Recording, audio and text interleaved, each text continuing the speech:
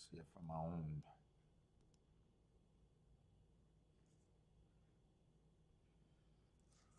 Whew.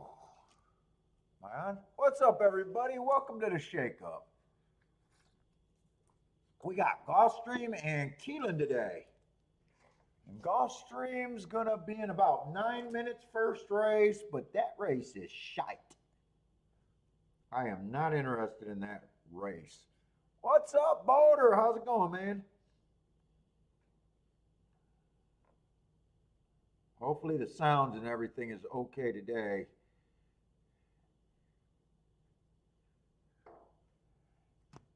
Anthony, how's it going, man?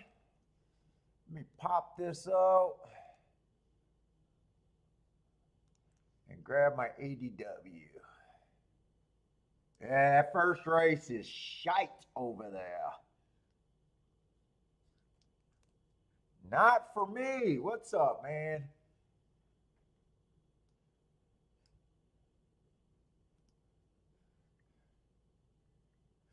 I did send out the shit today, right? I think I did. I can't even remember. Yeah, no marks on race one. Yep, no marks. Nothing there. Gregory, what's up? Charles, how's it going? You know, that's what another thing that surprised me about well, it didn't really surprise me, but listening to that podcast we've been talking about, how many of these guys aren't interested in baby first time starter races? You know, you hear so much talk about first time starter, breeding handicappers, and all that. I think they did 4 shows, and I think every one of them said that they want nothing to do with first time starter races or too many first time starters and all that. I don't know if that surprised me or not. You know, in a way, I don't think it should have because that's my opinion forever. How the fuck you supposed to price a race based on cum counts?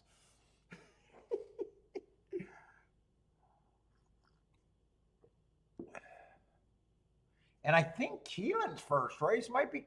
No, Keelan first race actually has a little bit. Oh, second race at Keelan is going to be unplayable for me. Now let's just get the ADW. Trying a new cigar today. I don't know. Felt like something different today.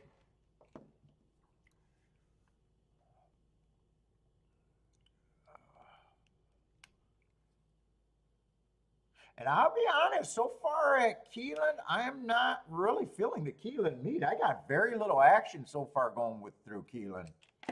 On any day, not just yesterday. I haven't really found anything that really grabbed me as far as a bias or anything. What's up, Robert? But you know, I'm still looking at it. I think I'm going to close. Do the whole Keelan meet next week. I might try to do some live shows from the track, but it'll just be walking around with the camera trying to talk. I don't know if it'll work out or not, but I might try to live stream like that if it works.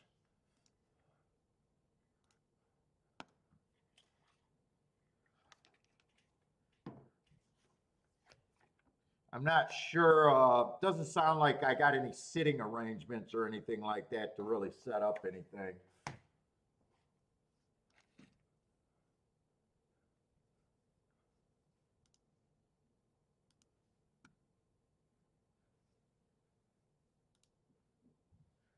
Only thing that makes baby races better is to put them on the poly track. That helps.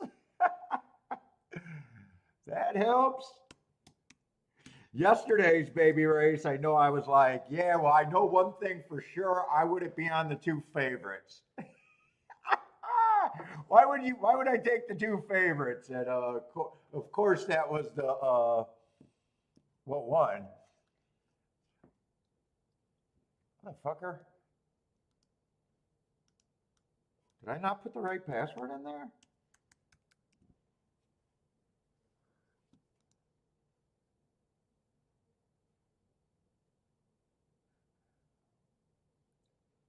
Oh man. Oh, you're at Gulfstream today. Oh, really? No, I never went to. I never even seen a cigar shop in the outdoor mall. I see a. I always stop at some corner cigar shop that I see every year. Like it's just on the corner of some I don't know, relatively busy road that we drive by.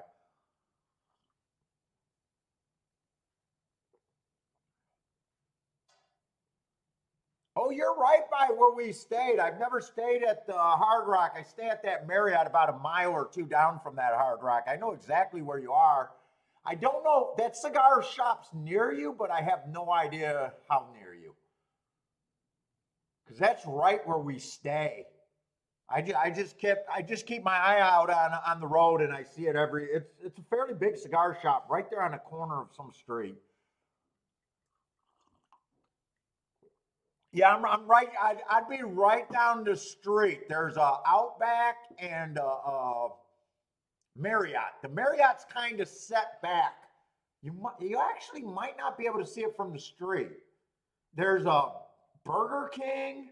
It's right where Burger King, McDonald's, and all of that. It's kind of it kind of blends in the Burger King. I think Burger King parking lot right there. But it's like a mile or two right from the Hard Rock.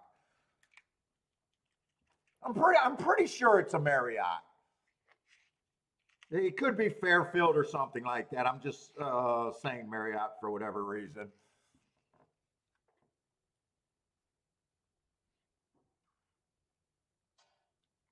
Yeah, Steven, what's up, Steven Marshall, man? Marco Lou, how's it going? Let's hit the pick six. Well, you want to hit the, but Marco Lou, I want you to hit the pick six. I don't want to let's hit the pick six. I want just you to get it today. Horse racing is not a shared endeavor. I want take the whole pool, man. Be a greedy little bastard.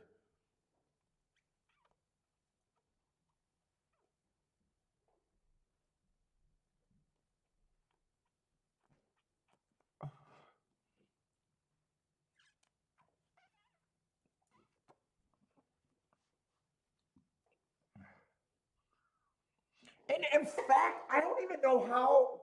It wasn't until our last trip that I even spotted that Hard Rock down the street from us. I do not know how I missed that place. That's a really nice casino. Really nice casino. Frank Law, what's up, dude? Oh, Marco Lou says it should be close to over a million in the. Oh, so you're willing to share? Okay, three of you guys can share it. No one else buys it with Marco Lou. You can do a three-way split on it.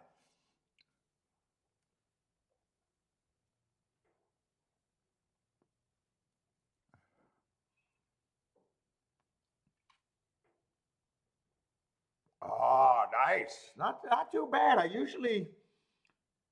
see Camachos all the time, but I never really I might have had one before and don't really remember it.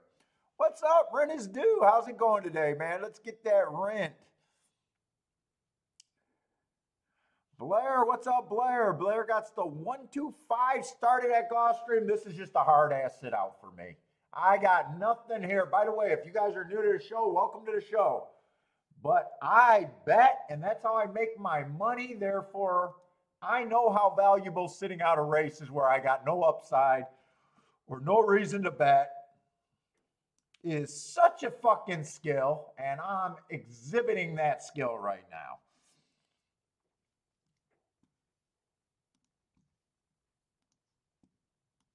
And in fact, it's probably the fastest thing that you can learn how to do to get instantly better at the game is learning what races is freaking sit out for you.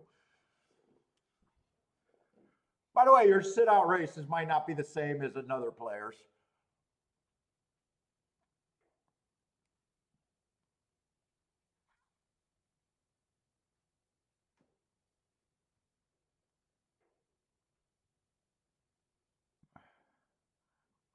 Let's see. Boater goes to the Breezeway bar out there. Oh, he's first name with the bartender Christina. Hey. Long shot Louie, what's up, man? At 8-6 exacta, good luck.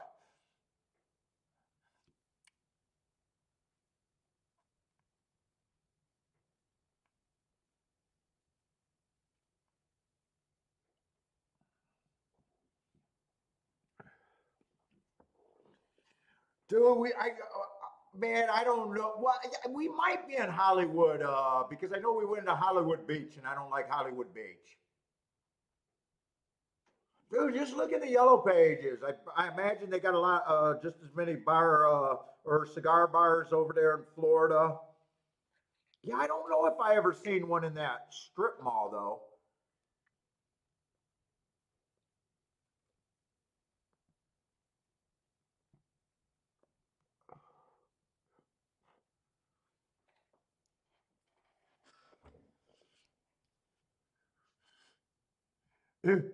Matt, walk around the track or the casino and grab any guy that looks like he could be Cuban descent, wearing a hat, one of those fedoras.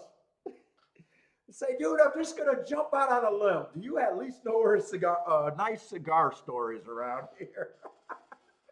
They're friendly people in Florida, Matt. They'll help you out. PDT, what's up? Yeah, the elite sitter outer. Yes. Sometimes I wish I could be a little more. I was pretty good yesterday with the sit outs. Really good with the sit outs yesterday. Not even trying to sandbag. I made the right decision and sat out that race where I would have got beat by the 12, where it came in 12-1. But that was probably the best sit out.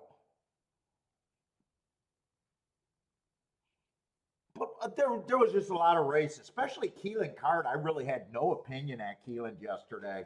I don't mind that one play that I played at Keeneland, but I think I made one play at Keeneland because I hated the chalk. He ran fourth. After the race, I realized I could have played a 5-horse exact or try box and it would have worked out really good. But that wasn't on my, even though I hit 2 rare tries yesterday, it wasn't really on my radar at the time.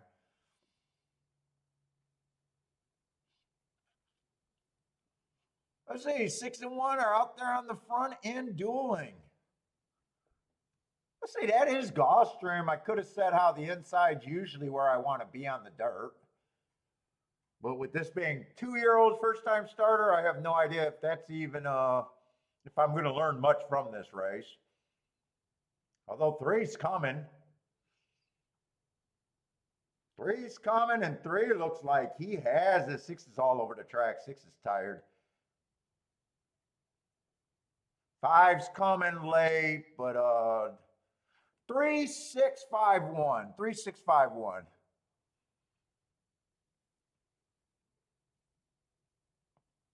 So I guess it ended up being a decent betting race with a pretty nice 15-1 shot winning.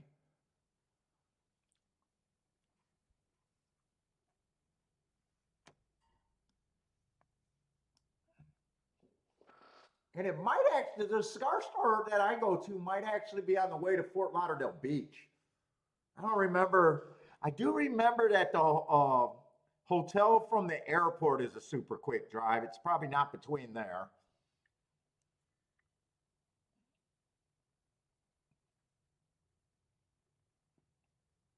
And I hit the same cigar store every time, so it can't be that hard because I'm blind. It can't be that hard for me to find it.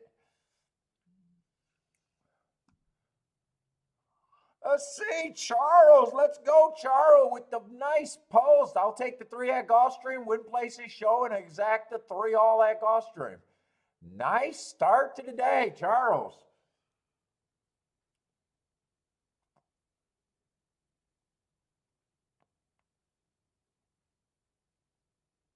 I missed that. You did put it up there.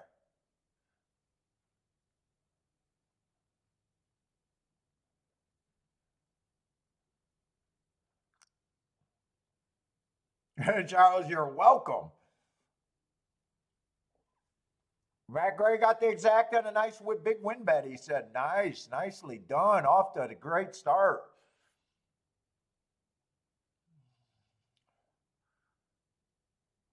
Yeah, I got no problem with that result. Maybe I should have just reminded myself that I wouldn't have played. But it would have been fun if I would have said, usually I'm trying to make a case to get to the inside, and this is a dirt at Gulfstream, and I could, after the race, be like, yup, I'm even more fine with that because 3 starts on the inside.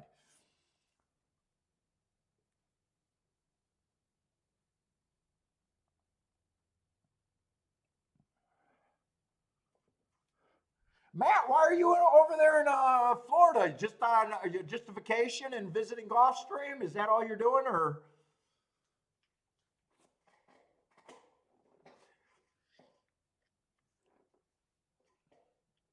Are you there for work, vacation? Over there because you met a sugar mama from Florida who's going to put you up? Maybe you're offering gigolo services? I don't know. Vacation? Nice. Yeah, we are going to go to, I'll be ending up in Florida pretty soon, probably the next couple months.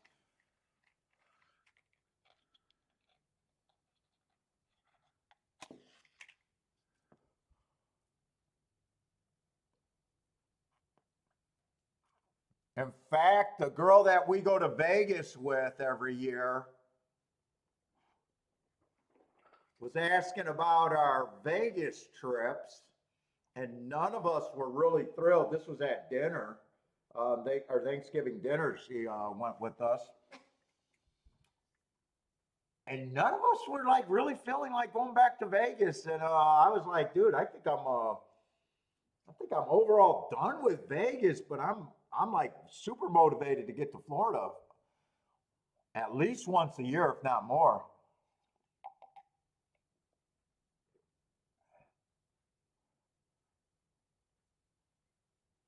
Yeah, I think I seen the Hard Rock pool over there in a Pitbull video.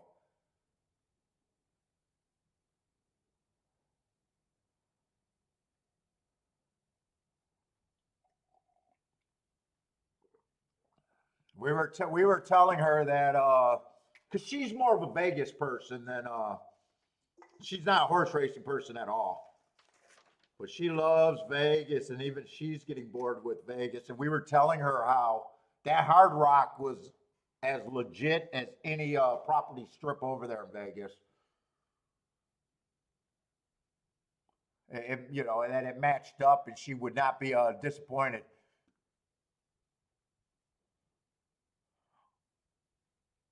What, Rex? You like the reels over there? Reels?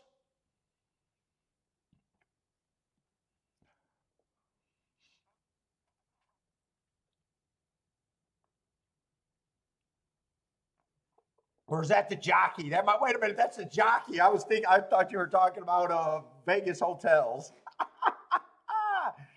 So you must be happy with the 3 winning also.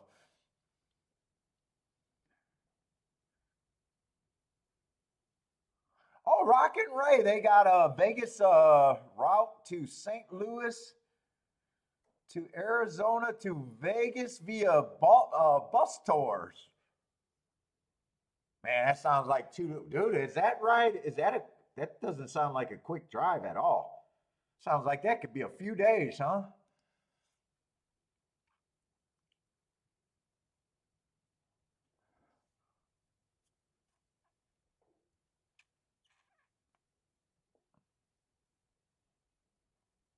Dude, I like taking a train. I like taking I wouldn't mind taking a train across the country. I did like traveling on train.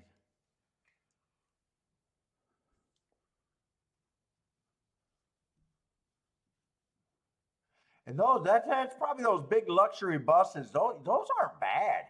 Dude, we used to, I don't think it's around anymore, but when my Well, me and my wife were not separated. We weren't separated ever, but I was living in Michigan and she got transferred to Chicago for 3 years, and I only moved there for a year because I had houses here that I was taking care of and had to get ready.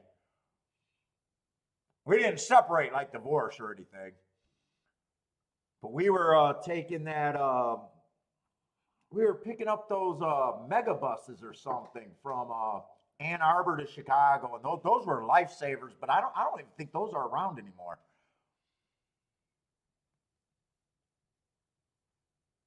But that was a nice way for me to get to Chicago and her to get back to Michigan, back and forth when we were having to meet up all the time.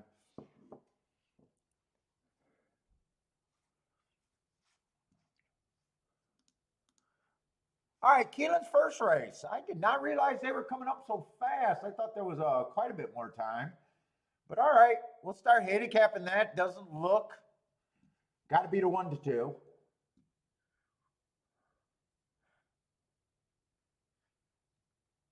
Everyone starts at 20% on my betting line the way I do things.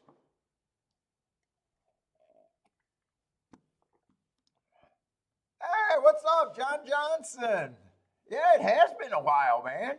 Yes, we're doing great. Hopefully everything's good with you, man.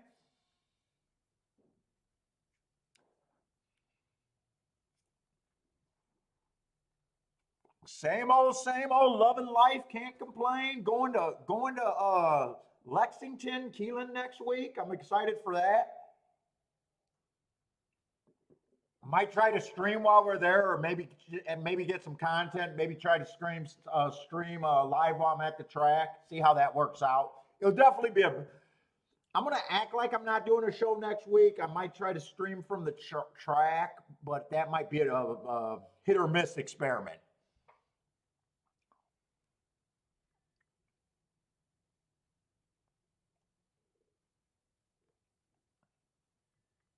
Oh, rocking right now it's a Flex bus. Oh, nice. You had the 3 at Gulfstream. Well, wow. A lot of you guys had that nice little first time starter to start off your day. Nothing wrong with what Thursday early afternoon, getting off to a nice fast start. Nothing's wrong with that. Let's see. I'm just gonna say it. One, it's not a matter of liking or hating him. He hasn't ran enough races for me. I could see him winning. Doesn't look like a super horse in this spot. But my overall thought, no matter what I think of him, I never give a horse more than a 50-50 chance to win because I can't understand why you'd be a horse better with multiple options, trying to live in a 50% range. He's just over bad. I don't. He can win. He can lose. I don't really care. I don't really have a good story on him. He just ran 2 races. Kind of hit the board both.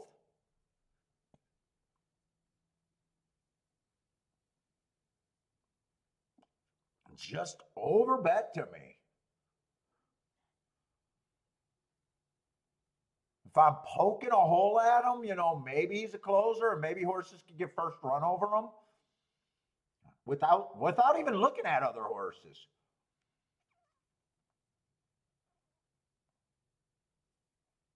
Let's see. I can't get to the 5 after of the. I can't get to the 4 or the 5 after that single running line. Look, if they improve after one race, I got no problem with it. There's just horses that ran that I could get to, and horses I can't, and they just happen to be. I can't really get to them. I can't build a case, and that's where I'm at on the 4 and the 5.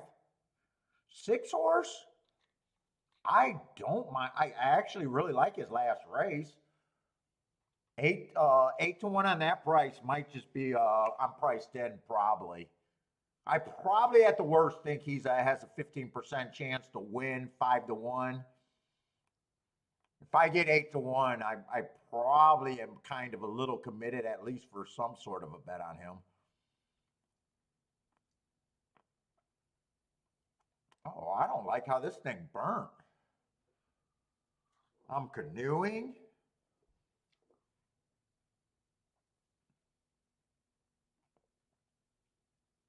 Ah, yeah, Rex, you probably got nailed even with a nice winner and a nice exactive. Betting a super into a 4-horse field, or not a 4-horse field, I'm sorry, a 6-horse field, probably just enough people were able to get to it at 10% increments. How much did that super pay for not to pay nothing? How bad was it? Wow, $21 for 50 cents. Yeah, I wouldn't have thought it'd be that bad, but you must have had the 15 to 1, and then everyone else was bet, huh? It must have came in 5-6-1, something like that. 5-6-1 for first, second, and third. Yeah, yeah, that's what happened. That's what happened. Everyone was using 5-6-1, and yeah.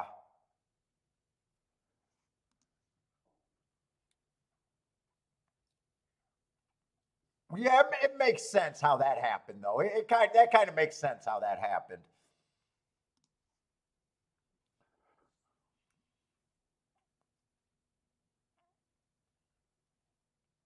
If anyone can help my name, I'm going to try to say your name, but I'm probably not going to be close.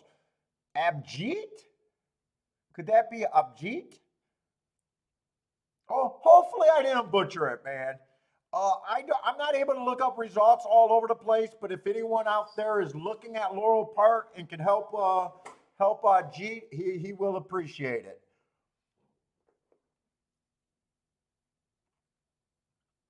Bye, Stocks. What's up, man?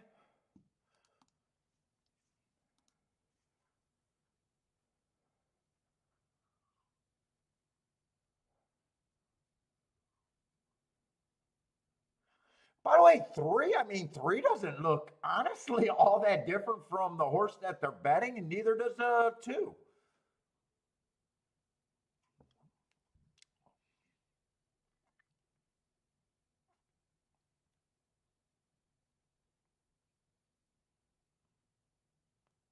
Oh,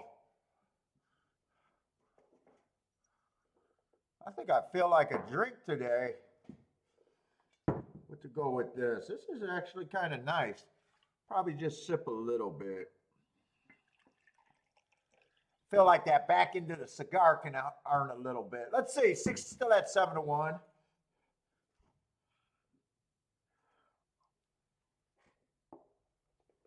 Ryan C, what's up, dude? You got another new avatar or picture up there. Look at that, Bills fan, right? Looks like Bills fan over there.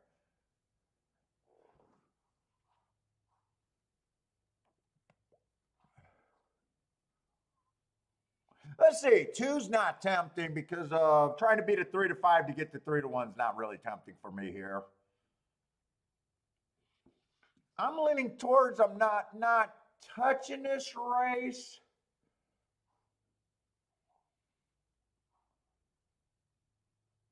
I'm probably looking at the 1, 2, 3, and 6.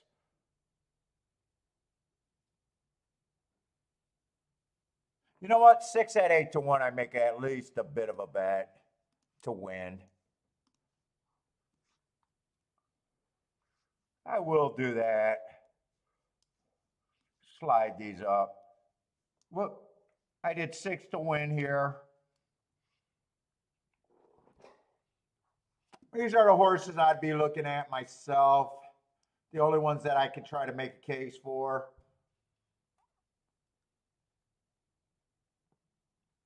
I think I could have been more aggressive here because there's no way I could get to the 4 to 5. 2, 3, 6 in a box would not be a bad outcome.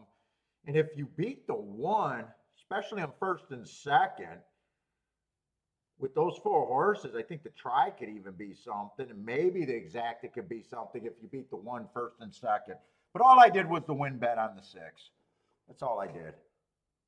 And part of that was me hoping that the 6 gets the easy lead, and he was not capable of getting that. So I don't know. At least my price went to 10-1, even better than I wanted.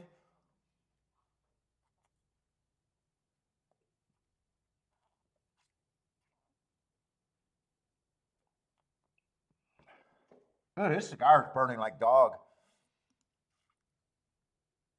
Saul, what's up, Saul? Attila likes the 4 to win. Making excuses for that, for the horse, being able to get to one of the ones that I couldn't get to.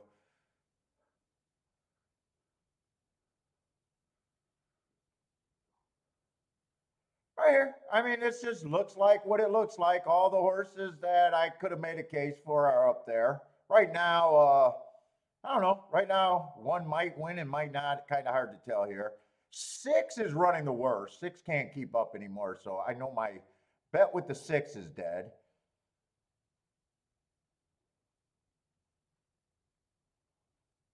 3's not gaining fast enough. This is either the 1 or the 2. Looks like 2's getting the better of it. Lloyd, what's up, Lloyd?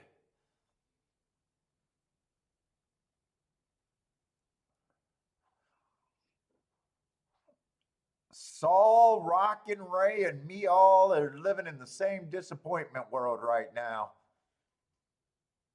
Although I don't mind that bet, though. I don't mind what I did there. I kind of thought he had about a 15% chance to win, so 10-1 is definitely where I got to make that bet at. Let's see. Don't have a problem with the 2-horse winning because I said I didn't understand the super advantage that this one had.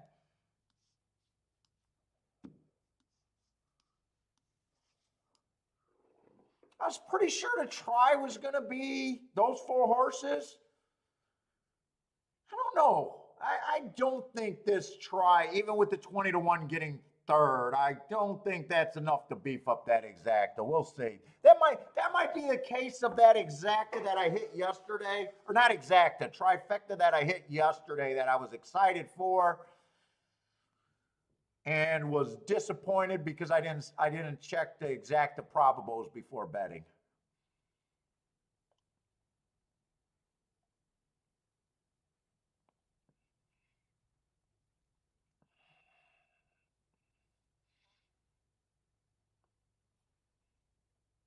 Let's see, Jared. What's up, Jared, today? Nathan, how's it going? Blair, easy money, Blair.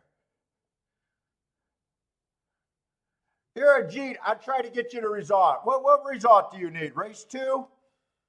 I'll do it, but I won't be able to do it anymore today. I'll do it because no one stepped up. But I can't really do it for tracks that I'm not following. Let's see.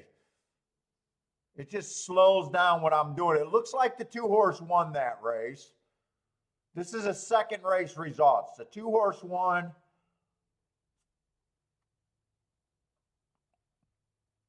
I'm trying to figure out who got second and third for you. It looks like I'm either watching a replay or they just now crossed the wire.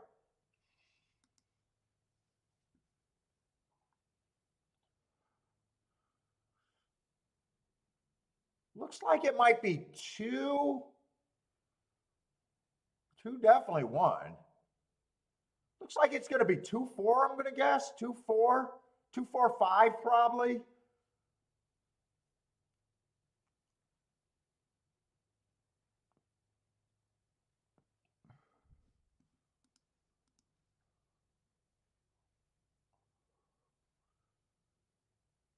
Yeah, 2-4-5 for you.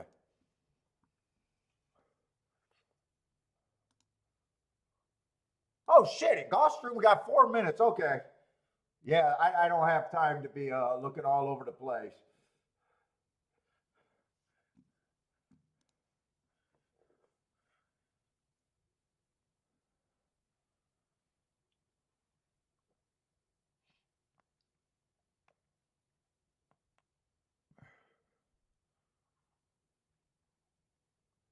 Let's say no scratches here. We start with 6 horses. They all start at 20%.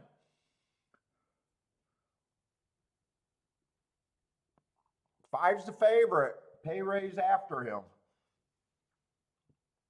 Can we poke holes? What we got?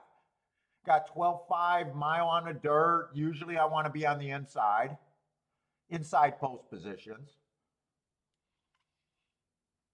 Five's dropping in class. He's annoying to me because he's just got a whole bunch of one race samples. One race samples, Jesus Christ, this cigar is burning like dog dick. I am not enjoying this thing, not one fucking bit. You guys are a cigar smoker. This is like fucking terrible. You guys that smoke cigars know what I'm talking about. This is, I don't mind the flavor, but when you feel like you've got to light everything every 2 seconds and it's burning like crap and you're fucking burning it. Yeah, this is not good. Yeah, so anyways, on the 5, I don't have any extra notes. All I can look at a horse that looks like he comes a little bit off pace, making a class drop.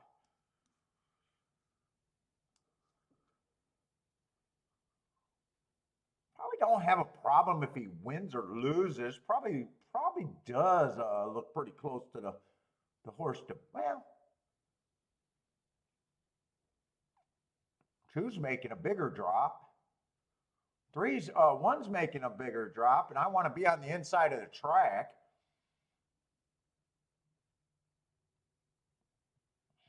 I'm going to try to beat him. He lets horses get in front of him. Sometimes he's too far back.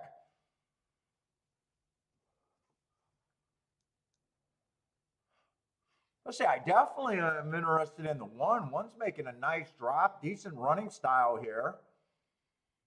I like that race 2 back where I thought that the inside of the track was good. He had the 7 hole. I love a disaster.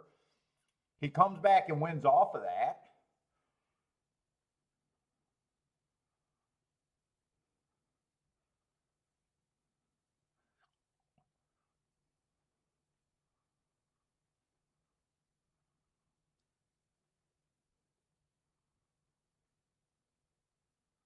Four's making a nice class drop too. Actually, I think I mostly want to be around the 1 and the 2. I'm not going to have a time to do a betting line here.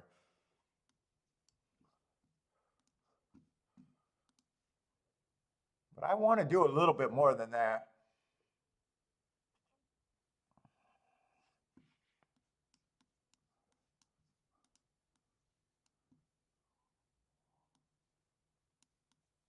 I want to try to beat that 1-5 exact. I would key the 1 on top for more. Turn it around though.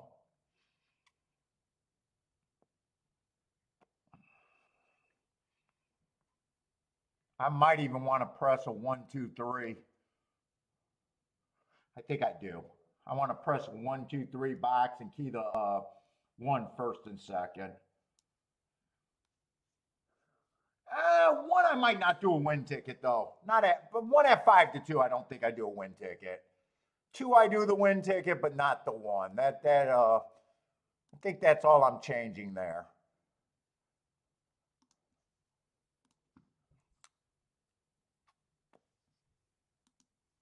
Let's see, I'll do the 3 horse box first. I don't think I got to worry about getting this in.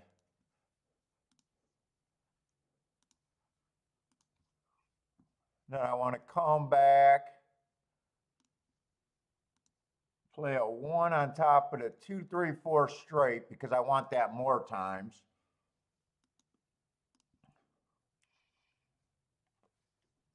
And then I want to turn it around for, say, half the amount. Oh, I might have been able to do tries here too, but I guess I'm not going to do a try. Let's see, Saul likes the 6 horse at Gulfstream. Long shot Louis likes 326. Pops, what's up, Pops? How's it going? Pops 86. First time I seen your name here. Welcome to the show. Unless you've been a long time sideline person. Christopher, how's it going? Likes the 5 here. I got no problem if the 5 wins. I just maybe I should have looked at 5 with the maybe I should have looked at 5 with the 2, 5 with the 4. I think is the only combinations that would have made sense with the 5.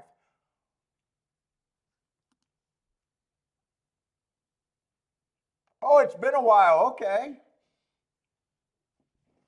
What's up? Welcome back then.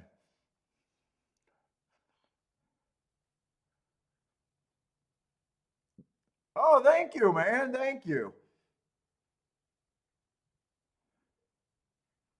There's so many people, man. I'm shocked how many people that used to watch that disappear for a while come back.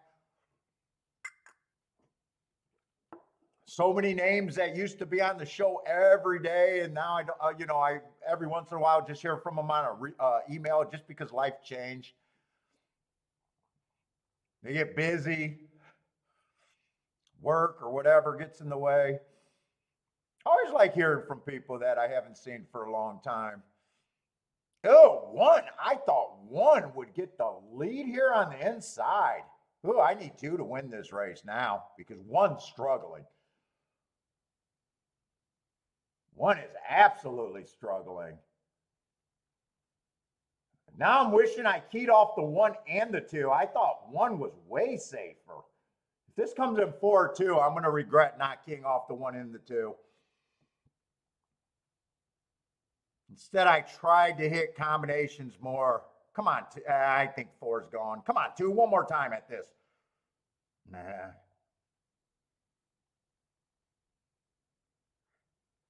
I don't think I can get them. 2's not really coming. Try to use the finger. Oh, that's going to be too nice of an exacta not to hit. In fact, I said the try probably. Oh, man. Try would have been great there. That's what you get. That's what happens when you like horses. I bet that more of like than anything. Oh, that's such a bad mistake. Normally I come out here and do a 1-2 with a 1-2-3-4, and I hit that combination. Instead, I like the 1 more than the 2, even though 2's a better betting horse. So I tried to hit the, oh, dude, that's such a big mistake there. I know why I did it. I know what I did. It's because I like the 1 better than the 2.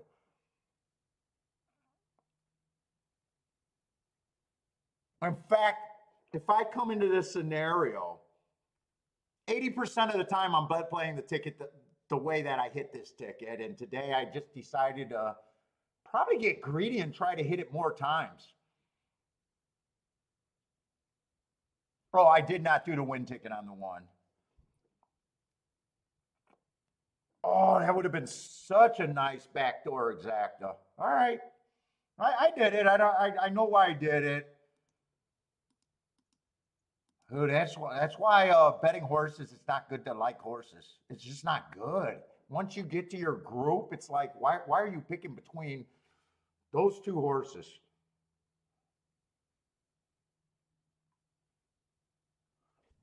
This probably has to be at least a $40-some exacta, right? 43 to 1 exacta.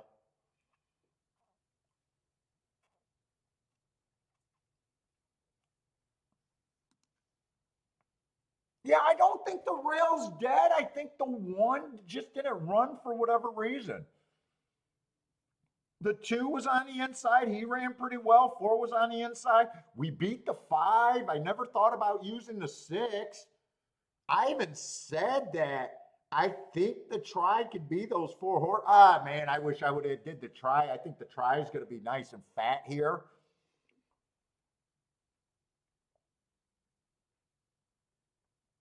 Hardaway, new to the game. What's up, man? Yes, yes, yes, Hardaway. Betting matters. Uh, you'll hear a lot about this on the show. It's not about our picks here. We'll talk about a lot about our betting strategy while we're doing things, sitting on a lot of races. Everyone sucks at picking, including myself. But, you know, it's mostly spots you can get to, finding spots that you can exploit. And dude, I bet this race the winning way probably 80% of the time. And I don't hate what I did, but after the results, it's like, yeah, it cost me doing it this way. You know, if you would have asked me who did I think had a better chance to be there, I would have said the one over the two. That was an honest assessment. But as a bettor, keying off the two and leaving the option with the two is way better.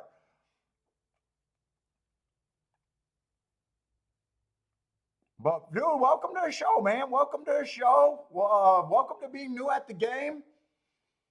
Hopefully, let us know how long you've been playing and how new you are.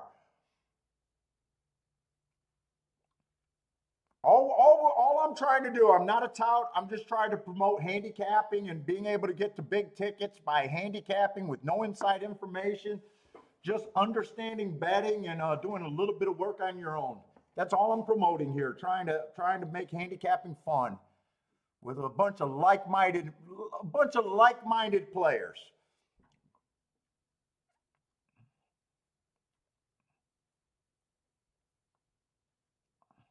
But if you're new, you're already ahead of the game just with that comment. First of all, you're trying to learn. And second of all, you know that you got to learn how to you got to figure out a way how to make your bets count. You're already ahead of most handicappers out there. You're already ahead. Oh, thank you, Nathan. Thank you for giving me a little. Well, we got a super sharp chat room out there too.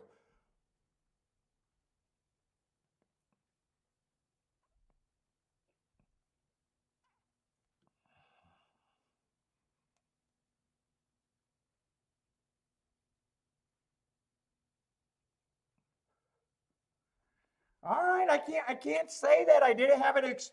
I can't say that that was not hittable. I can't say that I don't like that result or anything. It is what it is.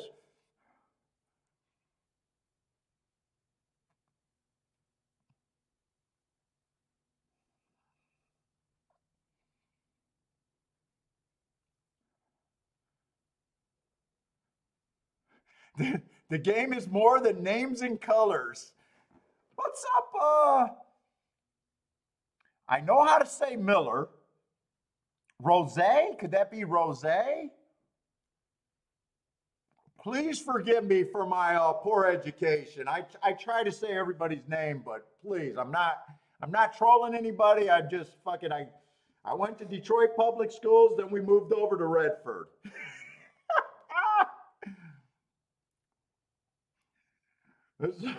It's a poor education, man. What's up, Brent? How's it going, man?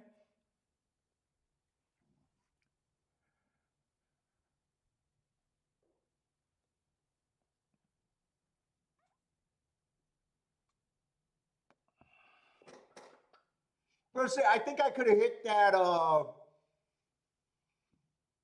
that exact in a four-horse box. I don't think it would have been terrible. I think it could have been played better by keying the one and the two first and second, where with the same four horses, that would have made that the probably the optimal way for me to play it.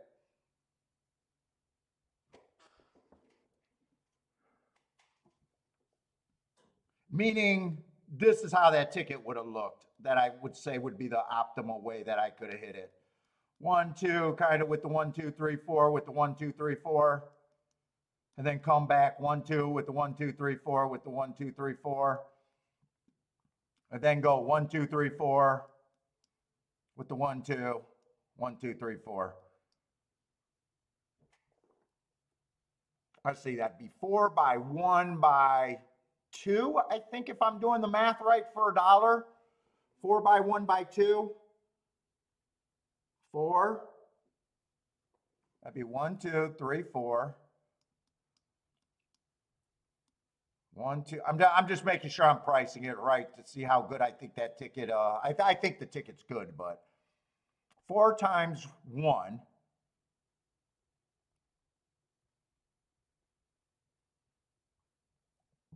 Right? 4 times 1 times 2, I think that ticket is. So I think that'd be an $8 base ticket for $1 and then another 8, so a $16 base ticket. And I'm pretty sure the result would stand for that. Yeah, I paid $119 for 50 cents. So as long as my math right, I don't play very many tries. People, if you're new to the show, I just don't do many tries. That's why I'm having a hard time knowing how much that ticket costs. I'm trying to add that to my game. But if I'm right about that being an $8 base punch, that would have been for every $16 I would have bet. I would have got $238 back, it looks like. $238. So yeah, that would have been in a try box, a 4-horse try box would have been 4 by 3 by 2. $24 to hit it for $1, which would not have been bad. $24 to get $240 back, that also would not have been bad. But I didn't do it. I didn't do it. So.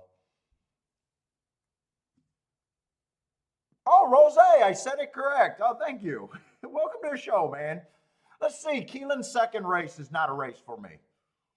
Part of being able to duck and weave in this game is knowing what races that you have absolutely zero edge in. And I would say that Keeneland's second race fits that description of me knowing a race to sit out perfectly.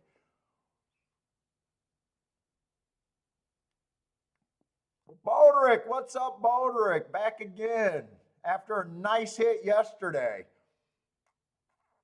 to end the day. Very nice job. Oh, Hardaway, you're Michigan also, huh? Nice, okay.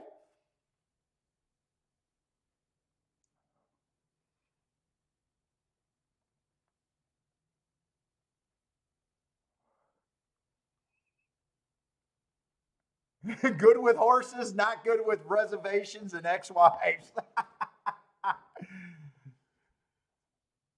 Yeah, if you guys are new during the slow parts, man, feel free to ask questions. I'll try to, answer it. The chat room will try to, correct me if I'm wrong.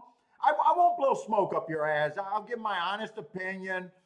I might be wrong, but it'll be my honest opinion about handicapping, what matters, math, that kind of stuff I can answer. Uh, betting theories, shit like that I can answer. People might disagree with some of them, but I believe them and I live by them. At the very least, I 100%, people that watch the show from day one will know that my handicapping and my betting beliefs have not really changed. I might be trying to add some new things to the arsenal, but as far as believing about money and the game and that sort of stuff, what's right and what's wrong overall has more to do with winning and losing than your picks.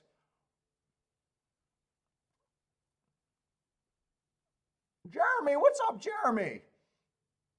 Oh, Jeremy, turning in from Dearborn. Oh, man, my wife is from Dearborn Heights.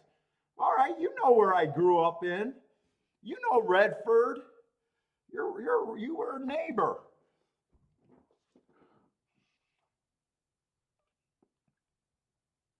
Yeah, I grew up in Detroit up until I think the 7th grade, and then we moved to Redford, and I went over to Pierce Junior High, and then Thurston High School. You're not too far from my stomping grounds. If you're old enough, you probably remember DRC.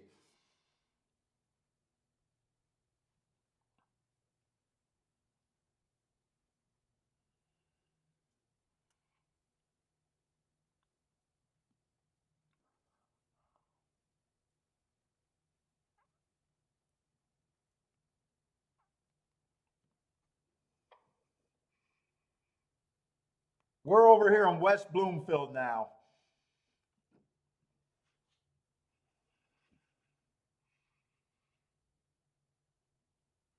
Let's see, eight's 3-5 favorite in a baby race. That just sounds wrong to me, but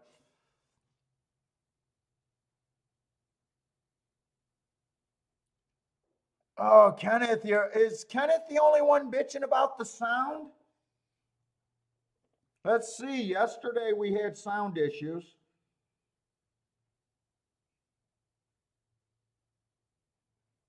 Let's see, eight's 3-5 favorite in a baby race. That just sounds wrong. It sounds right on my phone. Sounds right on my phone. I don't know. You might be watching at too high of a level, maybe.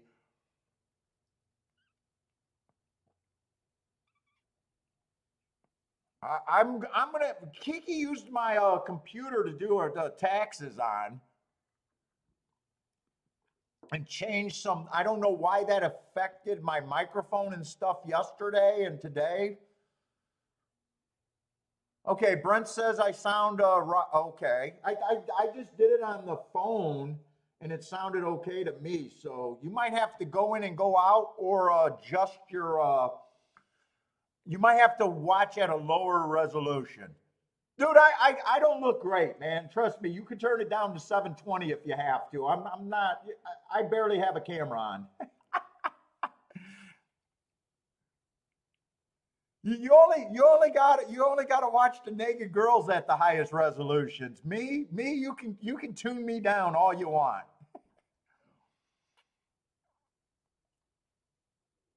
Yeah, most of the people or a few people are saying that it sounds fine. So I usually when it's just one person complaining, it's on their however they're watching the show. But what's up, Kenneth?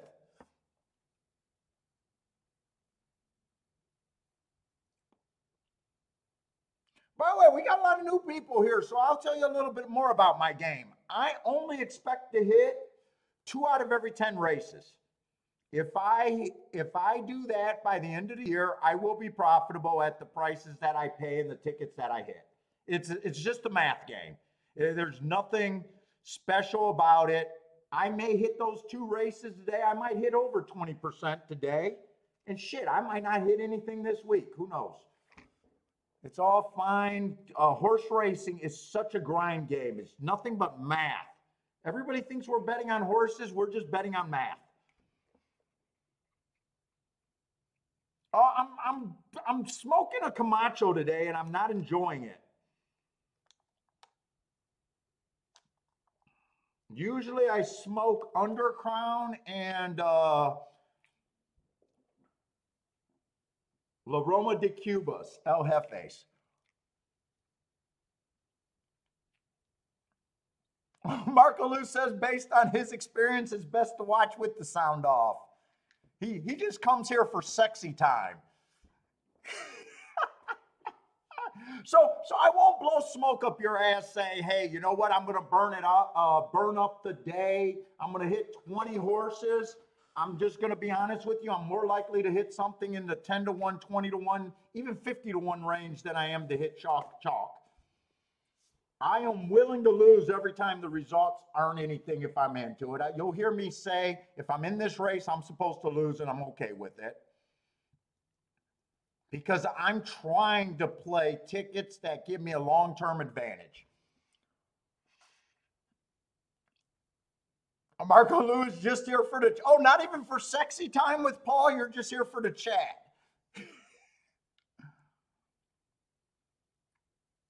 Oh, I already said we got the best chat room in horse racing out here. So throw up your picks. Just give us whatever track if you guys are brand new, you don't have to convince us how good we are. We'll spot your picks right away.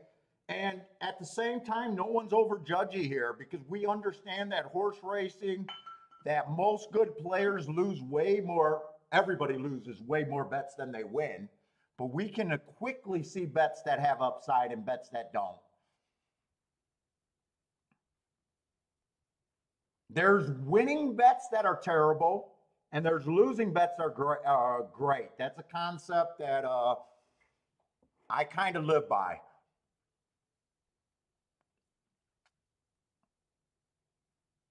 But Miller's here. Do you understand how grinding this game is? Yeah, day-to-day results don't really matter. I do take bad days personally, mainly just because I'm playing in front of people. But, you know, even I know that that's the only reason why, you know, the stress gets built up.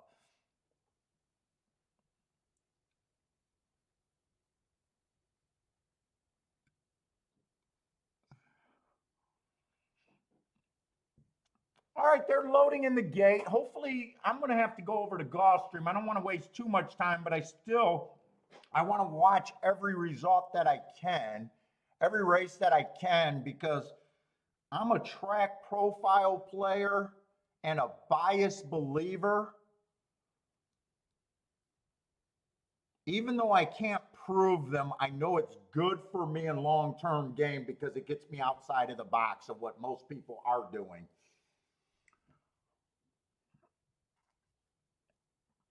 So I like to watch every race and try to see if, you know, front speed is having an advantage or wide on the track is an advantage or disadvantage, things like that.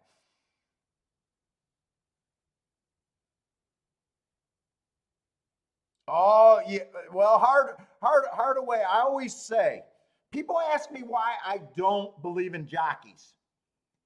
And jockeys are not part of my game at all. And I tell them that I realized that this was a par mutual game from day one. And every new person that comes to the track, within 5 minutes of them, you trying to tell them what's good, they'll automatically says, well, who's the leading jockey and who's the leading trainer? And I'll bet that. If that's where everyone's starting at, I'm not saying that they can't get you on winners, but it can't be good. All the work has 100% been done on that. And in the par mutual pool, that can't be right, is my overall thoughts on that.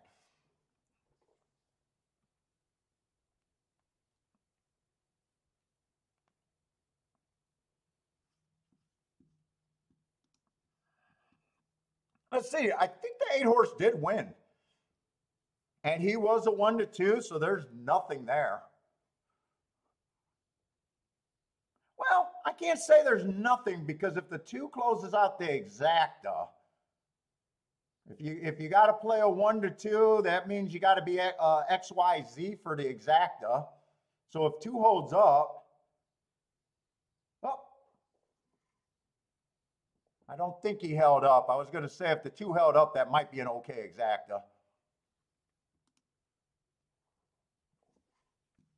No, it's just little things like that that can, you know,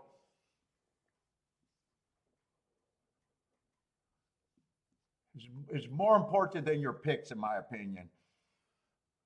Let's see, 1 is going to be scratch. We're going to try to do a betting board because so far I have not even done a betting board. None of the, well, yeah, no, I have not made a betting board today. That's really what we want to base most of our bets on, or my bets on. Let's see, this is 5-horse field, so not a great field. They all start at 24%. I do a 120-point betting line out there. So I like to get a starting point. So they all start at 24%, a little bit better over than 3-1 is fair value right now. But with us being handicappers, all we're going to do is take away points of horses that you can't get to. Your betting board's supposed to look different than mine. and give them the horses that you can, and that will spit out your odds, and you know, should be pretty clear of what you can do and what you can't do. I say we will start with the favorite though. The 6 is a 6-5 favorite. It's going to be another dirt race, but 5-horse field. Generally, I want to be on the inside, but 5-horse field, it probably matters a little bit less. 4 races ago, I got him running on an inside day. He had the 6 hole. I like the excuse there. I don't mind that race. Comes back, speed favoring track, had no speed. I think he gets another asterisk there. Comes back, improves the speed figure after those 2 excuses, just missed by a K hair. And then last race on an early pressing day, he was a closer. I gave him another asterisk. Favorites, I want to poke holes in. He's not the quickest horse early, and he tends to let horses get in front of him is the hole that I'm picking in front of him. If he gets beat, I can see if someone can establish a lead is one of his losing scenarios.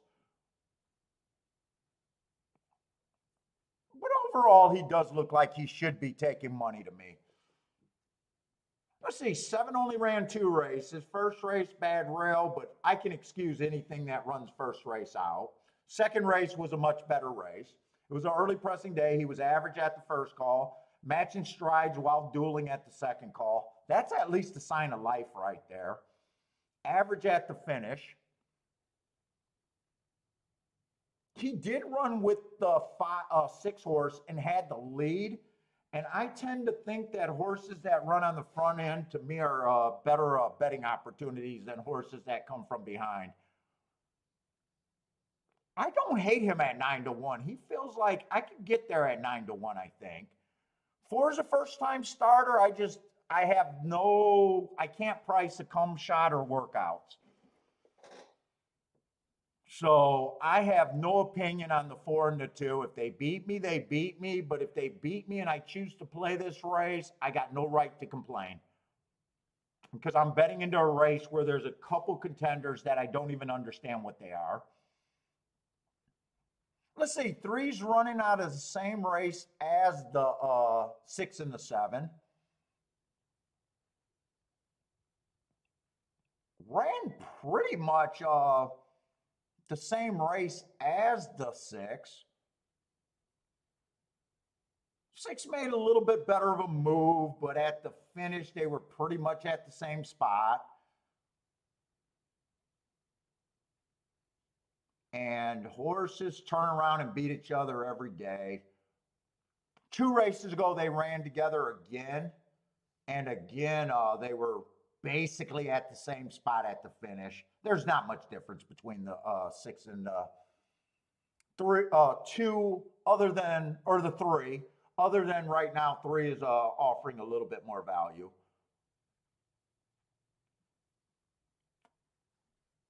Let's see, they all start at 24%. I'm going to be harder on the first-time starters just because I can't get to them.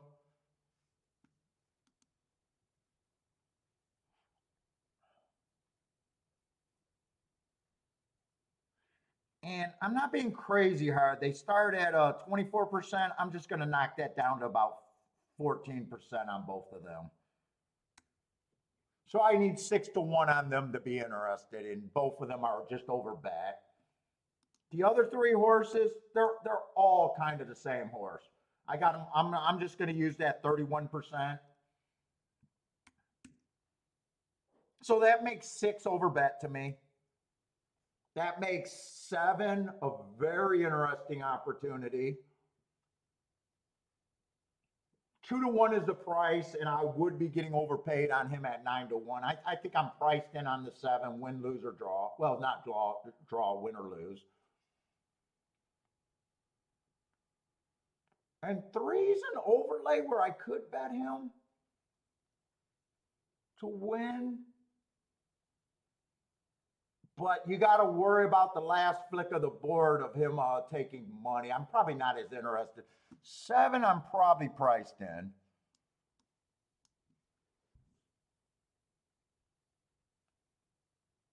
Oh, 2, no. I keep getting the 2 and the 3 mixed up. 7, I will bet to win.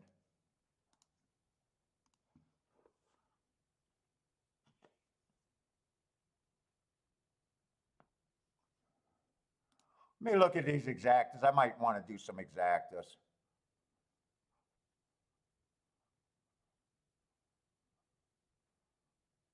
Six, 7 is paying 17 to 1. I'm not sure I want that one.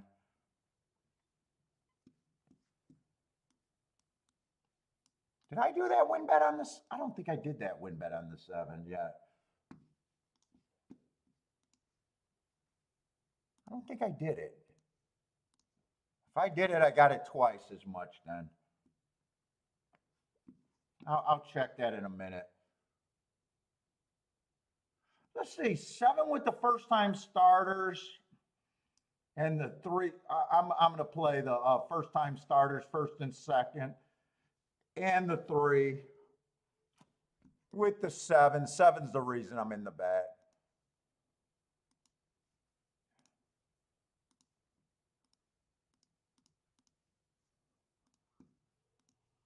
Oh, I did not get that in.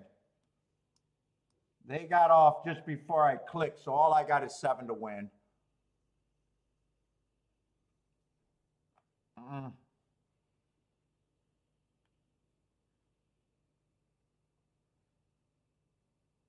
Ugh, 7 couldn't get the lead here with the first time starters.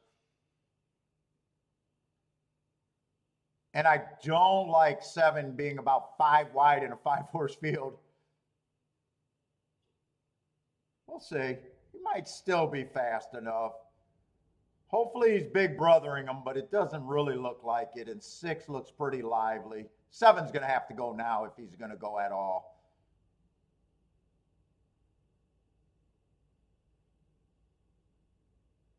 Yeah, this doesn't look good physically right now. Although 6 is getting the worst of it on the outside. I think you got to worry about the 2 right now. Come on, 7, get to the rail. If you get to the rail, I think we got this.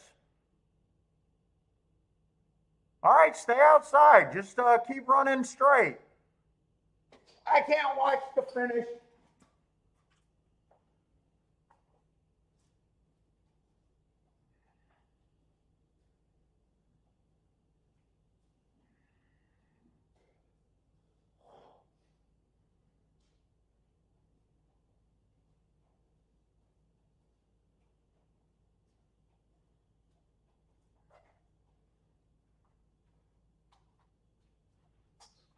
Oh, did 7 win?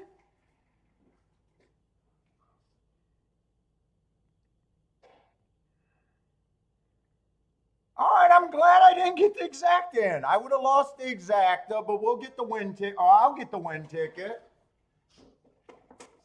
Didn't really have that big of an opinion there. I had 3 horses that were at that I thought had a decent chance to win the race. I get overpaid on one of them. And to me, that's all this game's about, right there. That's all this game's about.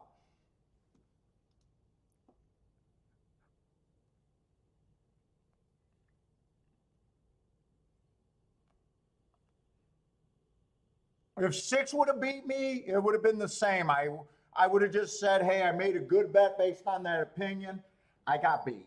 That's all it is.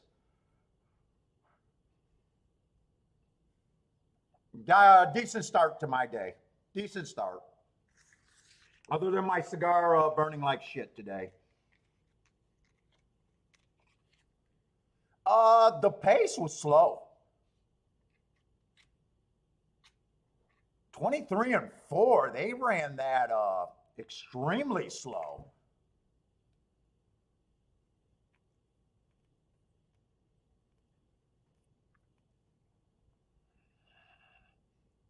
Should have bet more. Gregory with a boom, Matt with the boom.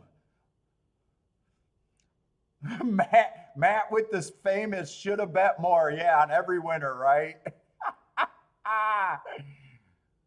McGruff, what's up, McGruff? How's it going, man?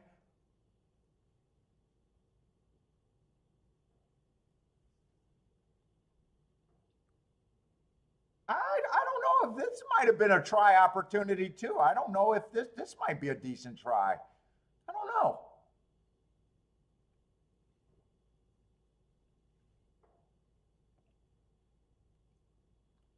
20 across the board. To pick up $200 for the win and whatever else you got. Thank you, Long Shot Louie. Thank you. That just that's a stress reliever right there. That just makes it to where we don't have to be so stressed today, feeling like I'm getting buried. And by the way, if I would have got the bet in, the exact in, I would have still liked that bet there. 6 just happened to would have beat it. But that, I looked at the payouts there, and I thought that bet would have had a long-term, it would have moved the bankroll.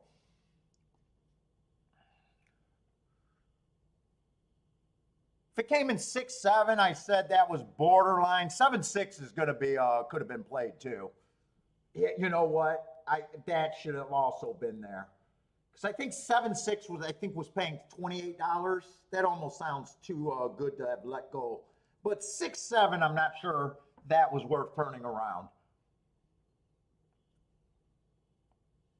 I always priced my exacta if the worst thing happens. If I want to do that, I price it at 6-7 and determine that to be worse. And exacta paid 24-1.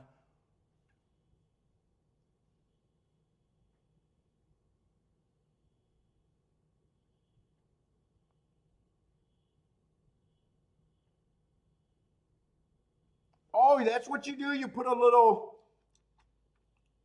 spit with your finger to stop the canoeing? Is that what I got to do there? It's not the worst. Actually, the cigar's not bad tasting. It's just, cigar smokers, we don't like that uneven burn.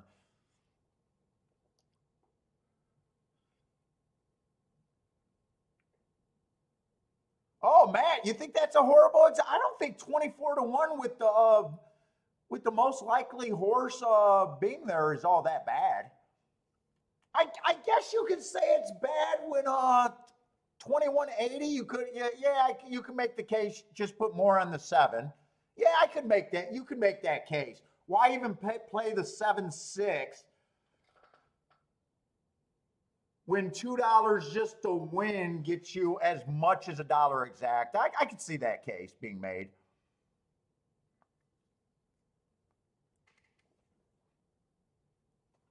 What did the try pay? I did not see what the try paid. I'm keeping my eyes on these tries. I'm not giving up on the tries. I'm trying to work out a 27-1 on that try. 5-horse field. Probably not the worst in a 5-horse field.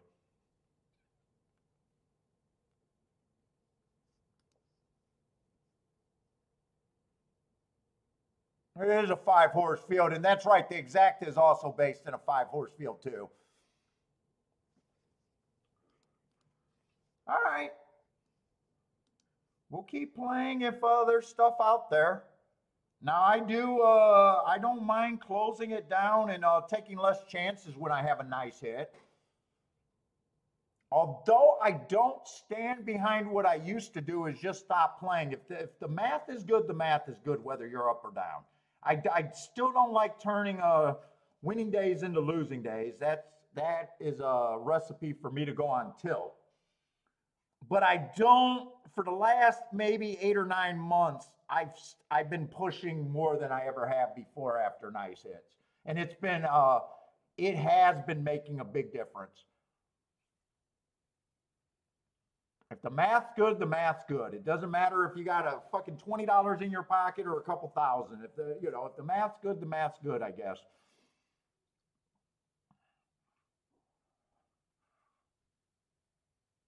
That's one of the things by listening to other podcasts that I've changed my opinion on. After 20 some years of squirreling everything away to make, I do believe to get better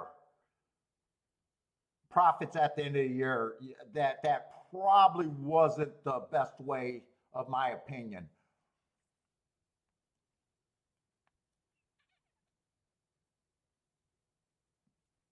Paul, don't slow play.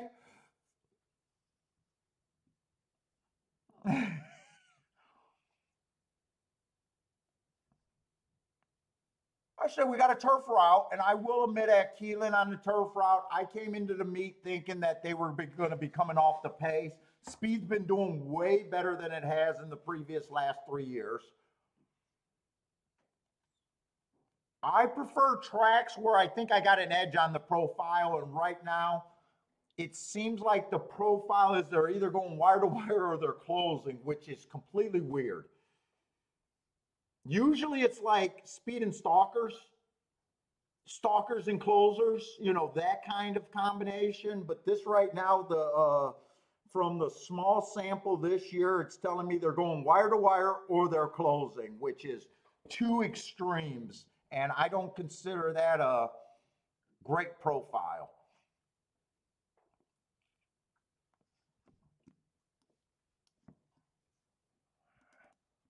That's like two opposing views. And I'd rather play on tracks where I think I have some sort of, it's almost like people that say that they want to play on a fair track, I think they're crazy. I want to play cards when I got the count in my favor, blackjack. I don't count cards to wait until the deck's even to do my big bets. I want to play on a roulette wheel that's stuck on a few section of the board, not a fucking roulette wheel that's all over the place. That's crazy. I don't know why horse players come to a gambling game and they say, hey, I just want the best horse to win. It's crazy talk. Yeah, right now I got 38% going wire to wire and 44% coming from 5 lengths out or farther, and only 19% coming from a stalking position. That's just the weirdest profile. And I'll tell you another thing weird. I got the inside winning 38%, the middle of the track winning 13%, which is bad, and the far outside 7 on out winning 50% of the time. That's crazy. So I don't feel like I got an edge in the profile here. You know what? I want to keep that out. I don't want to keep having to, let me just minimize that. I don't want to keep pulling that out.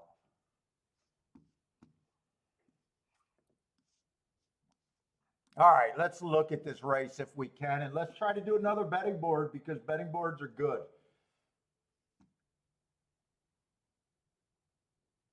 Right or wrong, I just believe it's how you get better. Third race. Huh. I scratched the 11 horse. The 11's not scratched here, so I made a mistake with the scratches somehow.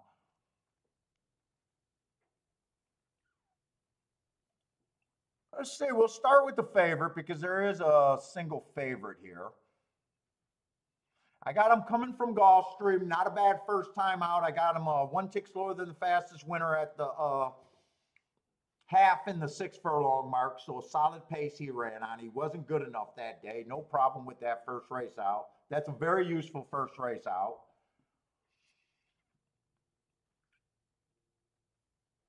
But do I think that justifies being 5-2 is what I'm not sure either way. I'm gonna have to look at the other horses. I can definitely see them winning.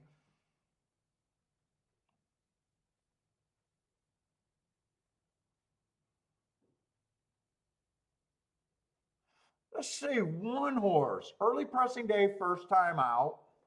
No problem with that. He made it around the track safely, and second race out, he improved greatly. Speed favoring track, do it on the lead. He is stretching out, and he is trying turf for the first time, which just adds more mystery.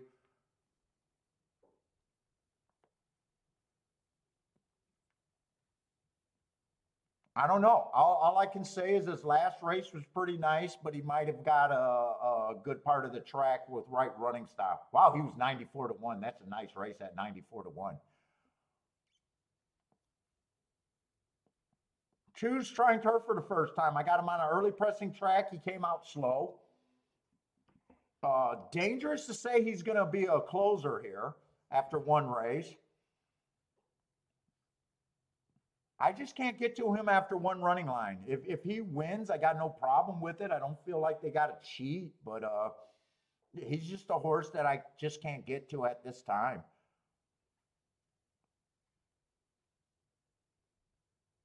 Three horse, nice first race out. One tick slower than the fastest winner. Do it at the second call with the fastest winner, but that was a dirt sprint. And last race, he ran on a, if I'm right about my notes, he ran on a bad rail. I could see improvement there. I don't know if I take 5 to 1 because I'm counting on improvement. He did stumble at the start too, so not only did he run on a bad rail, he stumbled, so he got multiple excuses that could make him better. 4 at this time, 4 I couldn't get to. 4 would have to be long.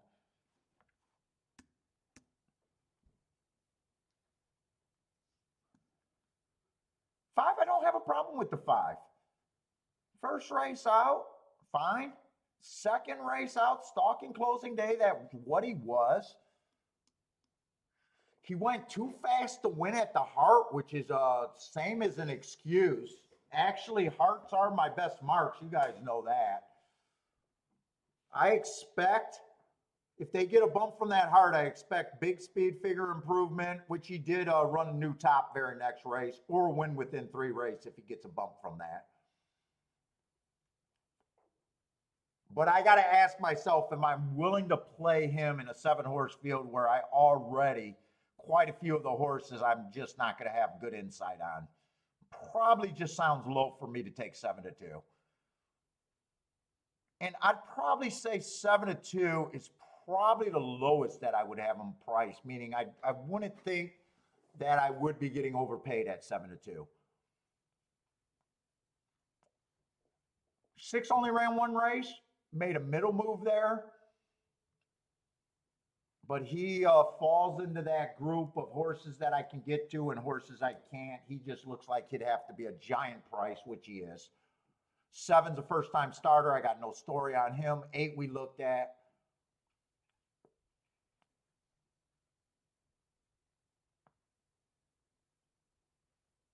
Going back to the 8 and the 5, I'm probably more comfortable making the 8 the favorite over the 5, but that's like just nitpicking a little bit.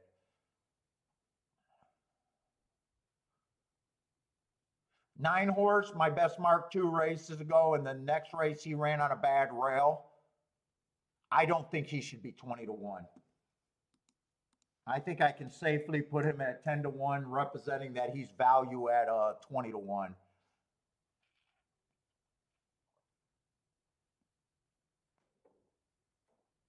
Ten just will have to be long. I can't get to him.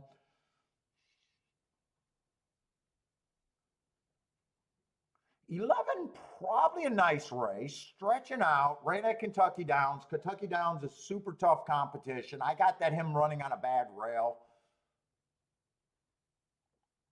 But 6 to 1, probably, in my mind, is probably the right price on him, meaning I'm just not getting overpaid. Let's see, first-time starters. If everyone started at 10%, I probably just put all the first-time starters at a blind 6%. Just trying to continue a betting board. It's hard for me to take first-time starters without getting severely overpaid.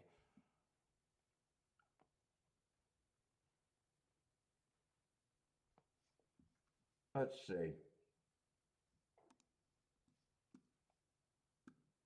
We got 5 horses left. Right now, that puts everyone at 15%. Let's see, 1 I probably would give a little bit less because he's trying turf and stretching out for the first time. But I do think he's value at 17 to 1, 18 to 1.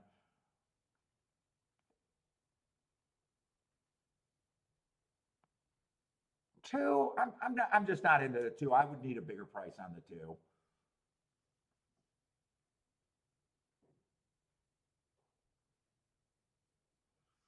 Three, I'm probably thinking about 6 to 1 is probably fair value. That leaves most of the points between the 5 and the 8. I'm just going to give them an equal chance, 23 to 1. I wouldn't touch anything less than 7 to 2 here myself. That's my betting line. So 8 would be overplayed. You could do stuff with the 8, but a win ticket would not be one of them. 5 would be properly priced. But for a win ticket, I want to get overpaid. So if I do anything with the 8 or the 5, it would have to be in combinations.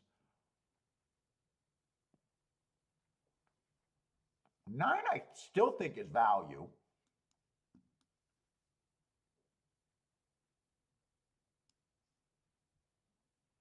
One, I still think is value.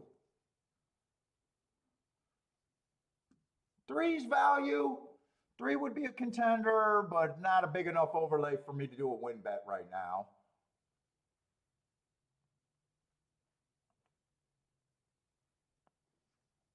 These are the horses that I'd be looking at. I'd have to fade. I know exactly where I'm at. It might not be a good opinion, but I would be against the first-time starters. I could do win tickets on the 1 and the 9. I might do that. I don't hate King the 1 and the 9, first and second. With the 1, 9.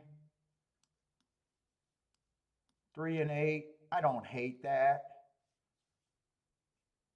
Well, 5 would be there too. 5 would be there too. Saying that I need the 1 and the 9 would be the reasons that I'm in the race for. I would need them to get first or second.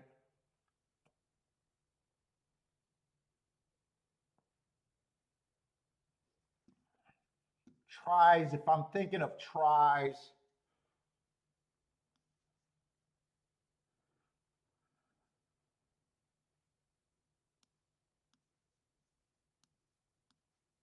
three, 5, 8, 1 and 9. If I wanted to do that with the 3, 5, 8, 1 and 9.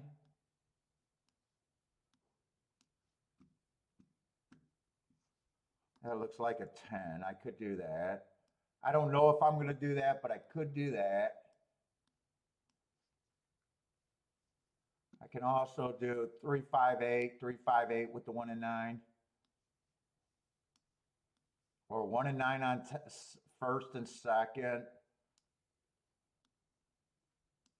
I might even do 1 and 9. That would cost more, but I still think it's just as good of a ticket.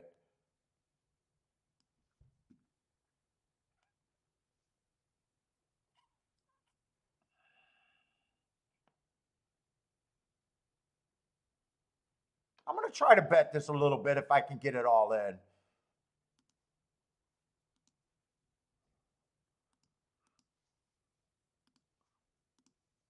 Let's see, I want to keep this in the playback category, so I probably won't do the tries there, but I'm going to leave them written down. I'll probably just do the win in the exactas, though.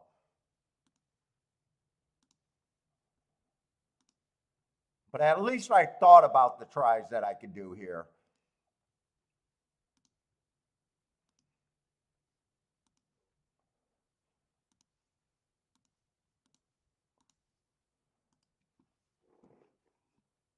I could also play 3 in the exacta with the 1 and the 9, or 3 in the exacta with the 5 and the 8 too. Forcing the 3 to be first and second of that group. Let's see, I'm going to put a square here just because I did not play the tries, but I wrote them down.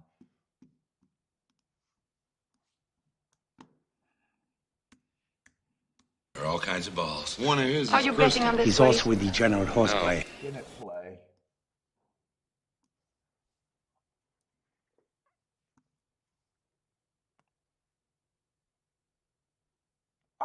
6 I just couldn't get to. I don't think anything's wrong with the 6. I just couldn't get to them.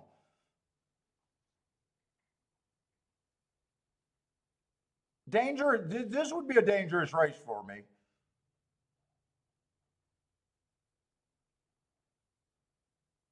If a first-time starter wins or messes up an exacta, there's no way I could bitch because I just ignored the first-timers. So if I lose this race, it's kind of self-imposed heartache. And if I win this, if you win this race, you just made some good bets that you got to something. Well, and 3 went up to 8-1, so 3 ended up being a more attractive overlay.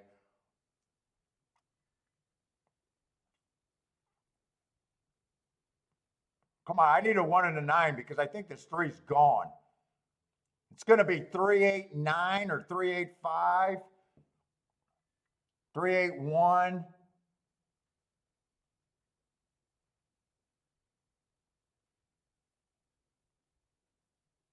Come on, 1 gets second because at least I get third because I was at least thinking of a try. Dude, I'm doing good with these tries, thinking of these tries.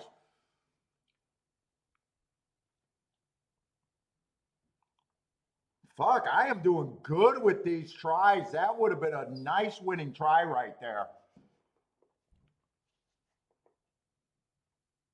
3-8-1 that came in.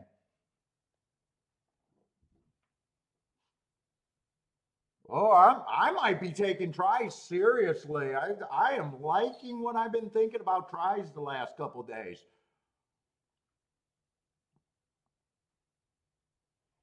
$3-8-1.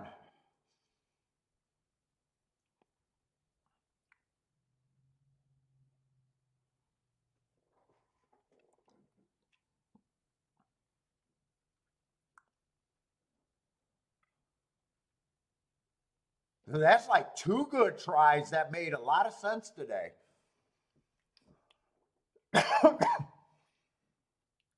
Charles, you're the try guy. What does this try supposed to play? I might be taking tries seriously. At least I wrote down the tries this time that I thought could have been played.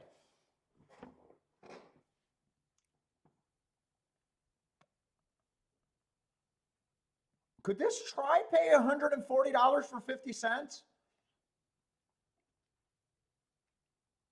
Could it pay that much?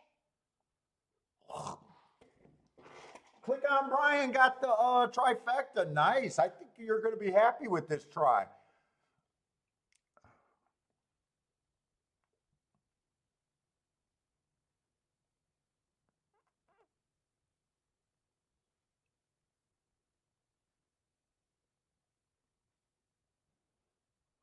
And by the way, I don't mind the exacta that I did. I don't mind the decision that I made there.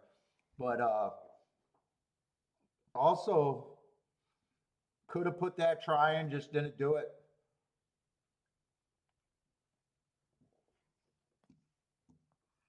All right, we got to go to Gulfstream because they're not giving us a lot of time. I'll come back to see what that try would have paid. Oh, they're giving us a lot of dirt races at Gulfstream today. Keep it up. Dirt is where I want to be playing on Gulfstream. Cheap races too. Oh shit, this is a very good card. Or possibly it could have been a very good card for me. See, we got maiden claiming 12-5. Generally, I want to be on the inside.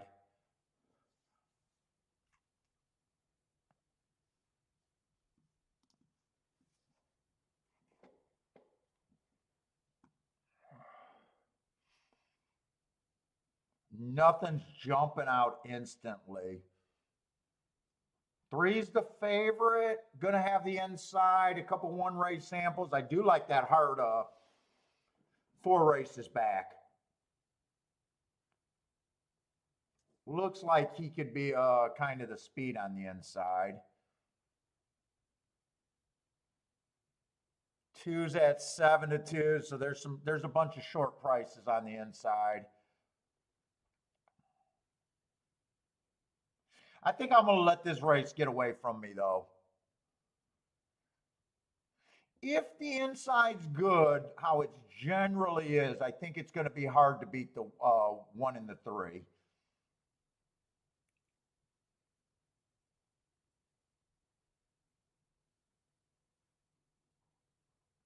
Eight on the far outside at 5-2, unless the track's playing different today. I would be against him. 7 is the interesting horse. He's on the outside, but he is 8-1. That makes it a little bit better. But I'm just going to look at this and say, generally, I want to be on the inside at Gulfstream. They got 2 of the favorites on the inside at Gulfstream. I think I just go no bet here. Didn't have that much time, but just looking at that board, I'm not so sure.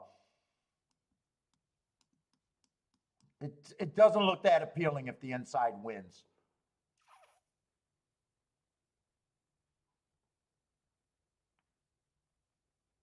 If I was playing the inside, I could not play a 2-3. But I think the 2 and 3 paired up with the 1 and the 4 could be decent.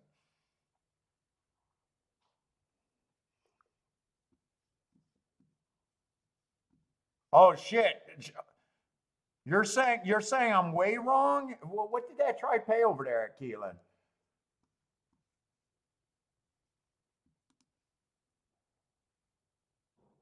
$237-1. Oh, all right. And I said you could have keyed the 3 first and second with the 1 and the 5 and the 8 also, but I didn't realize that till late. All right, I do like the handicapping today and the structure today, and still had a decent hit already today, so a lot more could have happened.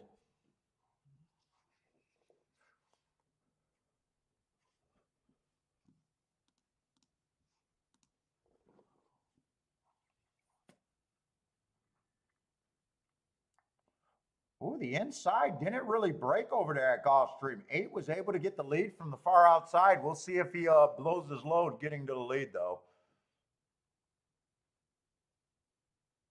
7, I did think was interesting. 3 ends up getting the worst of the trip.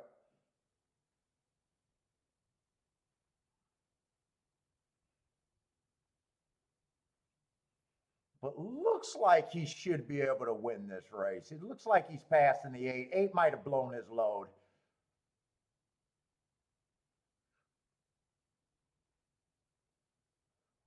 I thought only if the 1 and the 4 got second with the 3 is any possible combinations that I could have played. Maybe if the 7. I probably would have priced the 7 though.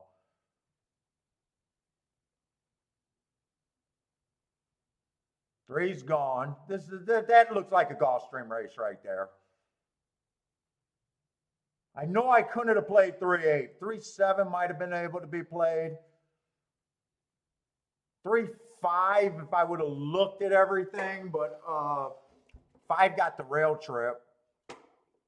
But my first thought was 3 and the 2 with the 1 and the 4. Maybe could have extended that to the fucking 5. I don't know. At least the result makes sense to me in the way I look at things. Let's see. If I would have looked at the payouts, if 3 wins, 3-1 at 13-1, actually I would not have won. 3-11 at 11-1, or 3-2 I knew I didn't want. 3-4, I would have took 3-4 at 46-1. And I probably would have been able, I couldn't have played 3-7 at 16-1. But 3-5 at 38-1 might have, if I would have checked the will pays, I probably would have just played 2 and 3. 3 with only the 4 and the 5, and 2 with the 2, 4, 5, and even the 7 could have been played.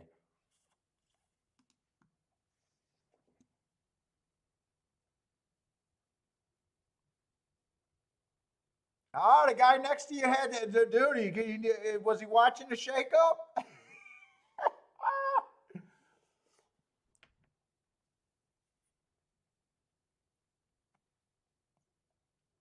Matt Gray got a $5 exacta. Is that at Gulfstream? Oh, oh, thanks to Charles. Okay, Charles hit it too. Nice.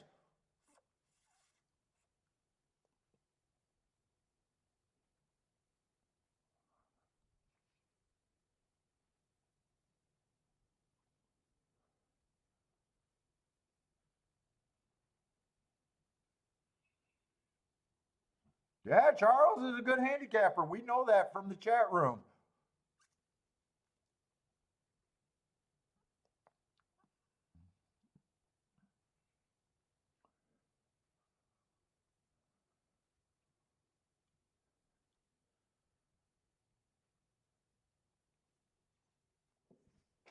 Three won that race inside, no problem with that race. Didn't play at the same time. Now, after looking at the will pays, I think that was hittable. Wouldn't have even had to like the 5 to throw him in. Couldn't have played that 3-1 combination.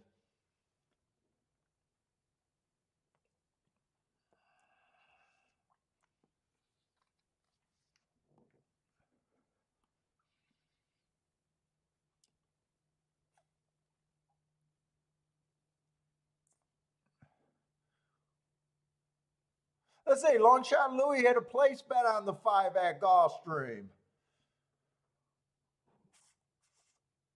Win place, but he got the place. 5 I don't think had any excuse. 5 ran his race. His second was what he was.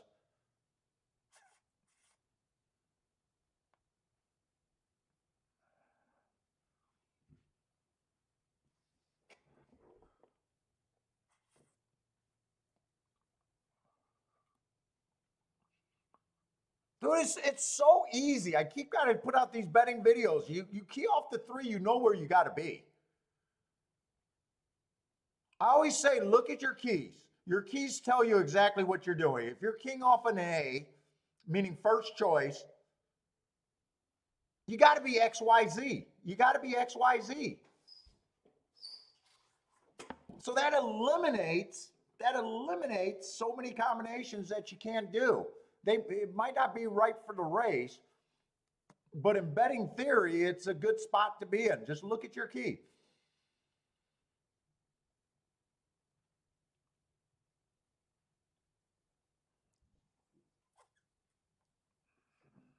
It's not even about the horses after that. Once you settle on your key, handicapping doesn't matter after that. It's just betting.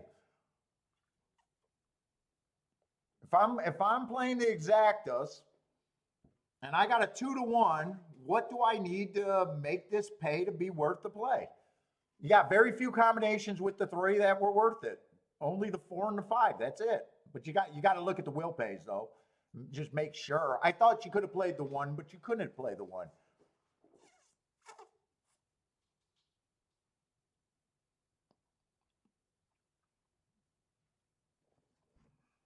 It's just basically basic betting theory. It's not even anything special in betting.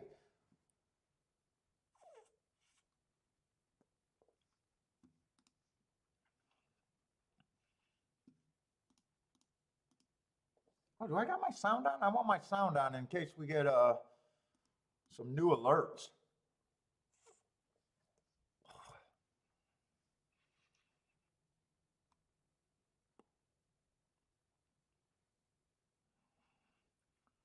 In fact, that try might actually be decent over there at Gulfstream.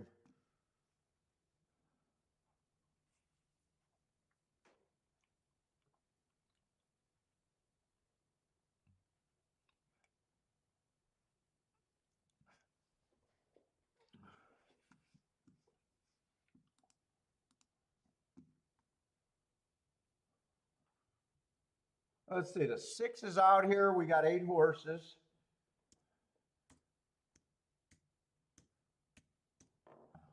They're all going to start at 15%. Oh, that tasted good. That tasted too good. Another, wait a minute, that's Gulfstream.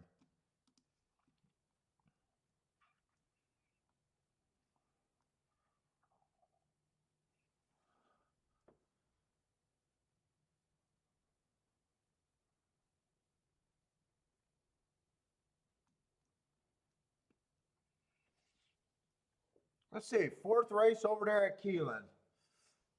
Anthony, what's up, Anthony? Good morning. American racing is a lot easier than Australian racing. We got an Aussie over there. What's up, man?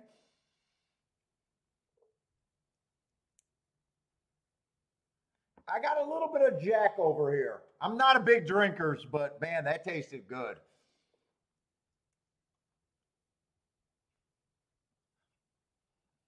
A little bit of Jack. I don't know. It might have took me a year to do this to the bottle. Might have took about a year.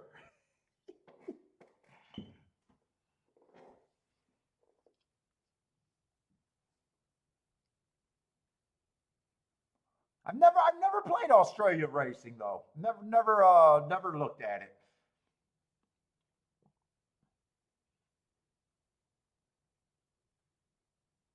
Oh, it's early morning for you.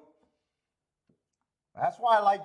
That's the only good thing about being on the West Coast for me. I love waking up and playing horses first thing in the morning.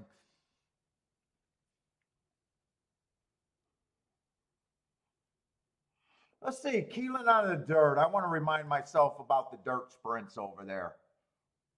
Right now, they've only ran 12 races this year on the dirt sprints, but 58% has been won on the inside. That's a pretty big number.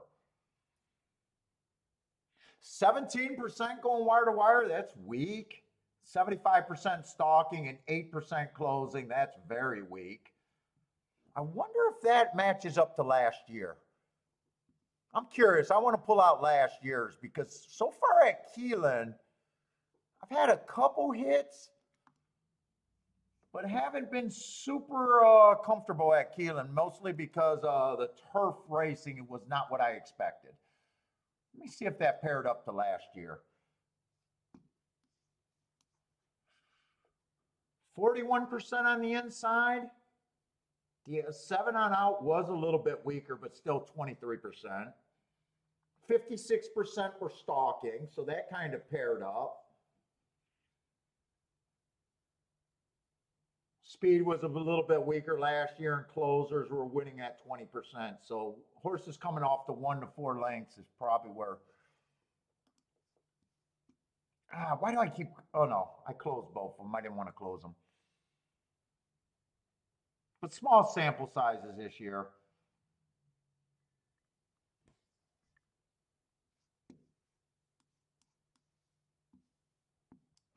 Six is out. I am in Michigan. I'm just saying when I'm on the West Coast, I like playing early in the morning. I am in Michigan. Although I don't wake up till late, so it is still my dude. I'm a proper horse player, man. you think I wake up? I'm a proper horse player, man. I'm a self-respecting horse player that does this full time. I don't need to wake up. So I guess I am playing in the morning. Oh, dude, we were buying those bottles every 2 or 3 weeks, it seemed like. Kiki was going nuts, and I was like, don't worry about it. It's Bill.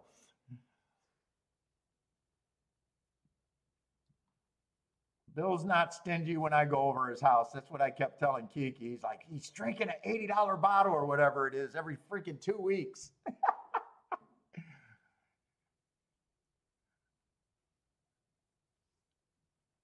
Let's see, 7's a favorite.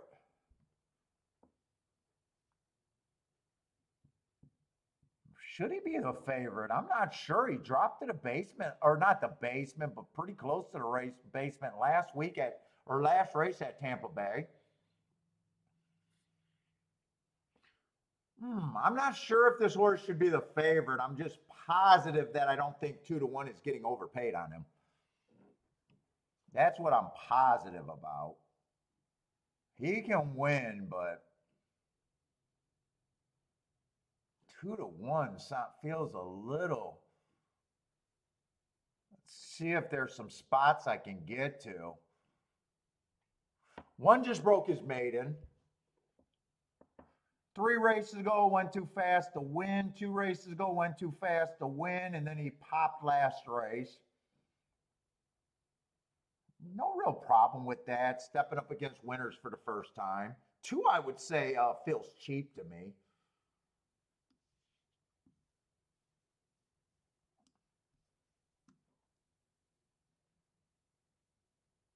3 just initially feels cheap to me. He's already been at the basement.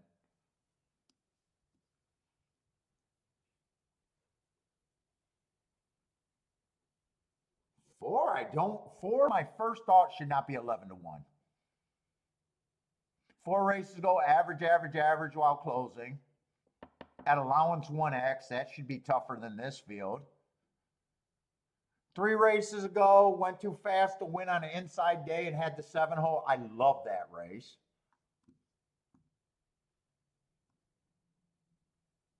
2 races ago, he dropped in class, basically to the pretty close to the basement, just missed there. But they stepped him right back up. He ran against a bad rail closing day. He was a stalker. I don't mind that excuse. I don't think he should be 12-1.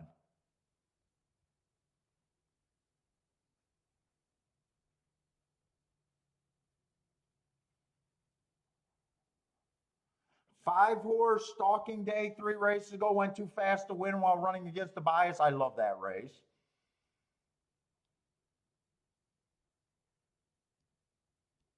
Two races ago, that was kind of ugly. And then last race showed some speed. Kind of at the, I got mixed feelings about the 5.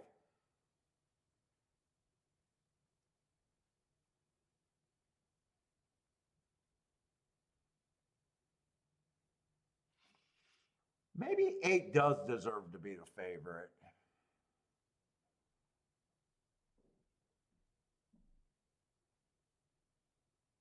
Or no, I'm sorry, maybe 7 does deserve to be the favorite.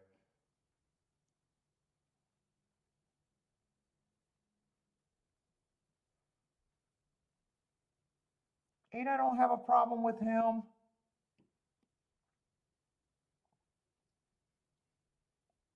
9 broke his maiden at maiden special weight. Then he couldn't win at 17,000. Let's see, he did run against the speed favoring track 2 races ago. And last race he was decent. I think 9 is a bit of a player here too. 9 and 8, I probably do think are the favorites.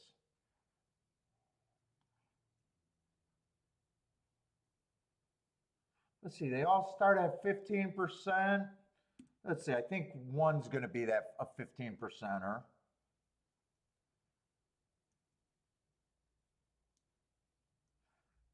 2, I don't like the 2.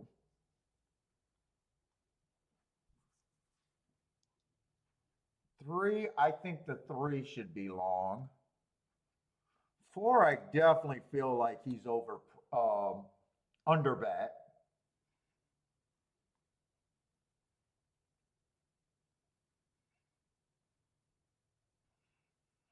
5, I got mixed feelings on. 7, I'm going to say probably deserves to be the favorite with the 9. Let's see how this breaks down. Does these numbers work?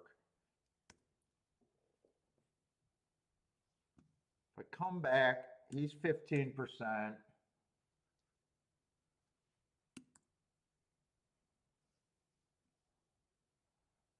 8, I think, is going to have a harder time being a speed horse. Or 8 can do multiple things, but I still think I'm harder on him. 5-2 and 5-2.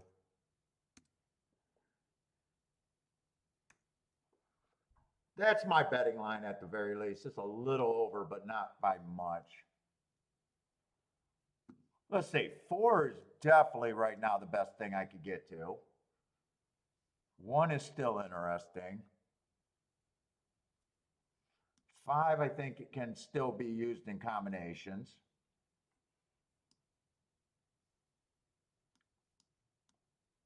Seven and 9.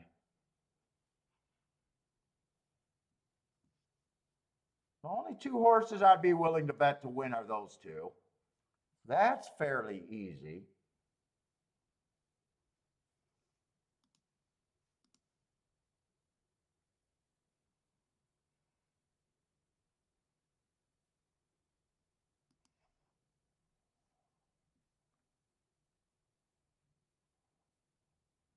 Let's see, 7-1 and 9-1 is actually okay. And 7 and 9 with the 4 is okay. Or good. Very good. It probably, the combinations probably look like this.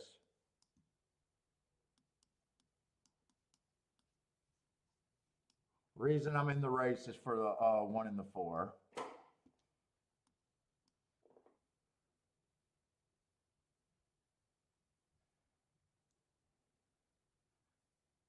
Let me just make sure and if 3 wins, there'll be a breakdown. He feels cheap, and the same with the 2. They just feel cheap. 1 might get the lead, might rate. 5's probably going to rate or come off the pace.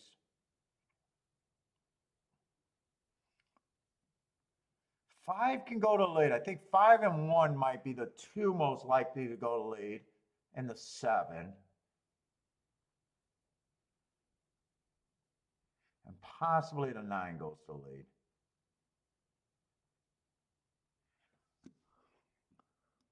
I don't mind those bets.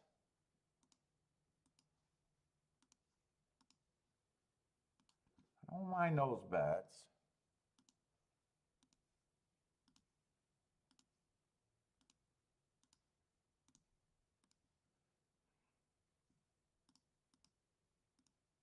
Oh, wrong horse. Oh, 5's supposed to be in there. All right. How much do I want to do that? That's a $16 base bet. I'll do that for a little bit less than what I thought I was going to do it for.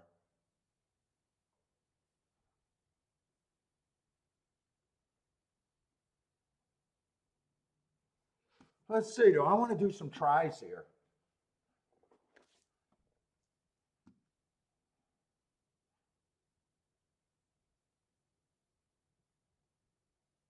What would be the try that I would want to play there?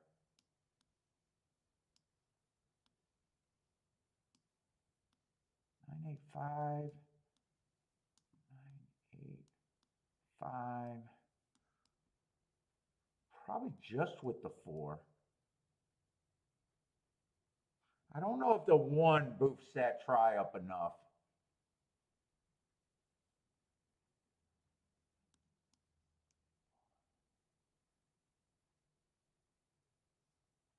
What does that cost? Let's see, I already did the bets. It's just a try that I'm thinking about.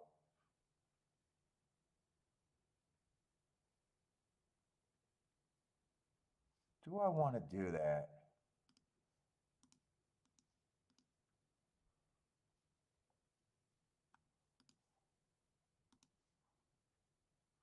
Let's see, that's a $4.50 base bet for 50 cents.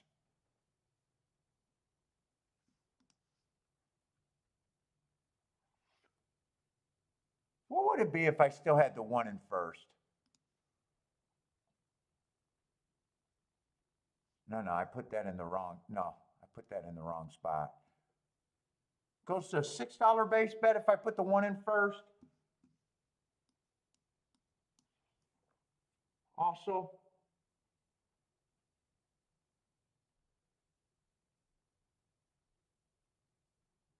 let's see, so that'd be what, a $2.50 if all I want to go is 30 bucks?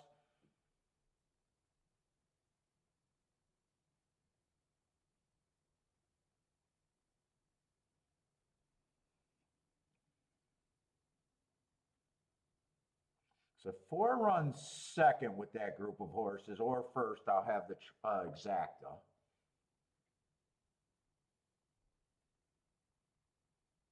I'm going to play it. Still working out my, I'm still trying to work out my tries thought, but fuck, they've been doing good today.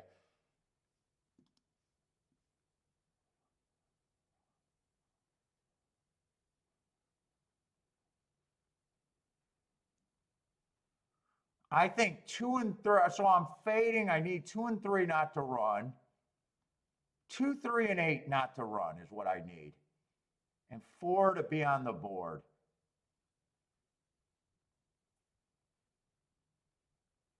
So it's all just, if I hit this ticket, I just got to have a good opinion on those 3 horses not being there.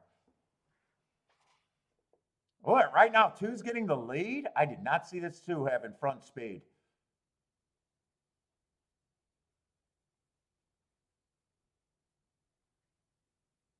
No, I did not see him having front speed.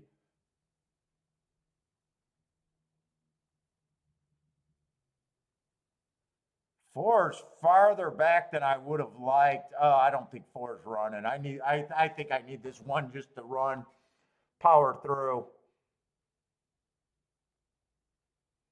4 doesn't look like he's running right now.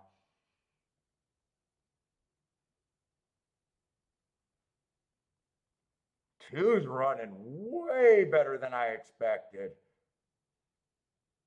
I don't know how 1 holds on to this. 7 looks like he's getting the lead. The best I can get is 7-1. 4.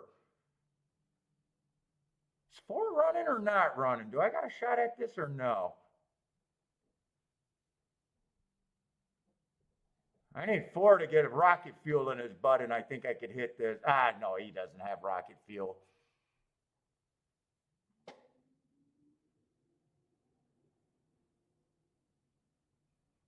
All I need is a 4 to get third, but I don't think he can get third.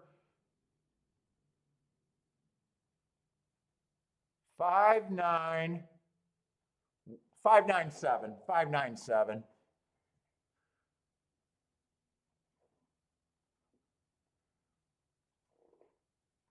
5, I just got priced right. 5 probably would have been safer than doing what I did, but 5-9 might be a useful exacta. That's probably not a bad exacta. That's probably about 20 to 1 on the exacta. 15 to 1 worse.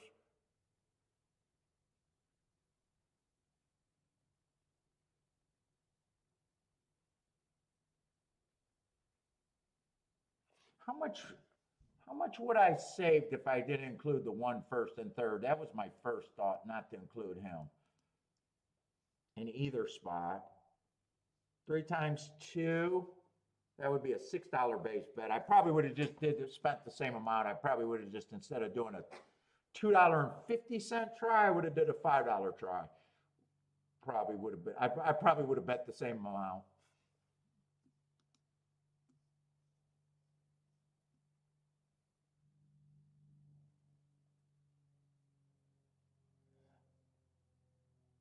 Marco Lou got his outs. What's up, Theo?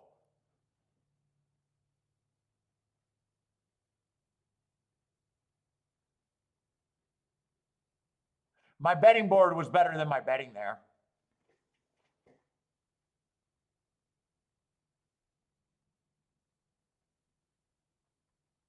Don't have a real problem with my betting board.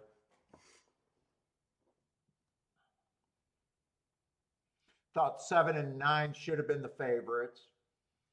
And I got a group of 3 horses as the next spot.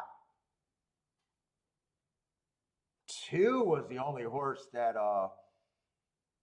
ran like a big surprise. 4 I overvaluated. 4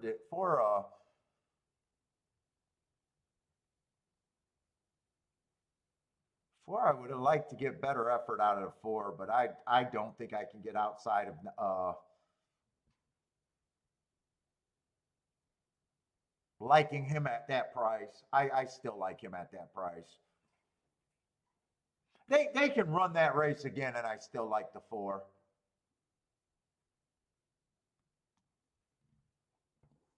I was just wrong. That's all about him. Oh, and Gulfstream and Keeneland is right on top of each other. Ugh.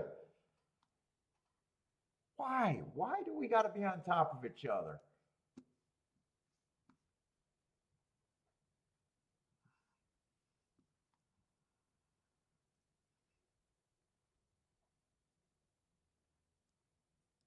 Am I in the right race?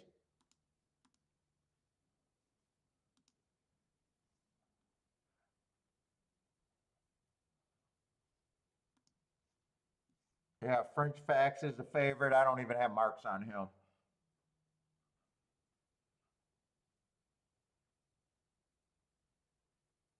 Also eligible, drew in.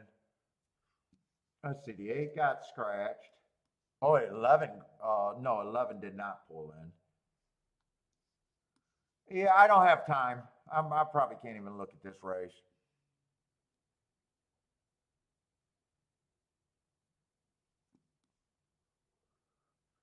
Four is at 6-1.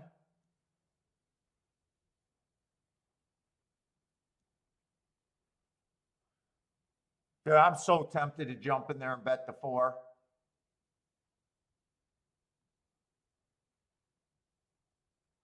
I'm gonna have to do that at my minimum, but 6-1 on him. I'm just gonna have to bet.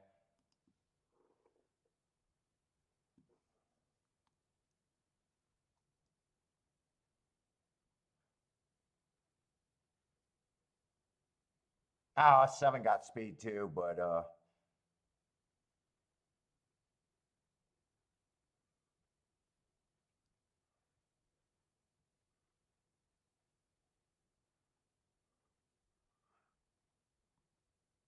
can I get a 4-7-1 and a 4-7-9 boxed? No, I can't. I'm gonna write that down, but I'm gonna erase it because I was not able to play it.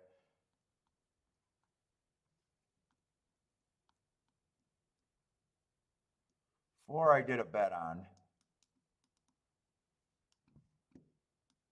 And then 4-7-9 caught my eye. And 4-7-1 caught my eye. But I did not play those.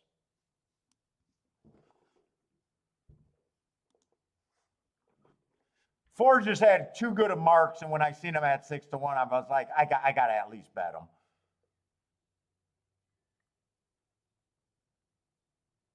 He looked like he could get the lead. I'll have to walk. Let me get Bentley his cookies.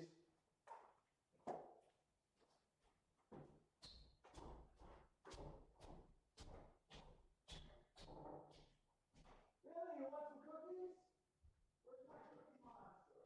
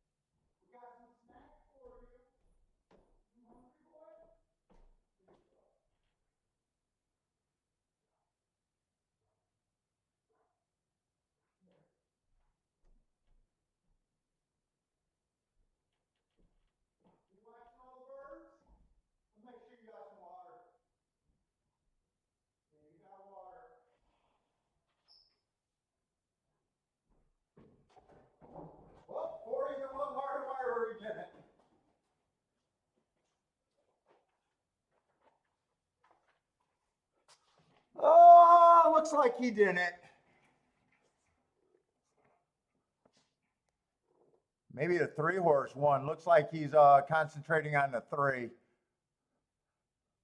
Oh, it's either 9-3 or 3-9. Cameraman thinks the 3-horse won. 4 I thought was worth the minimum bet there.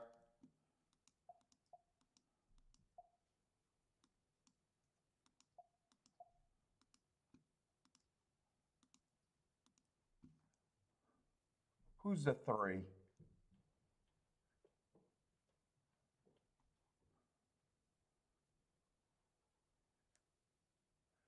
$23 and 4. Oh, they picked it up at the second half. 23 and 4, 47-1. Let's see, what does that look like? 23 and 4, 47-1. So they came off the pace. They had to have. 71 and 2. That's snappy.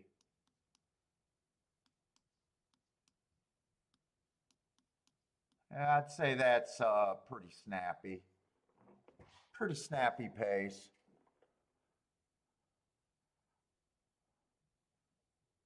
Yeah, it looks like the 3 got it. Cameraman thought the 3. They got the 3 up there now.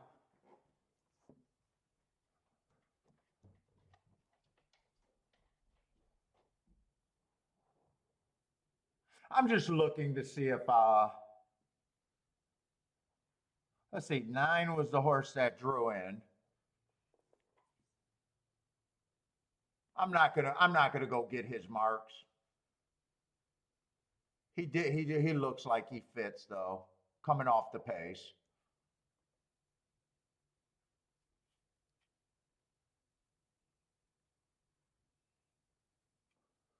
Seven was 15-1.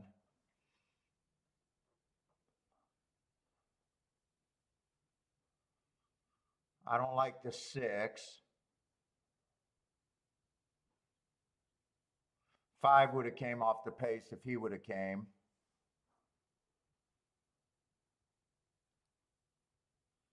Seven probably has speed.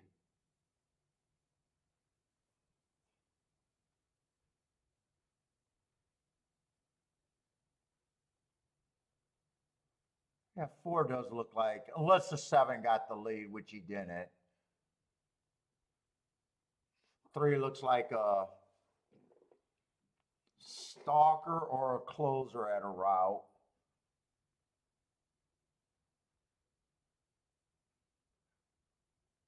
He's coming off a decent last race and 3 races. I don't have a problem with that.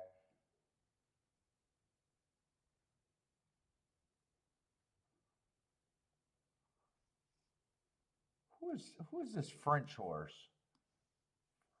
Who's that horse? That horse ran with everybody. I got a feeling that's going to end up being the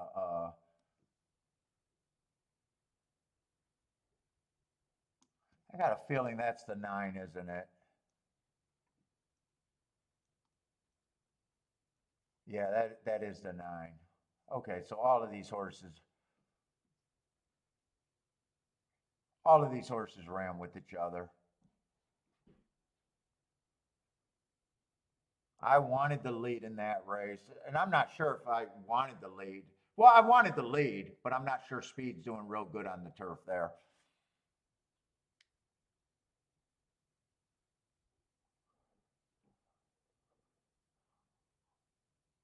William, what's up, William? Not getting the feed on Twin Spires of what feed? I got Aqueduct feed if you're talking about Aqueduct. I think I seen someone talking about do they got Aqueduct's feed. I know when I sign in too early, sometimes when I get certain tracks, I got to sign out and sign back in. But I got Aqueduct if that's what you're talking about, Lloyd. And you're in my neck of the woods, so I don't know why you would be having problems.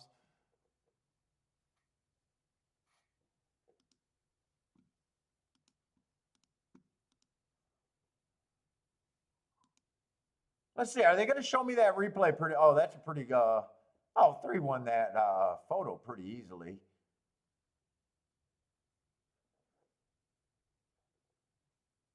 Actually, it's pretty much a blanket finish there for the Miners.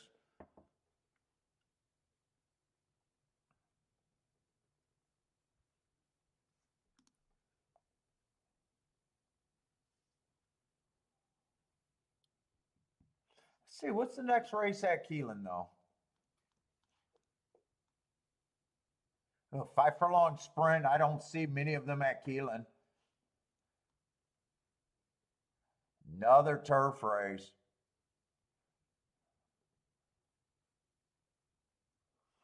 I'm hoping to see that replay. Let me see if I got scratches over there at Keeneland, though.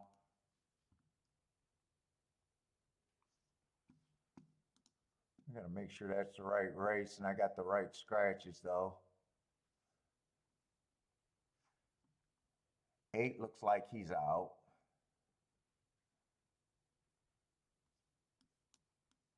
No, that's the 9. That's the 8. We got the 13 and 14 out.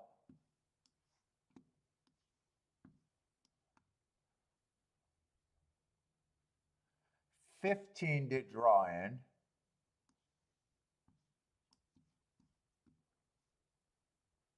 And that's it. So we still got a 7, 8, 9, 10, 11. It still looks like we got 12 horses there.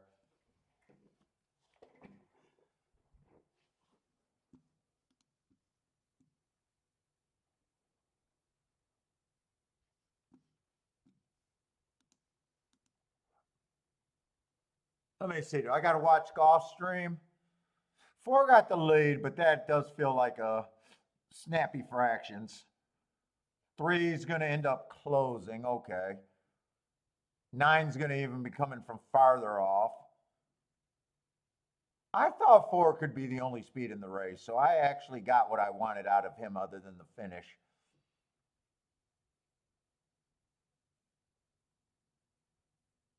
Oh, 3's making a lively run there. So is the 5.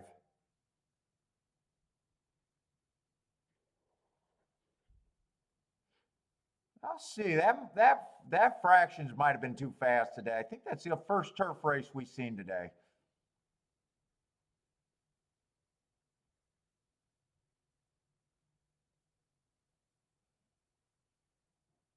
Nine was just too far back. It looks like he's quickening the best easily. And he was just too far back. Dude, it really looked like he was gaining ground. He was just a little too far back there. Okay. I just wanted to see how that race developed and what it was. Let's see. We got some lukewarm favorites here. Lukewarm, so I'll just start at the beginning. And turf sprints other than Gulfstream, for the most part, I'm not that interested in. I actually want to see if they ran any this year. And if they have, did it look like it has the other years? I'm not sure how many turf sprint Keeneland even ran. They only ran 6 this year. The inside's been bad, outside's been best, but they've only ran 6. Speed and stalkers so far. Okay, not much there. Let's see, how many did they run last year? Post positions didn't matter last year. Speed and stalkers again. Let me look one more year back. And the year before that, speed and stalkers been consistently speed and stalkers. That's all I got.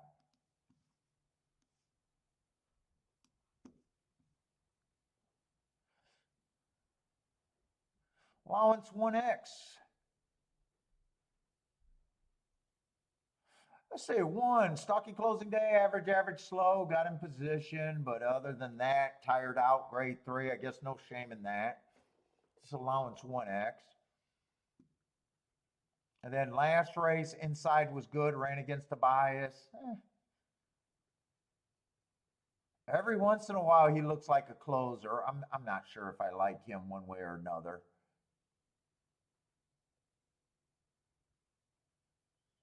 Two looks mostly like a router.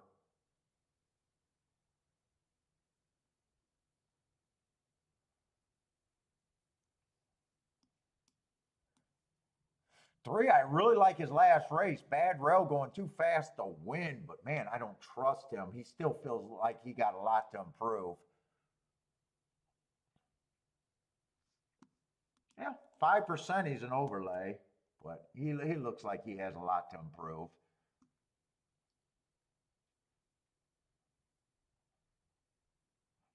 Let's see, 4 races ago, speed favoring track, 1 going wire to wire, fastest winner of the day, but speed favoring track. Comes back, allowance 1X, stalking day, ran against the bias. That was over there at Ellis Park, going too fast to win. Then he ran 2 races at maybe. Probably my initial thought is maybe, but it'd have to be really long, which he is. See the horses they're betting. Sometimes I just got to get to who they're betting to see. 5 is taking a bit of action. Honestly, 5 just doesn't look like an allowance 1X horse to me.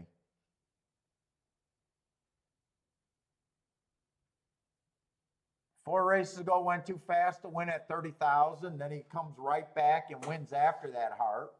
Fastest winner of the day at 30,000. Tries at 25,000. He just feels, unless everyone is light on class, he just feels light on class. And quite a few of these horses do feel light on class.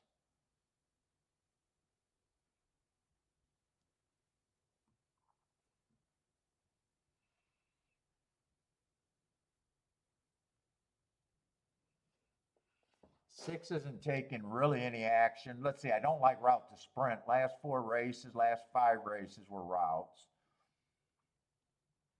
Yeah, I can't really get to him either. Unless I'm just making value plays. 7's coming from Raceway Park, allowance 1X. I just don't, or not Raceway Park, Remington. I'm just not sure on the class there. Looks like he has to improve a ton.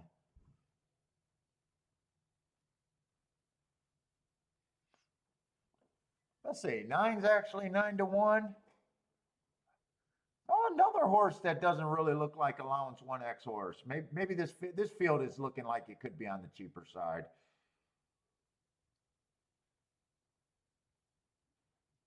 Ten, at least he's been running at this level. Comes off the pace pretty far, though. Last race, I got him running on a bad rail. And 4 races ago, I got him running on a bad rail. Maybe. Probably feels like a little bit of overlay. At least I know he's a 1X horse, or could be a 1X horse, where most of these horses, I'm not even sure.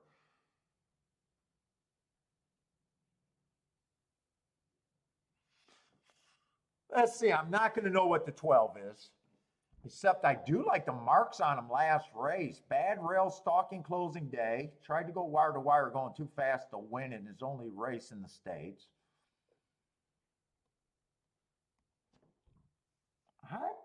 I don't feel bad saying 15% on him.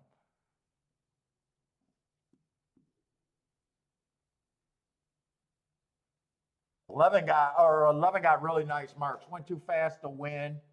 First race out and then wins next race. But try turf for the first time.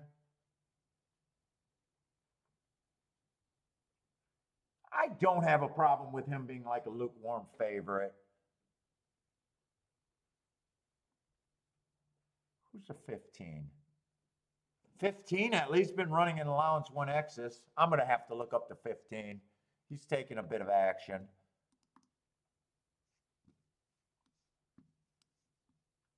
Let's see, Turf Kentucky Files.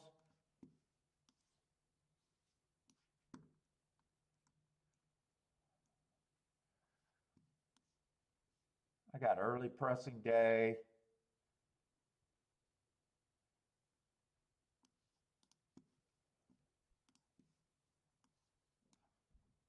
Are you betting on this race?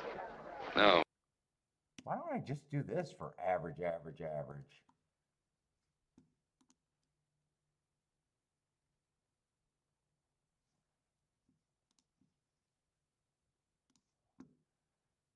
You would have ran on There are all kinds of balls. One of his is Are you betting crystal. on this race? No.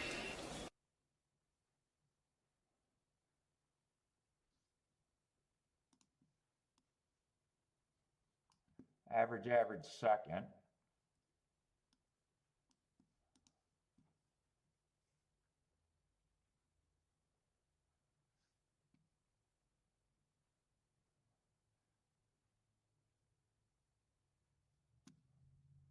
Fuck, why don't I just do this?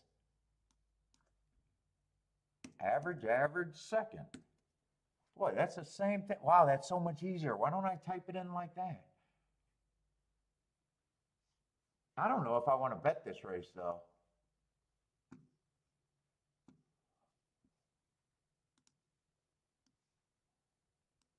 Let's see, this ends up being a 12-horse race.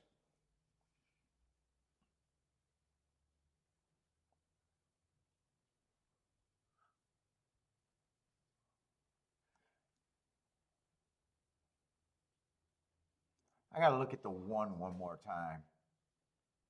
You know what? 1:11:15, I probably would have the most points on.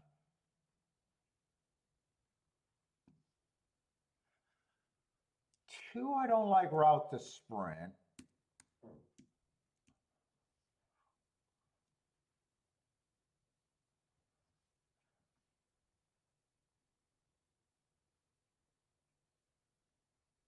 Five's probably right at that price.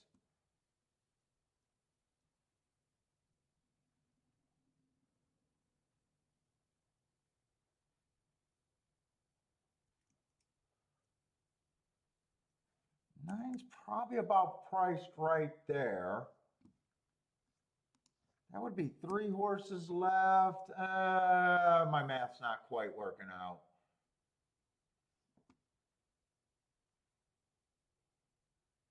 I think they got a better chance than that. Let me see. Let's see. 3, I can be harder on the 3.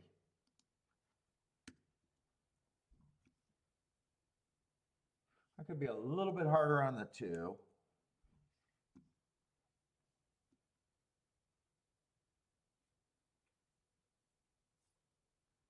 4, I think 4 is viable. I think 4 has some upside at that pace if he at that price if he gets the lead.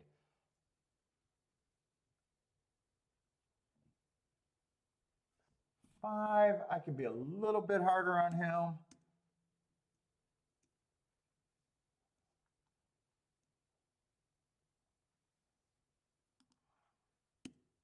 There's no difference between 1 and 2%.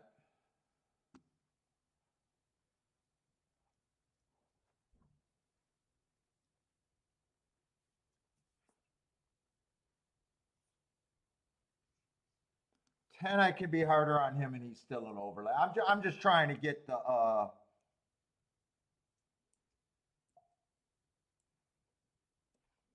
what did I have there? I don't even remember. I lost my train of thought. Did I have him at 10%? I think even at 8%, he's an overlay.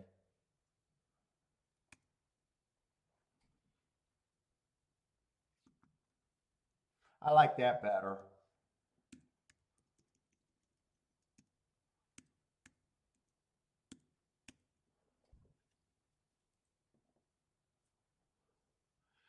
So 9-2 is the lowest price. So that means the 3 favorites are just a little overbet, all 3 of them.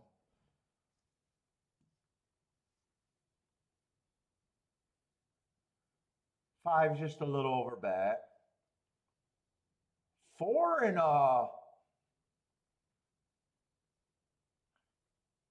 4 and 10 would be the only reason why I would try to push anything in here if I want to. 4 and 10.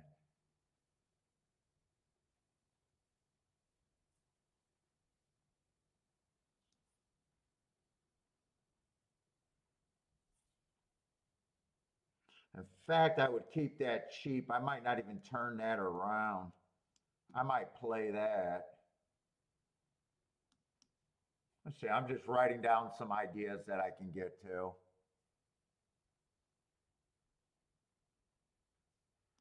Two would be, and it makes it even worse. It makes it even worse in a way.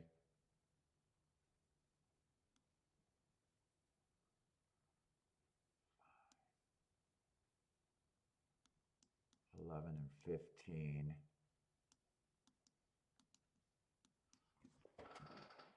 I could even do 2 to win a little bit less. All right, they made it a little bit better for me.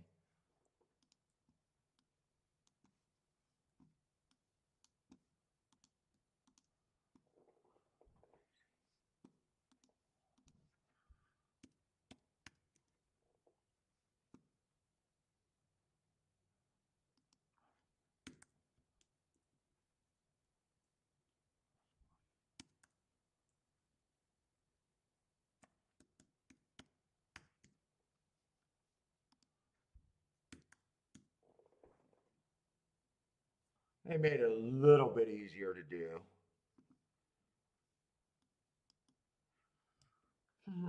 Do I even want to do it though? JN, what's up?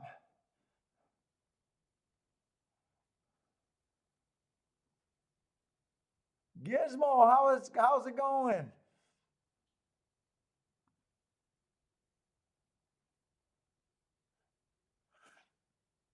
Nah, I don't know if I want to do that. That's what I'm coming up with.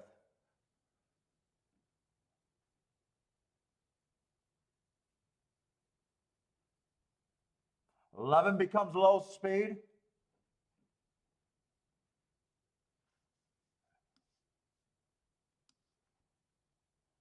I'm not sure. What about the 12? Oh, am I writing down wrong horses, by the way? Wait a minute. I got 12 at 15%. Wait a minute.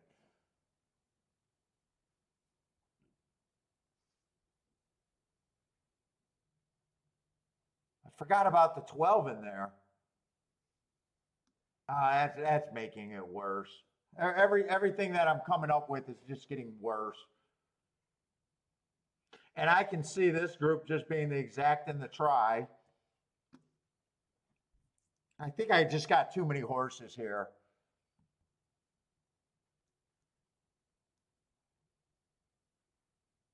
And two I don't really like. Two I don't really like. He's just good for a better. One can win, cannot win. Either way, I think he's just a little over bet. I think I got to sit out this race.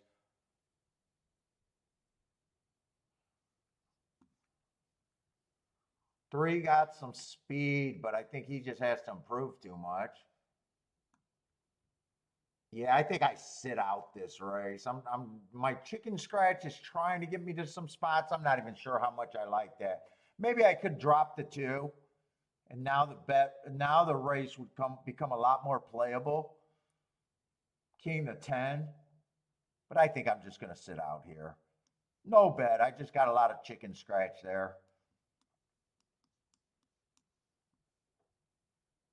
I guess this is my group of horses, though.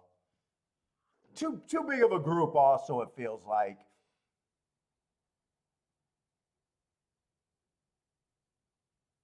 Yeah, tough race. I agree. Yeah. When you got that many contenders, it's almost screaming out tough race.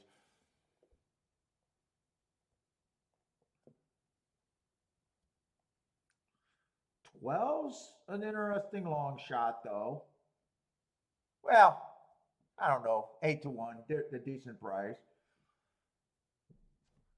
10, I just don't think 10 should be 26 to 1. That makes me feel like I should be in this race, but at the same time, I just got too many horses.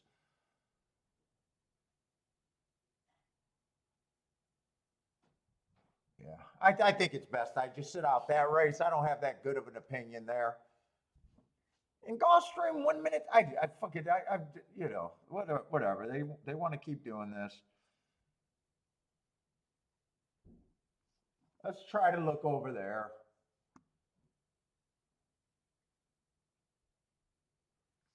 Let's see if there's any scratches. They're just right on top of each other.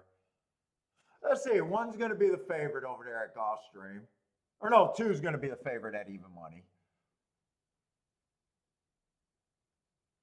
Do like the Heart last race.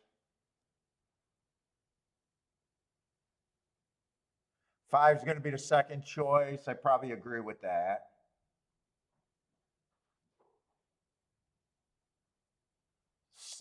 Seven's also taking a lot of action. I kind of agreeing with it might not be that big deal at Gulfstream. I kind of think the 3 horses that they're betting are probably the 3 horses.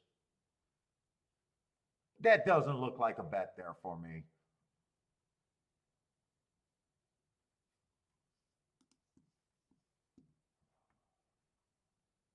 Parsons, what's up, man? You playing today or you just fucking around for a few minutes?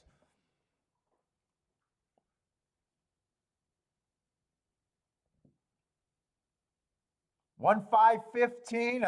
That would not shock me. Let's see. 9 and 12 are out there on the lead, though.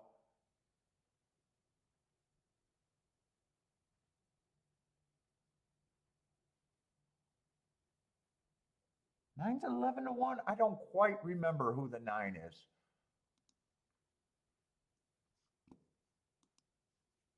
I gave him a 10% chance.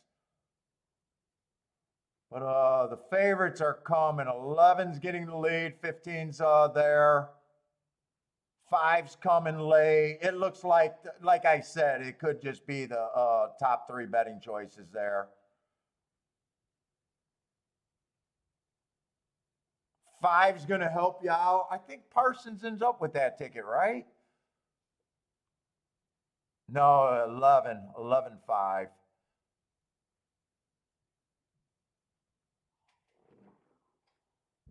Eleven ended up being a favorite, and I think I would have liked the foreign horse a little bit more, but wasn't separating between. Once I got to the 11 and the 15, I think in my head I had the 11 being a little bit of an edge, but not big enough to, you know, separate that betting line.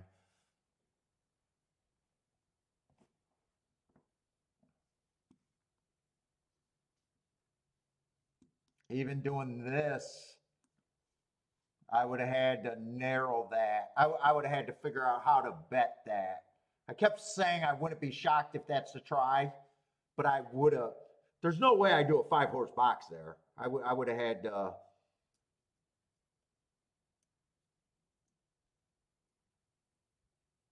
figure out how to bet that better. Although 11 was a slight in my head, I could see myself king off the 11. Probably would have had to avoid the 11-1 and 11-15, I think. So 5, I would have had to force either the 5 or the 12 to be second, I think. Fatty with the boom.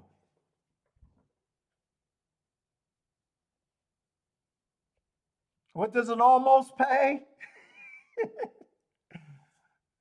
I think almost in horse racing is a negative in your account.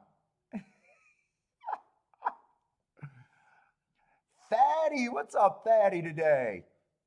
Parsons, you hanging around or are you just short time today? I don't know if I sent you anything. I don't remember if I sent anything to you.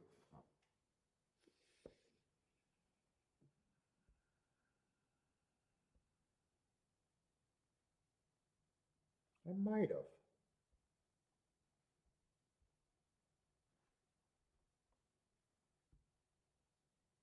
I don't know if I sent my daily dick pic.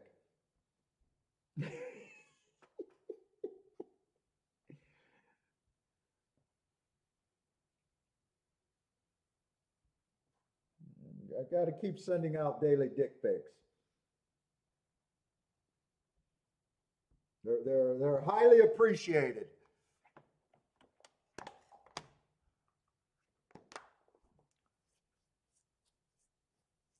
Oh, that's a super. I didn't realize that the one got fourth. Yeah, it felt like that could have been it.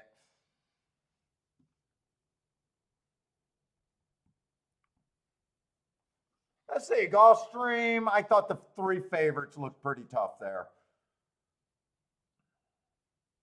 Oh, one got the lead, but as soon as I said it, he got challenged.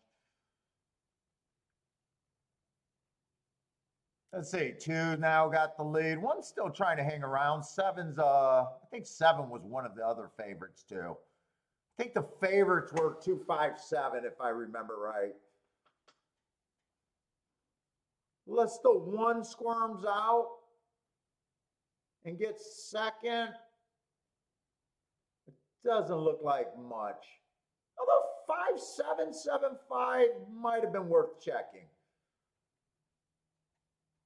5-2 over 9-2. Or 9-2 over 5-2 now. 20-1 on that ticket. But yeah, that's kind of what I thought it was going to be. The 2, the 5, and the 7 there were going to be hard to beat all of them.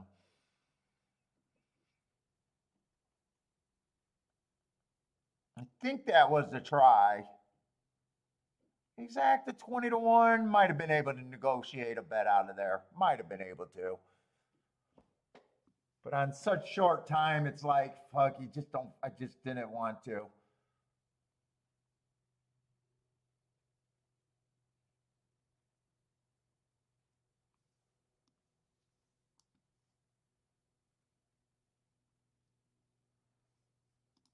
Let's see, Charles with the boom at Gulfstream.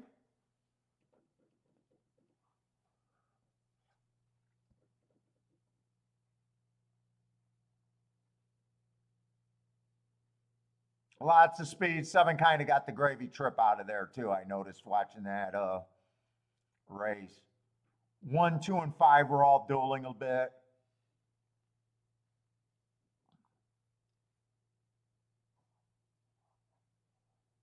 Charles with the boom.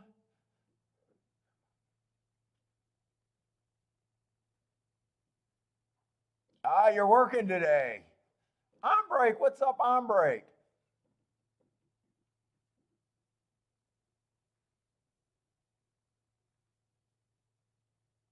You can always tell when golf's announcer has a horse bet in the race. Did he do the big easy money?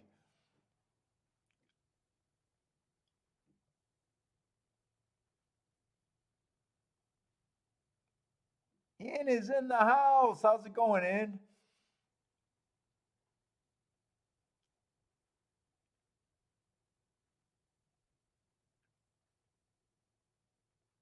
Let's see. Keeneland.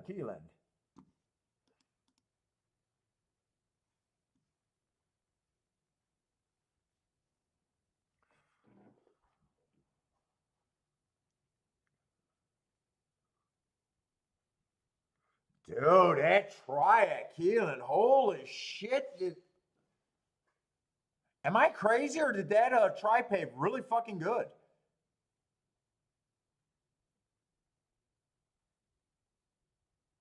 $75 for 50 cents for a fairly obvious try? Wow. Dude, I was kind of looking at this ticket, kept saying that could be the try and didn't feel like negotiating that down because I didn't think that it could pay. I thought maybe it could pay $30 for, wow, I am going to have to learn how to think about tries. I'm just going to have to keep thinking about them. It wouldn't have been worth a 5-horse box. But just knowing that I thought 11 had a little bit better of a chance and 5 or 12 had to be second in that group or first. probably could have negotiated a ticket with that group of horses and still used the 10. Wow, I'm shocked that paid that much. I know there's a lot of money at Keeneland and a lot of things they tend to sometimes overpay on stuff. But dude, that sounds like a really good try right there. Nathan can't stand his voice at Gulfstream. Let's see, Boderick got to visit the grandbaby. Back to horses now. MK, yeah, dude, I seriously, these tries are blowing me away right now. I can understand now listening to ITP. I can understand. I've always understood what he was been saying, but I never played in the try and never even thought about the supermarket. The supers market. But it is like crazy, like some of these results.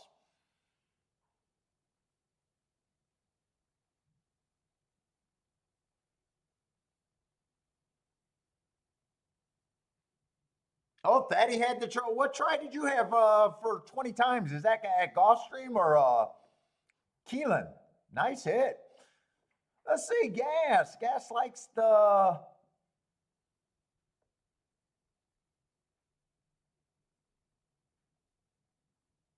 the 9, I think it is, or the 7. I can't. Aqueduct race 5, number 7.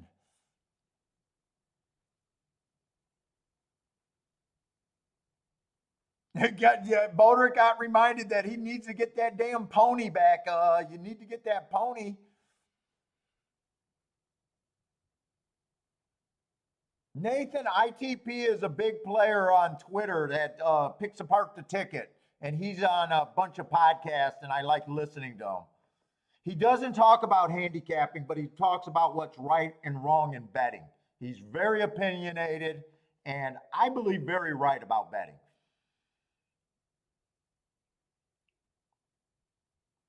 But if you follow Twitter, it's hard to miss him. He's always picking apart people's tickets.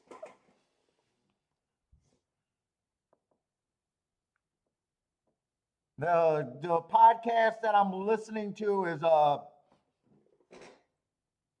Bet with the Best. Is it Bet with the Best? If you want to check it out. But he really, he's like, hey, beat the chalk. You got to get outside the box. The same shit you hear from me.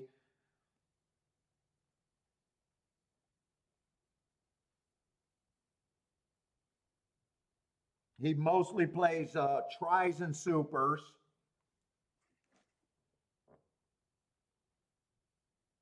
Inside the Pylons is his name. ITP is what they call him short. Bet with the Best podcast.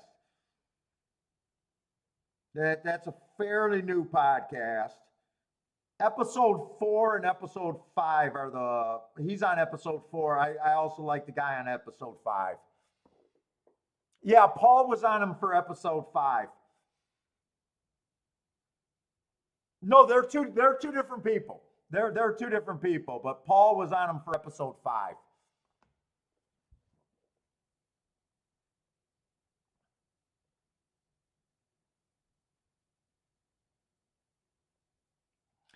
He basically says stuff like handicapping is subjective, but there's definitely right and wrong things to do with betting. Is basically his whole spiel. You can't group low price shit together and ever have a chance to win.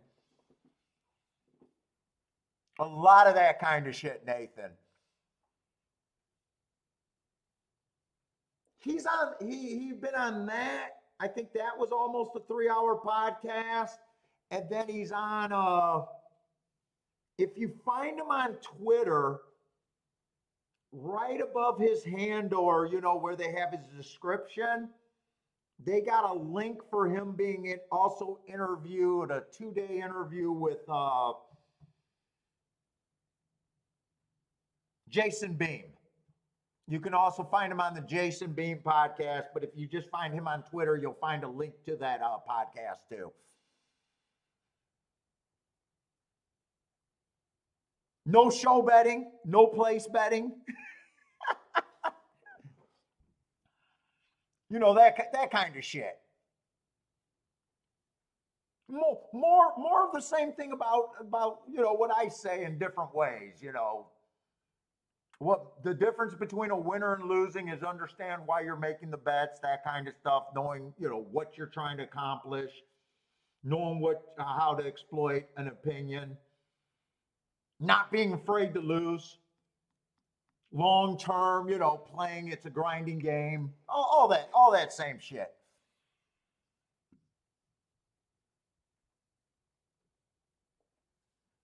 Just nice to hear it from other people. Just nice to hear the same shit from other people. If you hear it enough, you know, I'm just hoping that it clicks in some of our brains. Yeah, Charles, he's the one that convinced me that I've been playing it wrong by squirreling away money. If you got an edge and the math is good, if you want to take steps forward and get to higher and higher levels, I think I've been you know, I've been happy where I'm at. But if you want to get to higher and higher levels, you know, if the math's good, you just keep playing. Why would you stop playing? You know, if you like something. Now, if you don't like something, there's no reason to invent reasons to like shit.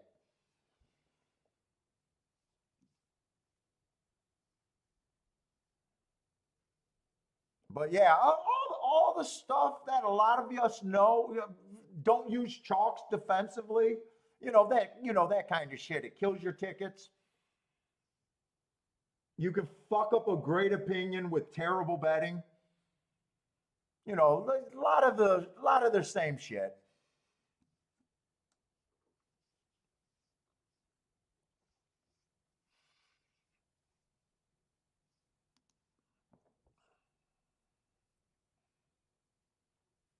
Same good shit.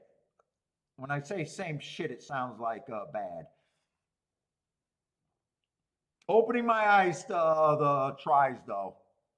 Really, I've been listening to that again and again, and you've noticed I've been trying to push some tries. I've been trying to push some tries. Yeah, yeah, true. He doesn't talk that much about money management. Well, yeah, I mean, Gas is saying if you overplay your edges, you can go broke too. But you gotta, you know, there's always that fine line. That's probably why I'm not balls in trying to play every try, even though I'm writing up a lot of tickets.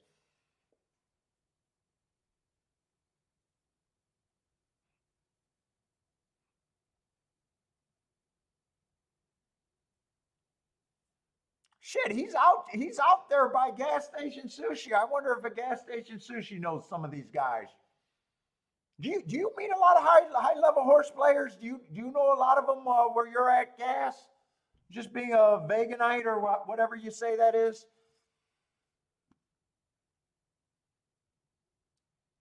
That's like people that come over here from Macedonia. My wife acts like they know everyone just because it's a big country. Hardaway, no, I never messed with harness racing. Never.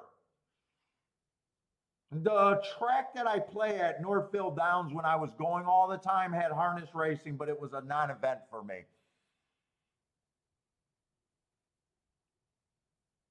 I went there every day for years, but never played their product. Just never got into harness racing at all.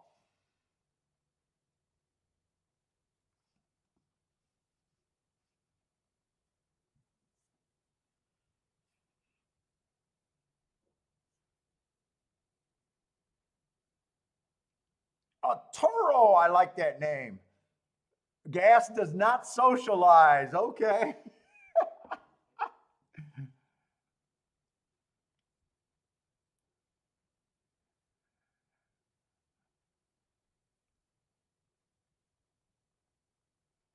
Oh, Nathan does not. I can't say I hate harness.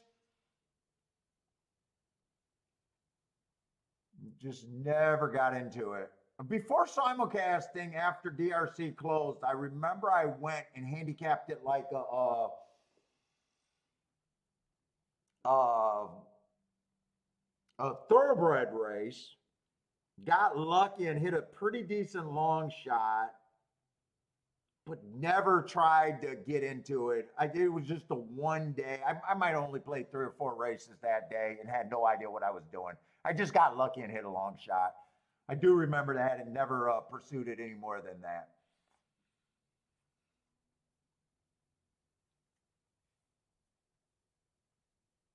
Nathan says clearly, oh, he's got all of you blocks still.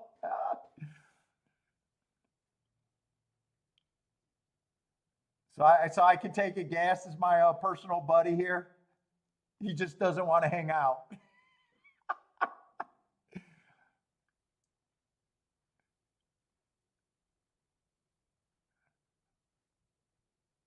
Let's say we got a starter allowance or a little allowance race for 30,000 starter allowance here.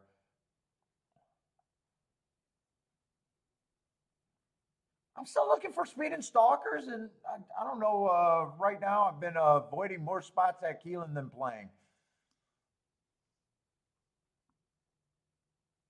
Let's see, 4's the favorite, even money favorite. I got 3 races to go. Inside of the track was good. Fastest winner of the day. Nothing's wrong with that. Comes back, average, fastest winner of the day. And last race, early pressing day, average, fastest winner of the day. He's on a 3-race win cycle. Nothing. I guess nothing's wrong with that, except you don't get very much value for that.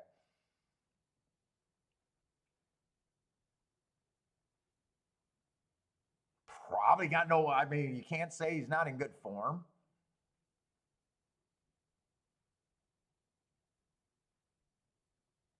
Is able to go to lead or stalk. Is there any spots here, though? Still doesn't mean there's not a spot.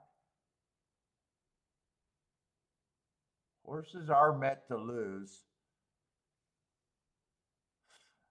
Let's see, the 4 races ago, it was a bad rail early pressing day. He won, but was that a bias? It was also at a route. Comes back, he wins a sprint, so he can win sprinting. 2 races ago was a nice race, matching strides with the fastest winner of the day, and at the 6 furlong mark was 1 tick slower than the fastest winner. That's not a bad race. And then last race, slow average, laid him off a little bit. But 4-1, do I really want 4-1 on him? He can be there. 2 got good marks, but he's mostly a router. 6-1. I'm not sure if I'm even going to be interested a little bit in this race. Let's see. 3's coming from some tracks that I just don't know what it is. Got some stakes races, but that's at Zia and something else. I have no idea what those tracks are. Don't even know if I trust them. Even at Houston,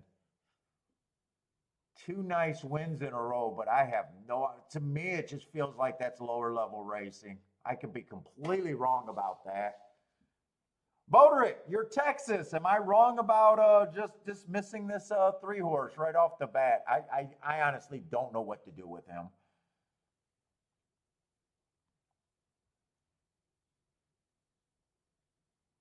5, I can't get to the 5. Last 4 races aren't good enough to beat any of these.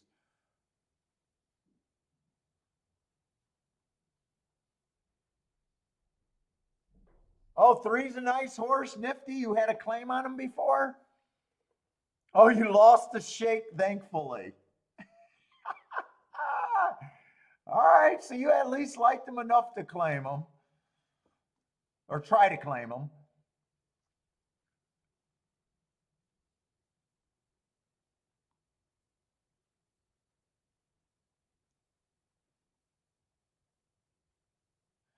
7 just feels overall cheap, but I do like some of the marks in his race, but he feels like I'm reaching too far. It might be because I'm not comfortable at Keeneland right now, and I'm using a lot of looking at class right now. If I just looked at the marks, I'm interested in him, but and now I'm trying to look at class a little bit. Every time I try to look at class too much, I become a worse player. But I do feel like I'm reaching on him. But I do love that last race.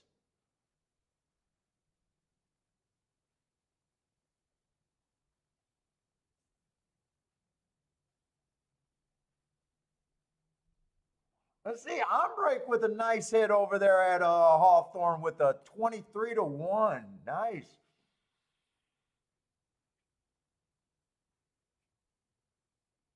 I'm not sure how bad I want to mess with this race. If I think 4's fairly legit.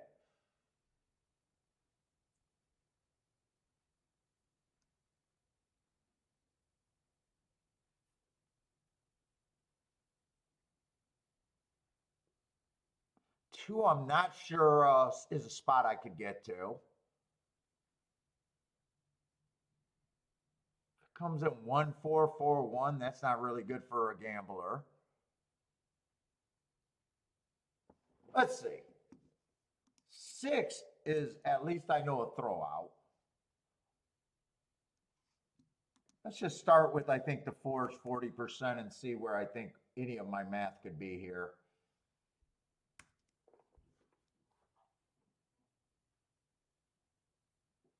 At least everyone else at 20%.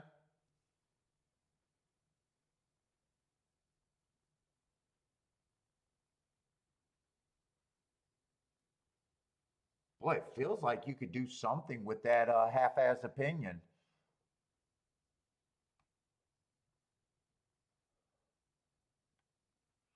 Four's coming to, well, a lot of these horses are coming. If I'm poking a hole, just coming to a new track might be enough of a reason to bet against him.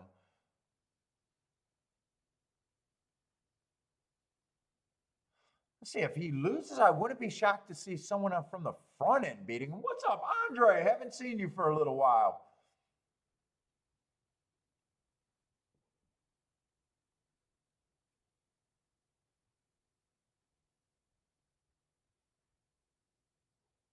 Oh, Ombrake got 130-1 on that try over there. Nice hit, Andre, or not Andre, Ombrake. Nice hit, Ombrake.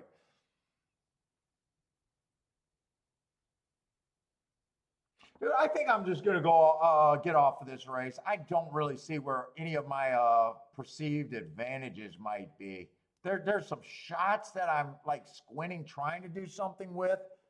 The 7 and the 8, but I'm just not sure where I want to be here.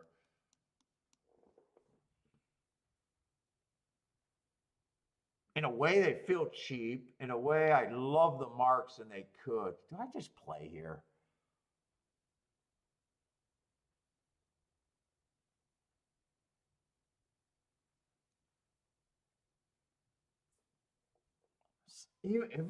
Well, let's just fill this in.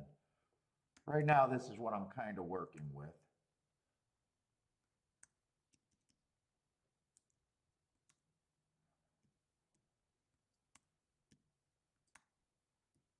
That would mean 7 and 8 are my spots to get to if I stay there.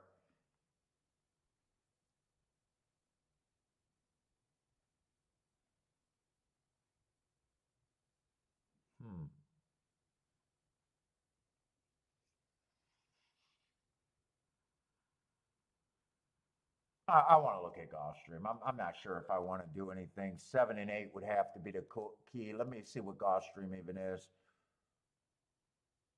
Gulfstream, we got a 9-horse field. Going into 7th race. Tapeta Sprint, looking for speed and stalkers there. Who does Andre like here? Bodrick's playing against the 4, but he's going to be tough. Part of me just saying, hey, I just get out of that race because of that. Who does Andre like here? Race 7, number 3. You getting 3-1 to place? 3-1 to place, playing a different game with the bookies over there. We got 35,000 non-winners of 2 lifetime. Broke his maiden first time out. Slowest winner of the day. Bad rail day. Comes back. Duels. Not for me, but you're getting 3-1 to place, huh? Do I like anyone here? Who are they betting? Actually, this betting board is wide open. 8's the favorite.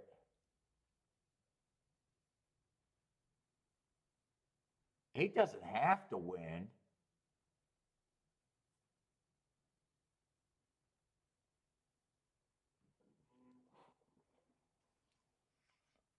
Eight doesn't have to win here.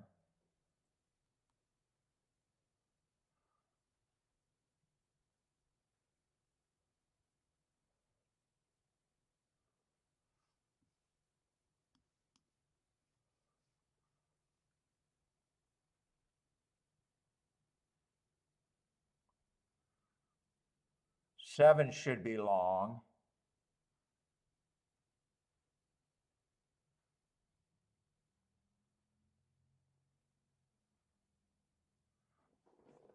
Ooh, I do like the 4 and the 5 a bit, especially the 5. Or no, the 4 and the, I'm sorry, the 5 and the 6 I like a bit.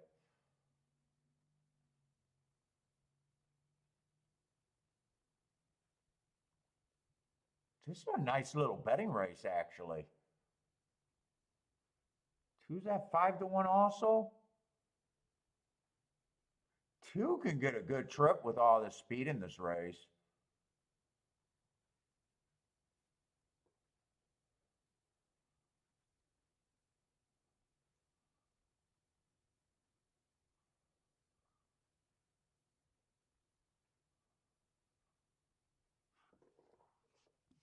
I think 7 is pretty close to a throwout here. Who's a 9?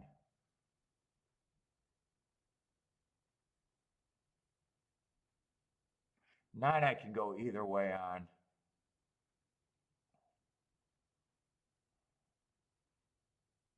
Why does it feel like all of these horses should be running against each other? Oh, they're not really.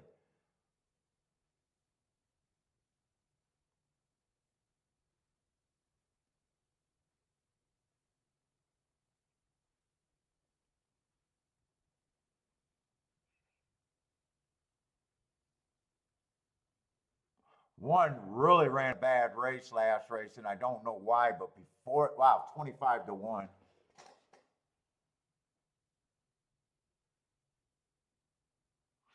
I'd be interested in the 1 to 3, the 4 to the 5.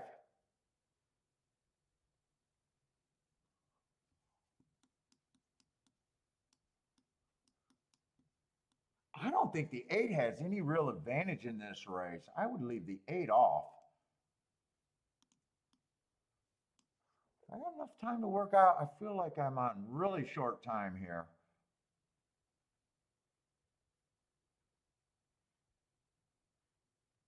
I think 5 should be the favorite here.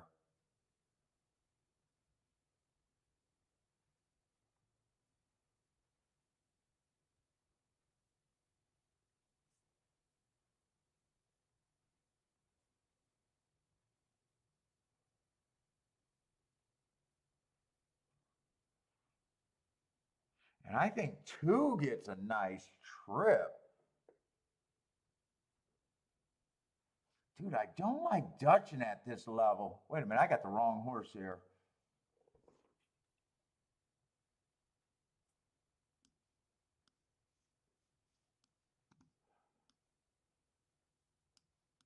I don't like doing 2-horse Dutches. That might not be good. I don't know if I want to do that.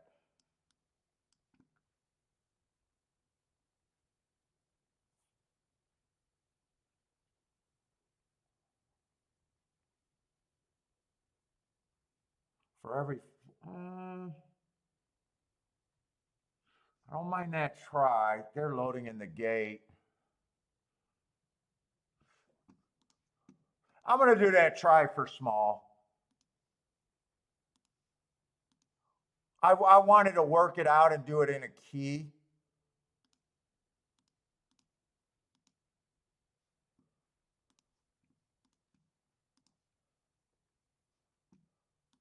I'm going to do exact the box too. 1, 2, 5. No win bet.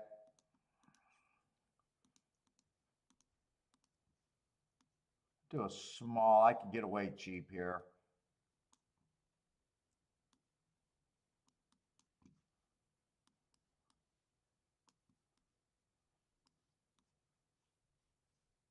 I don't know if that's good or not. I just felt like I had to do something there. Oh, the nifty one over there. Baldrick, you could have claimed a Keeneland winner. You could have had yourself a Keeneland winner over there.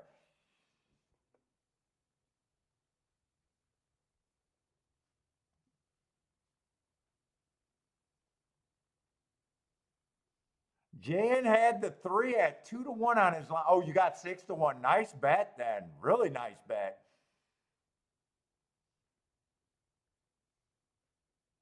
Hey, what's up? Win without a knife. What's up, man? You know what? That's who Andre likes. I don't. He's not for me. Is all I can say. He's lightly raised. He has speed. I don't trust him. But what's up? Win without a knife. First time I seen that name.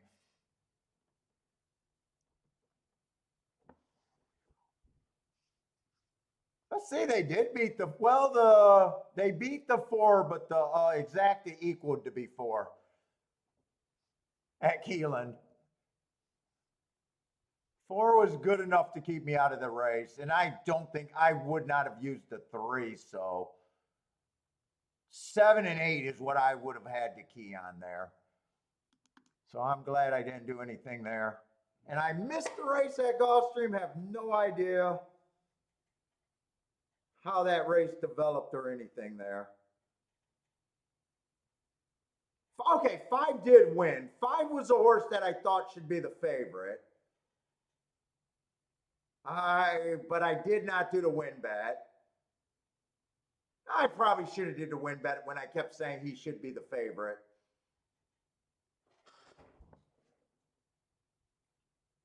I needed 2 to get second to get any chance to get paid. I'm going to waste a winner.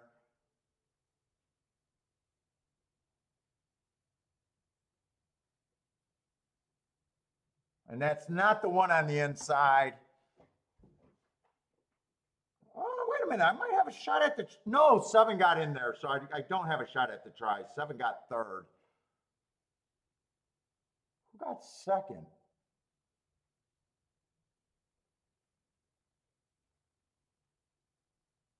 I'm not sure who got second. 5-3?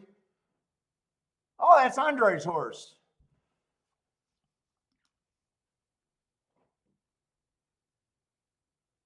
Or wait a minute. Oh, no, that's the 8, not the 3. Yeah, 3 was just not for me. I should have when I was thinking about doing the Dutch bet, I should have said Dutch bet was wrong in that scenario. And I kept saying that 5 should be the chalk there. Fuck. I probably should have just did the win bet on the 5. And been able to pay for everything with a profit. I played everything pretty soft there, so.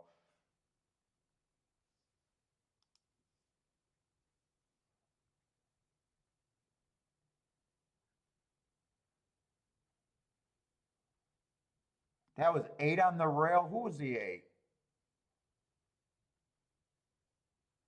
8 always was the favorite. 8 always was the favorite. I know who the 8 was. I thought the 8 could be beat there. That was close. Yeah, that was a really tight photo. at least from the slow motion, from what I've seen. Hey, they got you on that one, Andre. Yeah.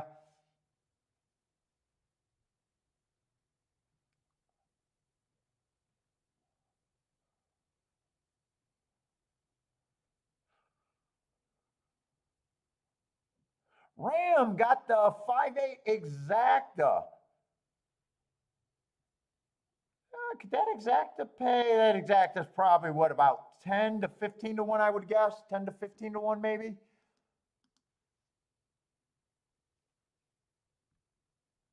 19 to 1. 19 to 1. Okay. A little bit more than I would have thought.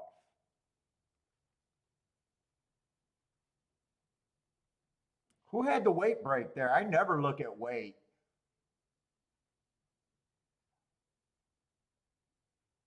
Yeah, I definitely don't mind the. I probably should have did a win bet when I kept saying he should be the favorite, and was getting 4 to 1 or 9 to 2. It wasn't until I thought that the two could get a good trip, but they weren't worth boxing at even when they were both 9 to 2. It was not boxing, playing Dutching.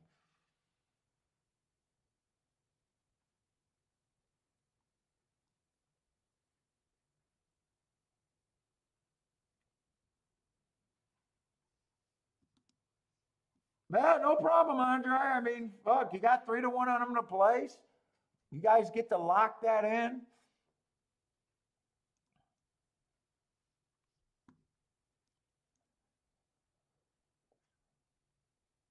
Is that the weight difference over there at Gulfstream? Let's see. I never look at weight.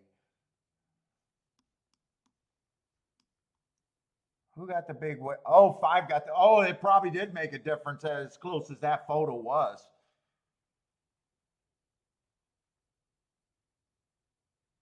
Why did he get such a big weight difference? Oh, apprentice. I never look at that. Whoop.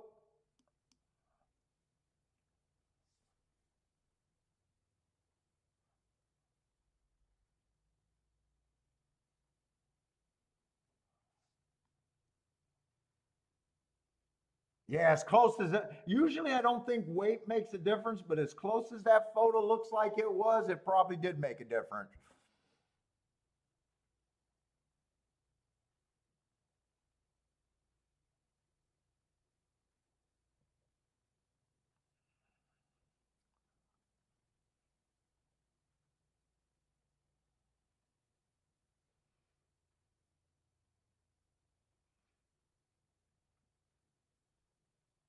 I'm guessing. I would guess either the 5-1 wire to wire or he's stalked.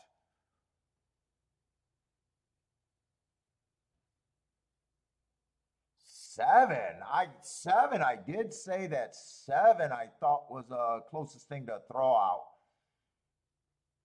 Because I thought if 7 goes to the lead, that I thought there was enough speed that he would be the first to give it up in my head. I thought there was a lot of speed in that race.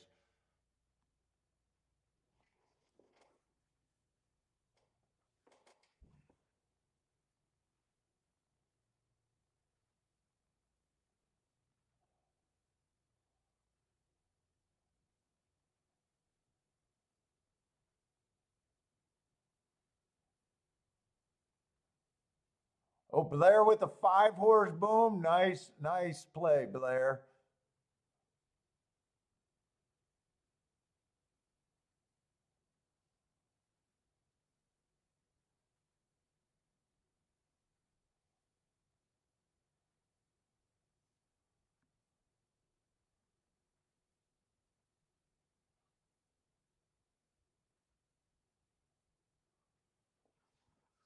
Okay. I made the right decision, but kind of the wrong follow through to give up on Keeneland and go to Gulfstream.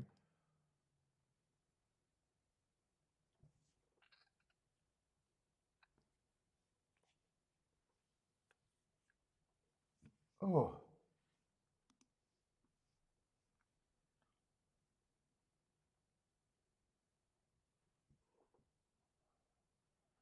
And a nice big field over there at Keeneland. I'd like to hit something at Keeneland. today.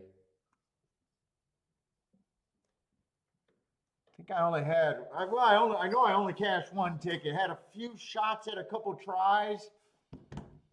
One of them was too good. I had it written down and I didn't play it and missed the exact. I think that was at Keeneland.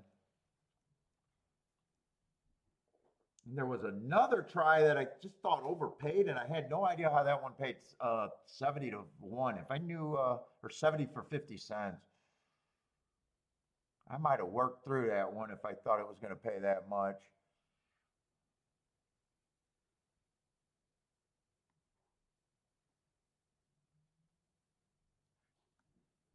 Let's see, I'm in the wrong form. That's why it's not making sense.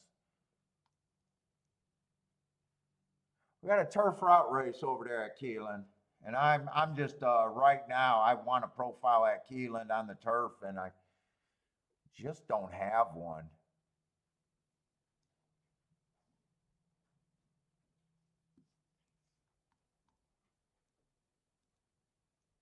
Okay, I just want to make sure I'm in the right race. I had to see someone's name. Let's see, 9 and 7 are scratched. 13 drew in.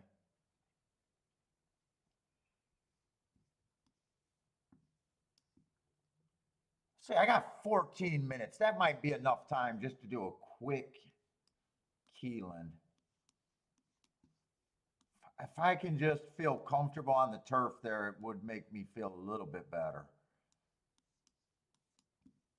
I don't even know if we've seen, we might have only seen 1 or 2 turf routes today. I'm not even sure if we've seen more than one.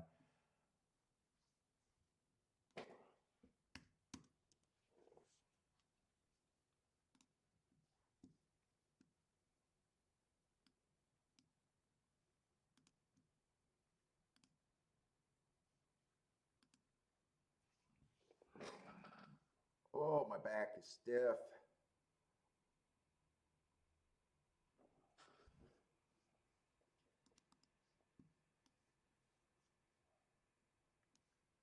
Why the fuck is my computer not moving?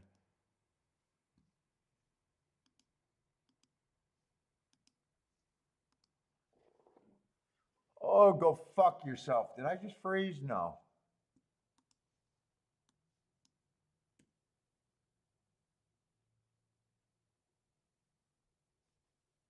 All right, they don't want to show it to me. I'm going to try that one more time.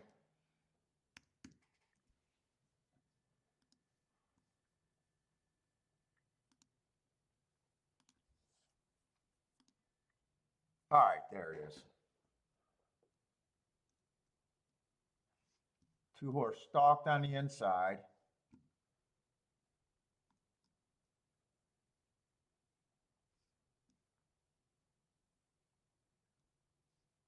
Eight horse stalk from the 5 hole, and I got to circle that because that's a little, 4 furlong sprint. 3 horse went wire to wire. That was a race that I should have hit the try that I wrote down. $237 for 50 cents. I'd love to have that for 250.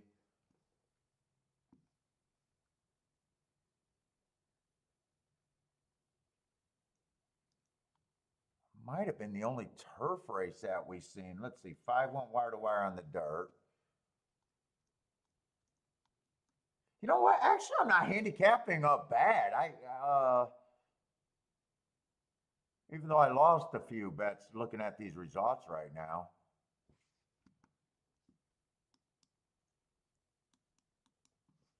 Maybe I just got to stop acting like I need to feel comfortable there. That might be what it is. I might just be, just got to tell myself that I'm handicapping fine there and don't really worry about it.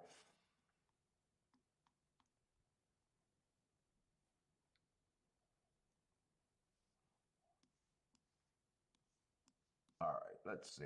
Who are they betting here?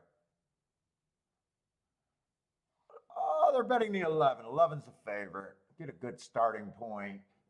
Let's see, Euro. Got to be a Euro there. But he ran 3 races over here. Grade 1 race, average, average, average, just missed by 1 length. I can't say that's a bad race. Stalking closing day 2 races ago in grade 1 at Saratoga. Finish only 3 lengths behind. I can't say that's a bad race. And then at Colonial, lost. Looks like he could be more of a front runner. Kind of hard to tell there. They have one wire to wire. It seems like they either go wire to wire or they close. Let's see, 12 got some speed. 13 will be coming off the pace if he comes.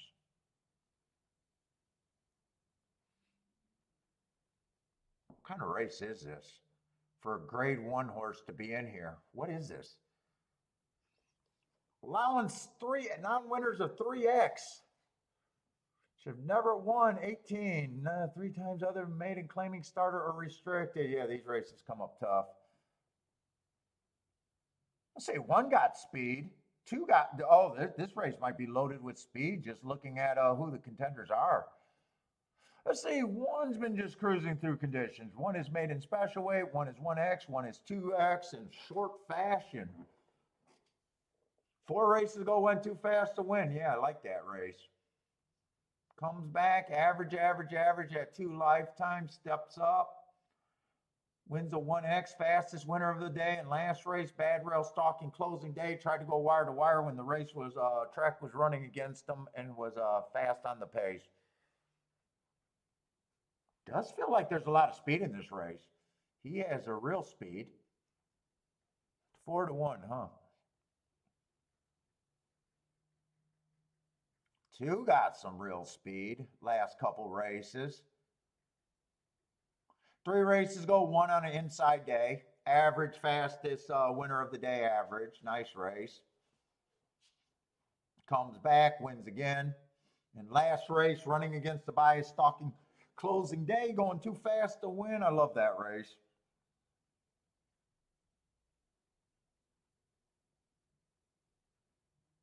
I want to see if there's more. Oh, more speed. 4 got some real speed. Just a claiming 40,000 animal. Going too fast. Oh, I think this pace could be super fast here.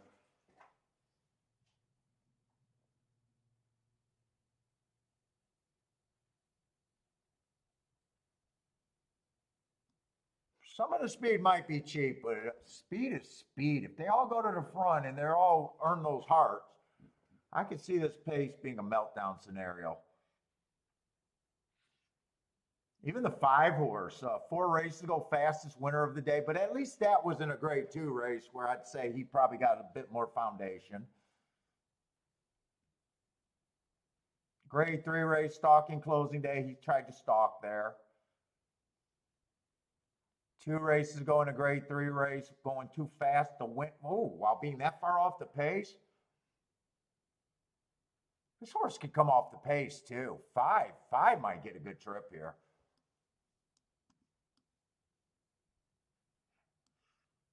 Usually on the turf routes, when horses that weren't on the lead, because normally the definition for hearts is they go too fast to win. So when horses are behind other horses, 3 and 4 lengths off, earning hearts, that's usually a good sign going forward on the turf. I noticed that to be really productive. 6 will definitely benefit if the pace is fast.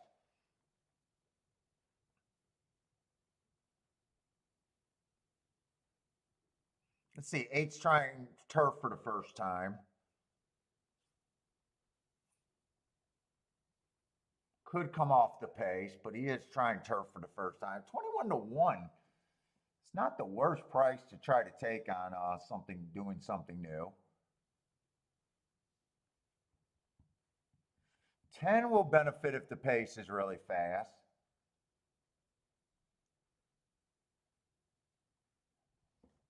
Let's see, 2 races this horse was on the lead, and 1 race he was closing. Midfield pushed along. That doesn't sound like he was on the lead if it's midfield. Sweating midfield. Led. led,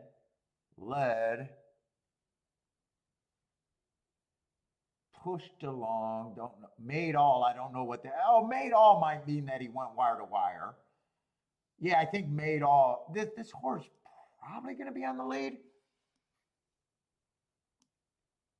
Probably still the horse to beat even with all the speed. 13 would benefit if the pace is super fast. Let's see, if I just assume 11 is the best, and the horses that I think would benefit coming off the pace would be the 13, the 5, who else? Possibly the 10. I'm going to put him farther over there. 8 horse at 20 to 1, I think that would be used more. By the way, I just want to underline that so I know that's a 13 and not anyone else.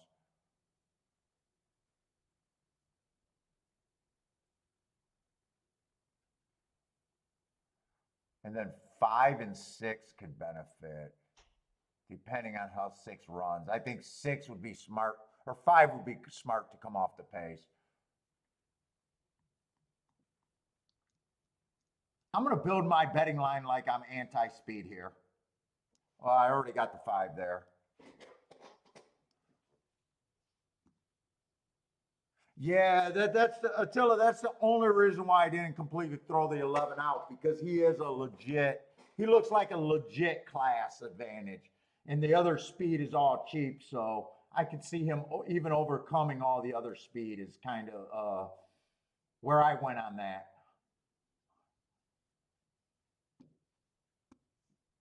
Like if someone can survive, to me it's him.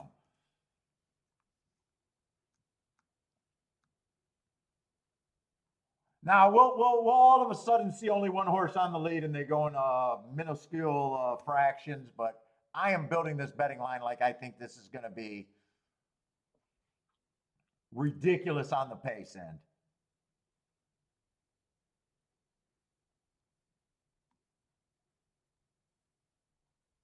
And I know if I'm wrong about that, I probably don't have a shot here.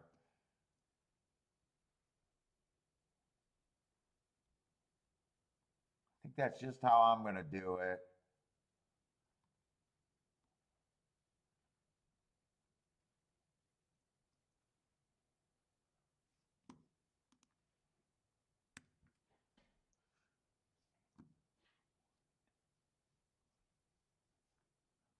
Might be an opportunity, it might be disaster. I will admit that it might be disaster. I might be getting excited to be in disaster land.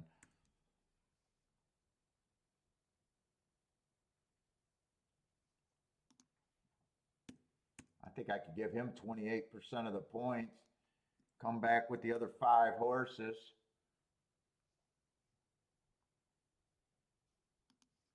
Three, I don't have to give many points to still be playable.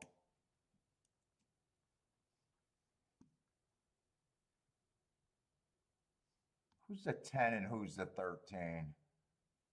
13, I wish I would have took the time to look up his marks, but I don't think I have time right now.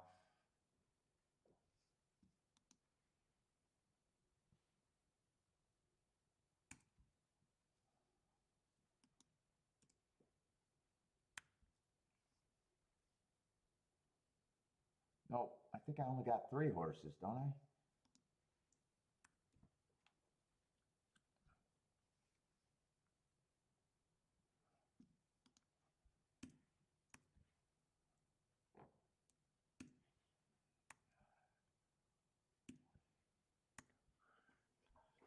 How do I want to bet that?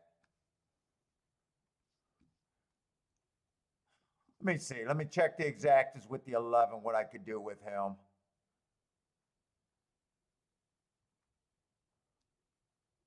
11-13, I don't got to worry about that.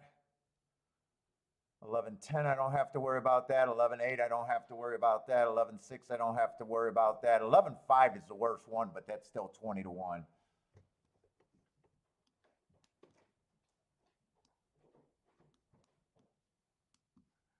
I would push him. But I think I want to give myself a ticket. I might even want to do that. Oh, no, wait a minute. I got the 10 still. Wait a minute. Did I have the 10? I think I did have the 10.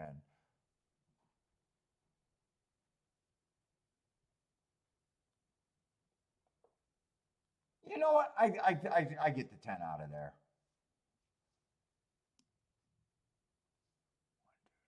1, 2, 3, 4. I get the 10 out of there.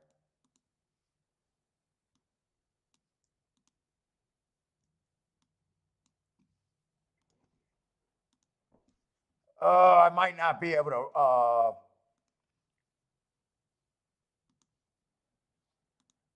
Fuck. I'm not going to get the better part of what I think the bet could be.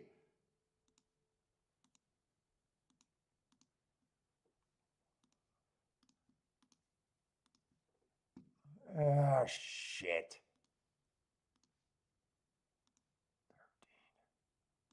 13, 8, 5, and 6. I wanted to bet the 5 to win.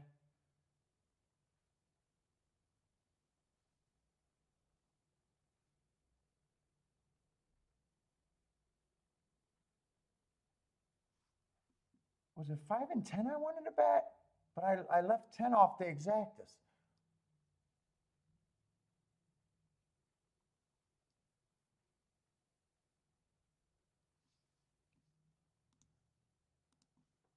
I might not like what I did there.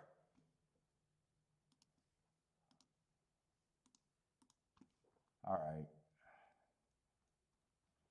I might not like what I did there. I got too excited about this race and was running out of time. 8 in the 13 for less. This was more of the bet here. This was less of the bet.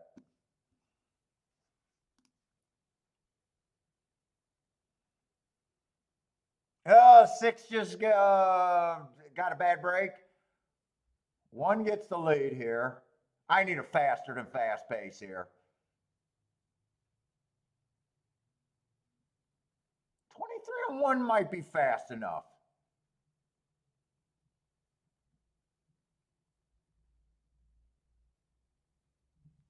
Come on, I need a fast second pace to have a chance at this, I think.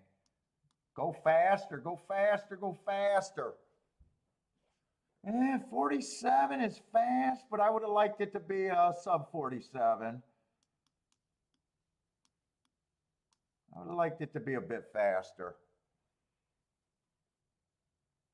But it's not going as fast as I thought it could here.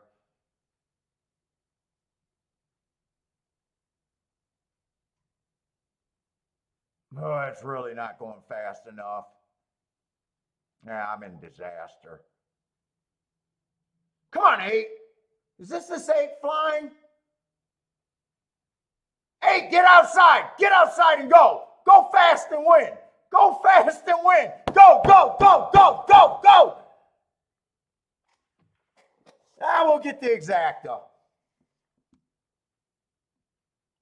As long as that's 11-8, I'll get the exacta, but I would have loved an 8-11.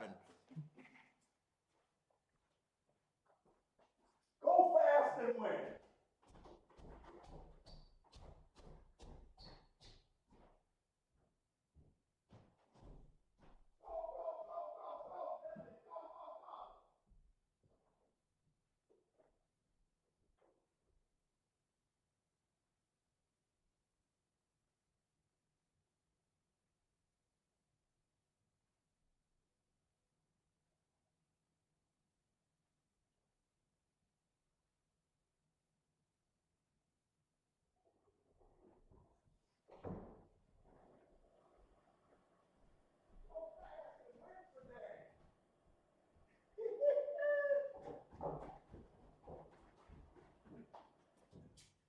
Billy's looking at me like I'm crazy.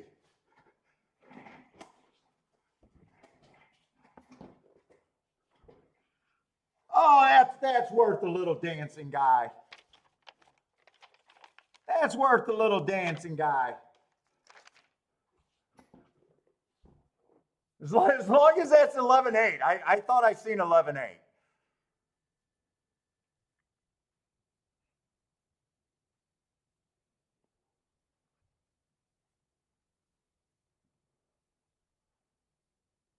Dude, there's no way, other than saying this horse, dude, really, in my head, you guys know that I save points, but in my head, it was obscene that he was 31-1. Just absolutely obscene. The only question, I thought the pace was going to be fast enough, and the only question is he going to take to the turf? Perfect running style, fucking actually, tons of class. It's just, is he going to take to the turf?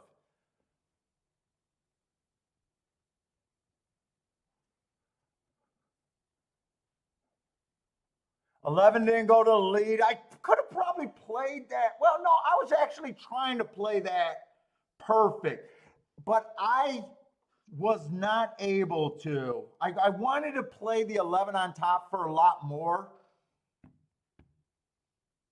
That's why I had them circled, but because of the short time, I just played that as a flat $20 base bet.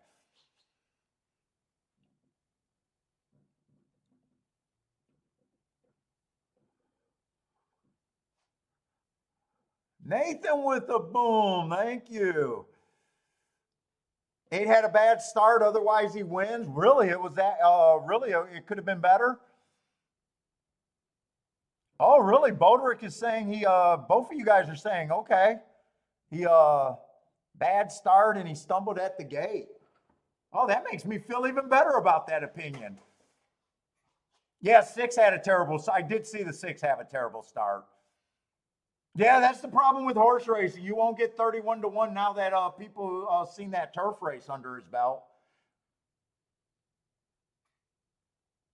This was just a beautiful scenario, just seeing that much speed in the race. And I'll tell you another thing. Not only that much speed, but I was telling you guys how, dude, they either come from super far back or they go wire to wire so far this year. And I just thought there was no way that they were going to go wire to wire this race. If there was a horse to do it, I thought it would have been the 11 with the grade 1 races.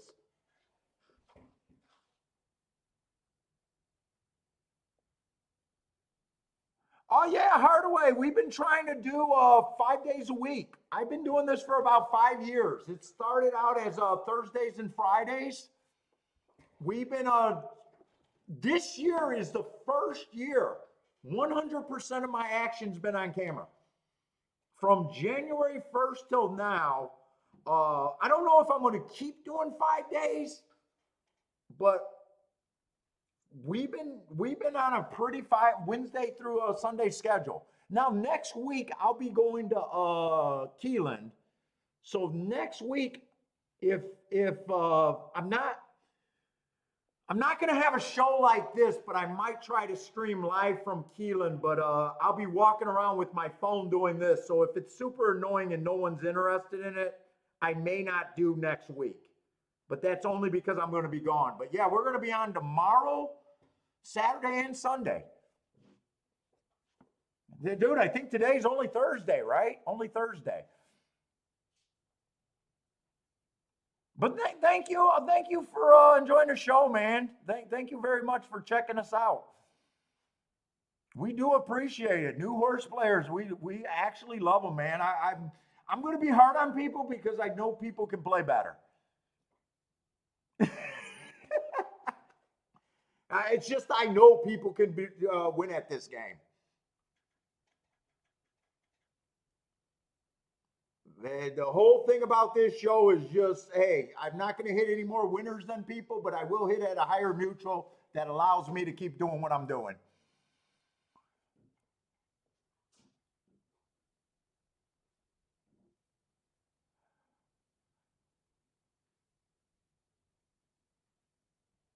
Buy stocks with the Saturday. Yeah, this year I've been just hitting to the grindstone, trying to make the show grow. It's not growing. It is growing, but As long as I'm keep having fun doing it and I can get my Hardaway, the biggest thing for me is it takes me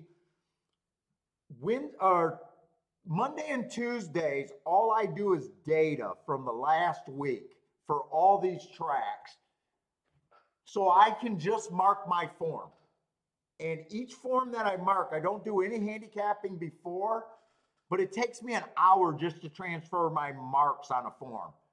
So you figure 5 shows, Monday and Tuesday, all I'm doing is doing data. And then the next mornings and evenings, I'm spending another 10 hours just marking the show, just marking to do the show, to have small edges. Oh, thank you, Buy Stocks.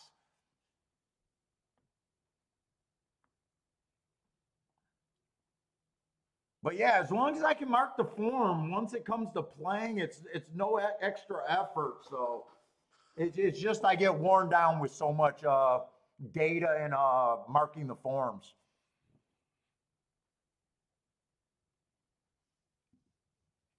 Yeah, ROI. Yeah, well, absolutely. That's what the whole game's about. I would not be playing dude. I would not be playing this game if there was no ROI. Bodrick, I could not spend the hours that I do just streaming a show for free. I don't have a job.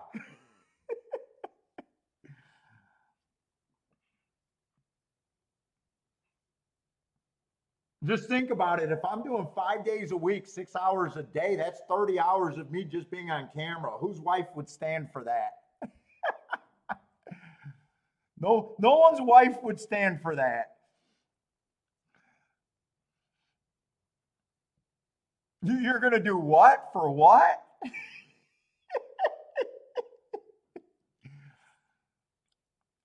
That's what you're going to do with your life?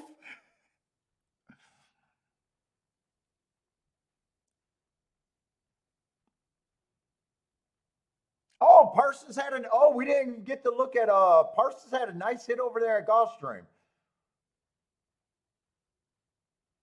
6-1 winner?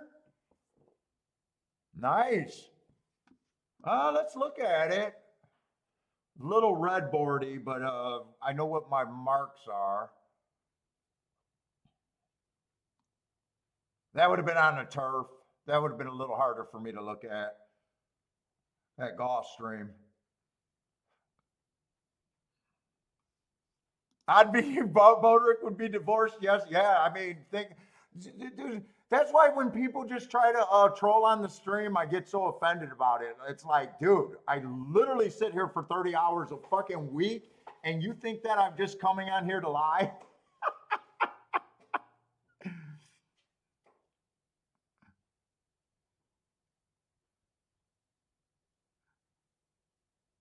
Take it easy, Hardaway. We'll be looking for you, man. We'll be looking for you in the future.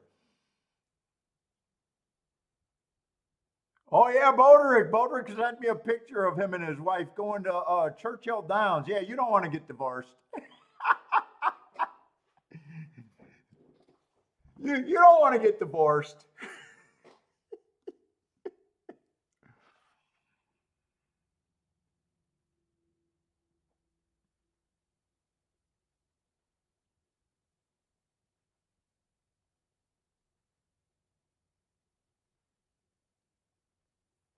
Okay, I'm not gonna.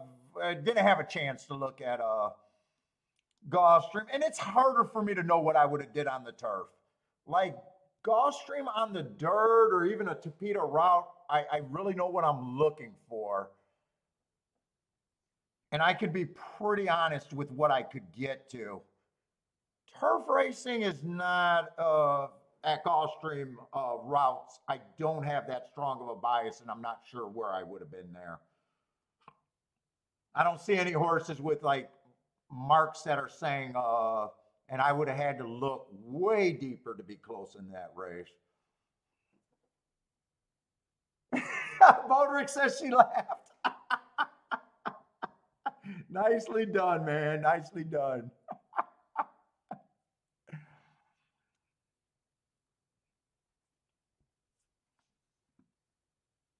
Yeah, and think about it. That's just, I do all that work not to have any more winners than anyone else. I mean, it's just a math game. That's all it is.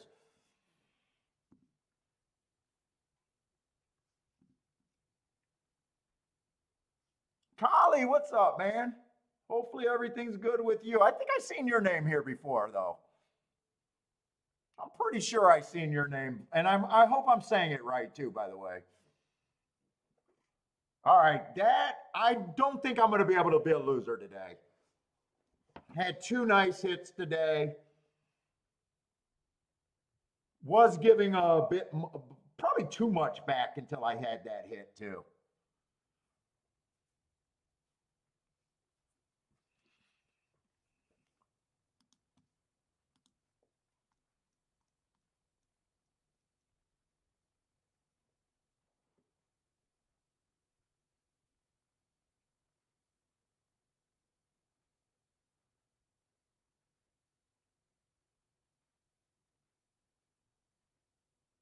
Let's see, it says turf to route winner. Turf to route winner? Is that at Gulfstream? Wait a minute. Wait a minute. What is he saying? Turf to route winner?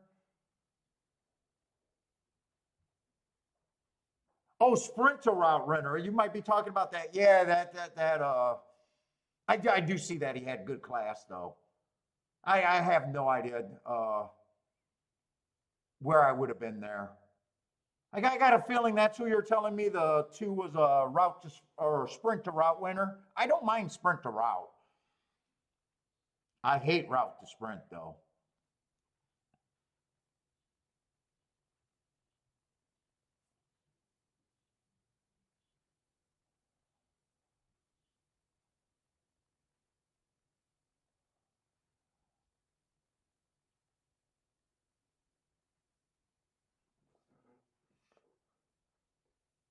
Let's see. We're going to go over to Keeneland though. But let me just glance at Gulfstream. That is going to be a dirt route. I just want to see what's left, or a dirt sprint. Dirt sprints to me are.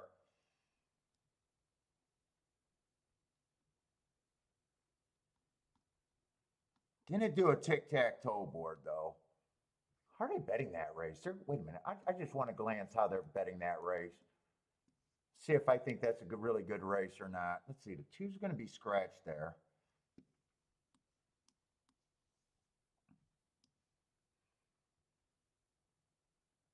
So the 3 and the 5. 5's going to be in the 4 hole with the scratch. They got 3 horses at 5-2. That's not great for a betting race.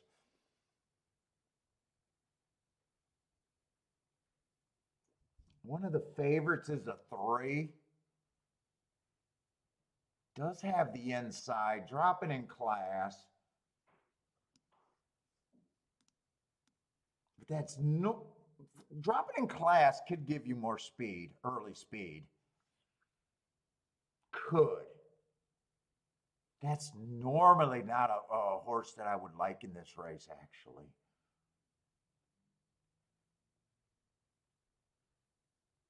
That's normally not a horse other than the inside that I would like.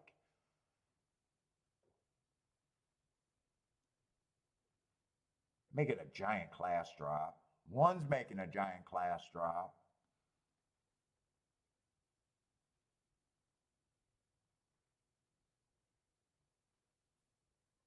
Four, 7-2, so he's kind of taking a lot of action. He makes sense on the inside. 5 at 3-1. See, I'd say running line and finishes, he makes sense. But he already took a class drop, been at this level and lower for longer. That doesn't sound good for 3-1. But in a way, he fits.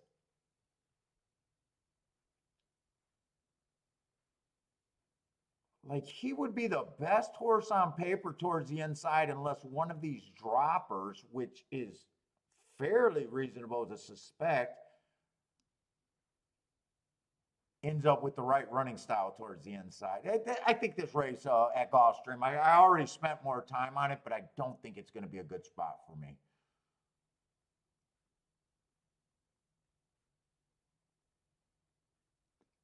God damn, but I think 8's a terrible 3-1. I think 8's a terrible 3-1. On the far outside, already took the drop.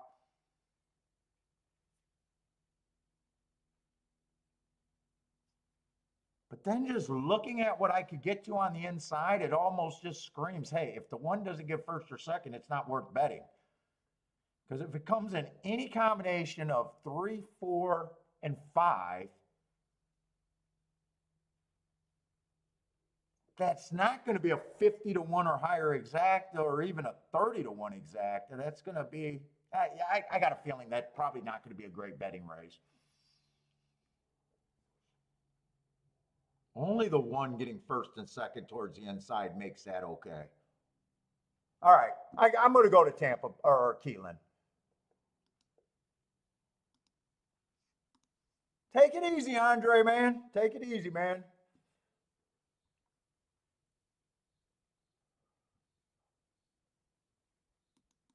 Yeah, I'm not so sure if that Gulfstream race is going to be special.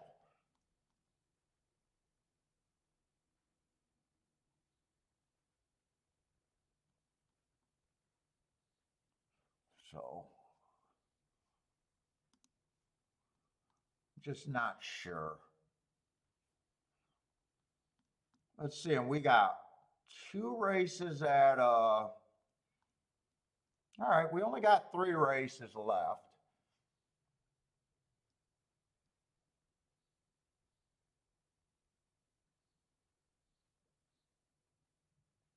This is probably the better betting race without looking at it yet. And it did get scratched down to 6 horses. Did get bet down to 6 horses. Because last race we got at least 3 first-time starters and some lightly raced horses. Just make that dangerous by definition.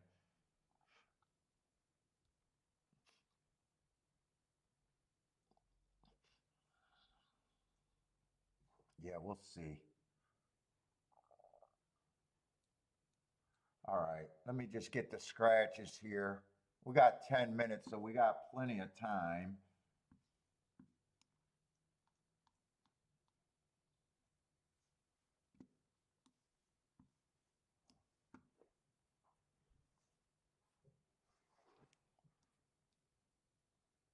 See, we got 1 mile and 1/8, 80,000 on the turf or on the dirt.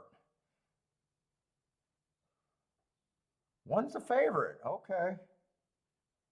Got front speed, capable of stalking, and 2 races back, even when he was a closer, he still ran. Let's see, that was a 1-race sample, so I don't have any extra notes on that. It just looks like, yeah, that's a good looking race. Closed, got in position at the top of the stretch, missed by 1 length. No real problem with that. And the next race was a grade 3 race. He was in position at the top of the stretch, pretty close to the pace, an average pace. Grade 3, nothing's really wrong with that letdown. I'm going to have to see the other horses to say, yeah, I think even money. I never think even money is getting overpaid, though. I will say that. It's just me deciding if I think he's even priced right at even money. I've never had an overlay that says I'm getting overpaid at even money. Never.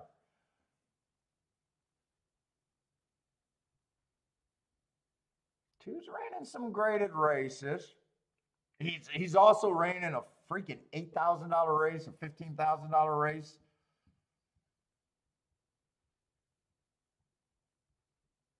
I don't know. Those a starter allowance 8,000 just makes me be like, yeah, that's what he won. Ugh.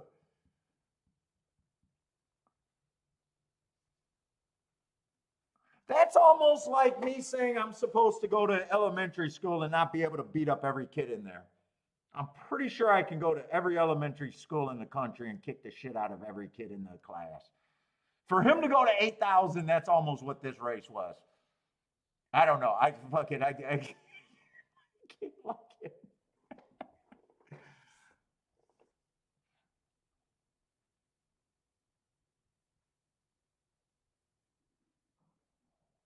I say 3 got some nice races back there. Some little starter stakes. I'm not sure what those are. Blair's giving the warning. Class is temporary and always changing, right?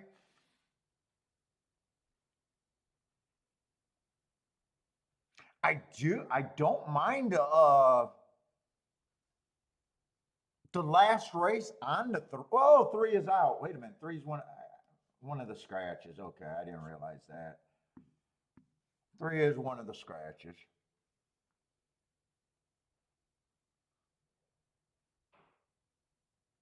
5, I got no problem with the wow. 5's 9 to 1. I had no problem with the 5. I probably think 5 offers a little value right now. He just looks like, yeah. I think he should be about 5 to 1 probably.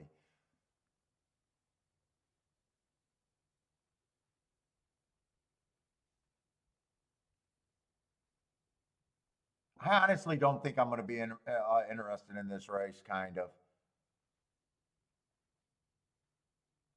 6 at 7 to 2. I probably don't have a problem with that.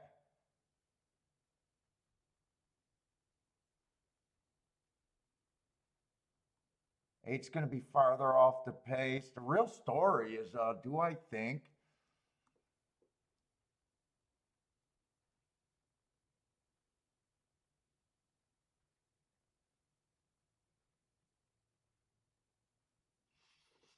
is there other speed in this race besides the 1? Let's see. 2's not going to go to lead.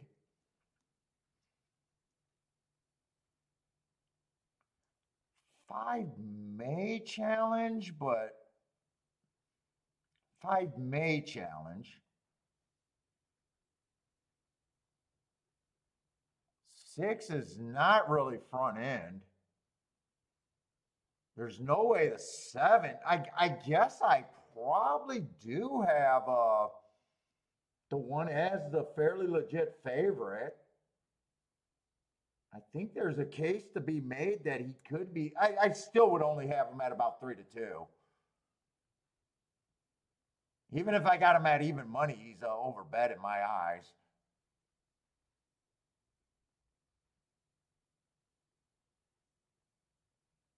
Two, I really don't like that he went to the elementary school and beat up on some $8,000 claimers. He did go back up to a higher level, but man.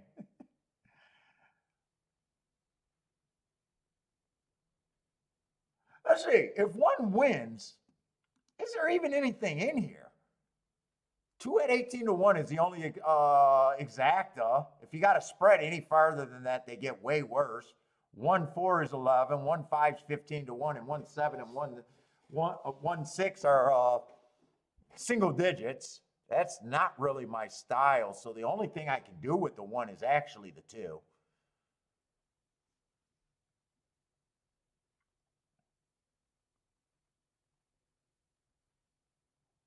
If I tried to beat the 1,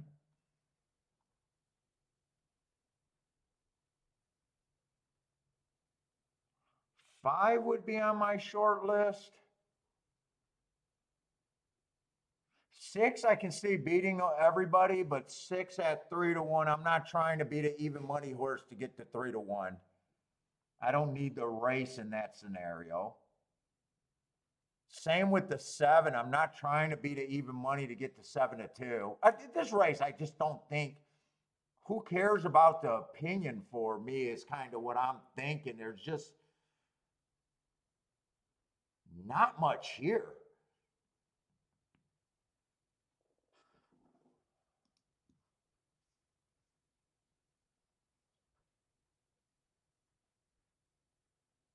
Like even 1 2 is not tempting enough.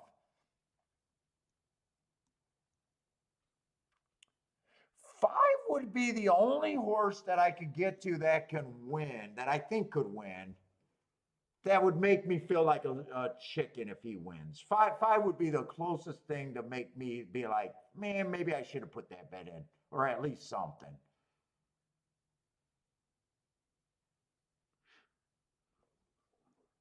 Let's see, if I finish this betting line, it looks like this. 1, 2, 3, 4, 5. I got 5 horses. I don't think they're all equal.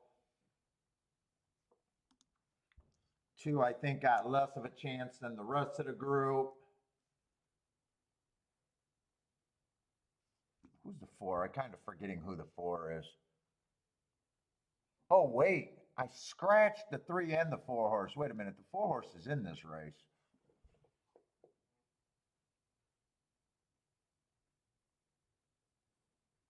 Four horse might be the horse that's forced to put a little bit of pace here.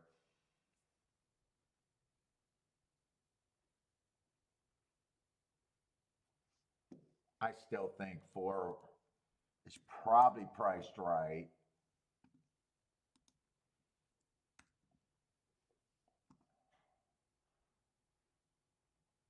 I can give 5 a 15% chance, and he still represents an overlay that I think got a fair shot.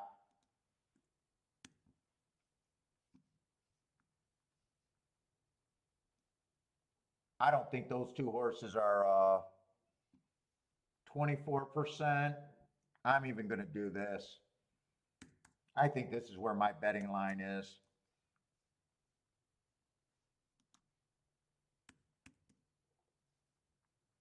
That's where my betting line's at.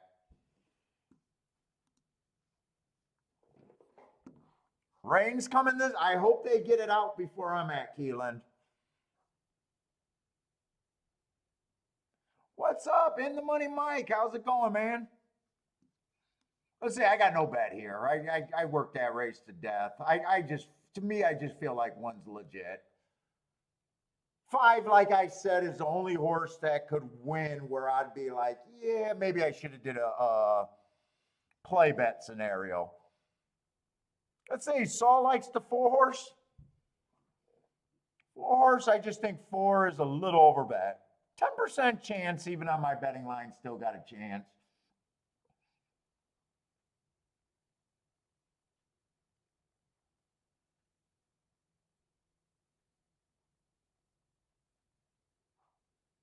Yeah, I just hope next Wednesday, Thursday, and Friday, it's beautiful out there at Keeneland. Kiki went through Lexington yesterday on her trip. I think they went to Tennessee. I had to ask her on our phone call. I was like, by the way, where the fuck are you guys at? She told me, and I don't even remember. I think Tennessee, North Carolina, somewhere the fuck around there. I have no clue. Oh, it's slow for you today? Yeah, I had 2 nice hits today. And wrote down some nice tries, but didn't pull the trigger. Very happy with my handicapping today, though.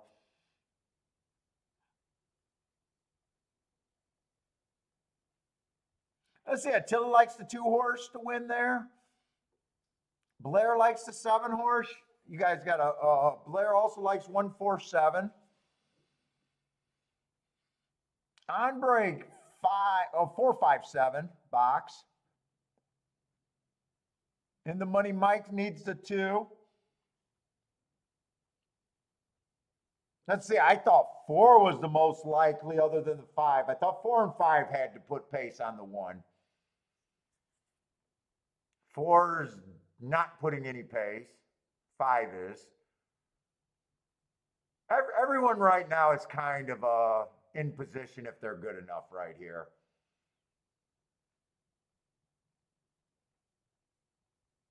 4 looks like he'll have the hardest time, but outside the 4, and he's still interested in running.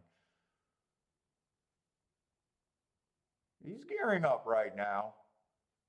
1, it just matters if 1 got a horse or not. Doesn't look like he's responding very well, though. He's going to have a gut check if he's going to win this race. He's fighting on, but this is a fight to the finish right here. 2 horse got through on the rail. I think huge price here. Well, he ended up being overlay even on my betting line, but I did not like that starter allowance race.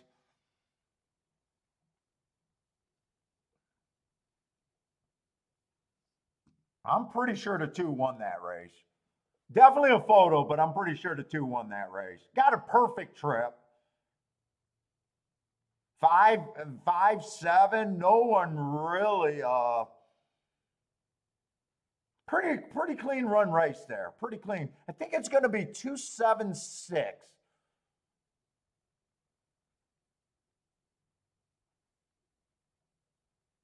In the money, Mike. Let's go, man. Attila with the boom. I know some of you guys had the 2. Attila said the 2. In the money, Mike needed the 2. Bob went with the 2-1 exacta.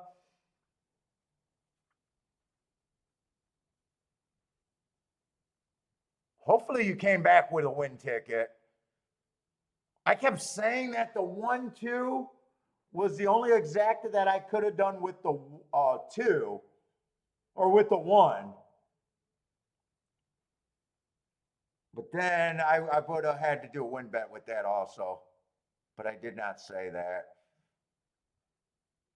Gizmo, yes, it's the 2. Yes, 7 tried hard. I don't think anyone, other than the 4 being too far back, like everyone, I think that was a pretty clean run race. Most of the horses were in pretty good position the entire race. It was just at the top of the stretch, it was just a matter of who was going to have enough there.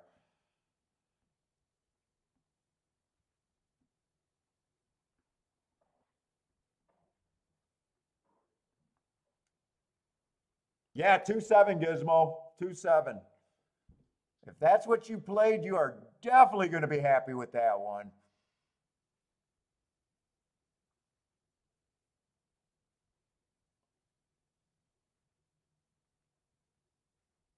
Nice, Gizmo.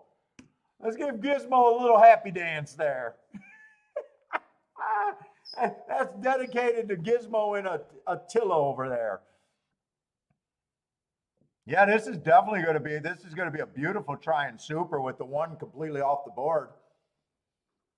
I just couldn't get by him thinking that he was the legit favorite. Try is going to pay humongous. Super is going to be huge.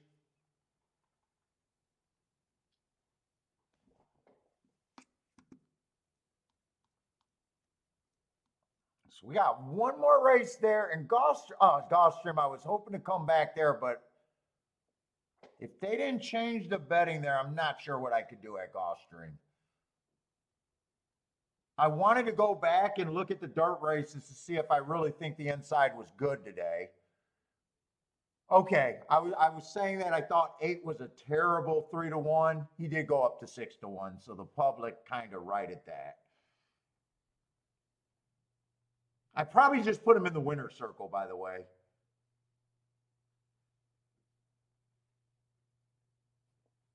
But I still think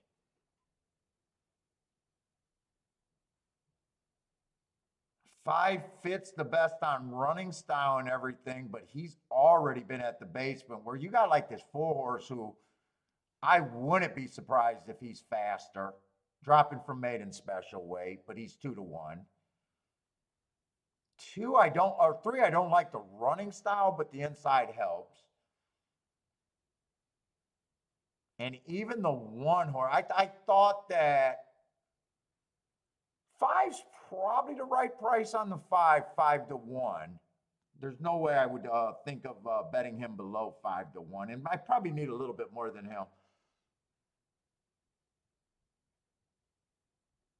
I think I would be interested in 1, 3, 4, 5, but I would need the 1 or the 5 to probably get first or second. But I think I'm just sitting out this race. I have no need for this race.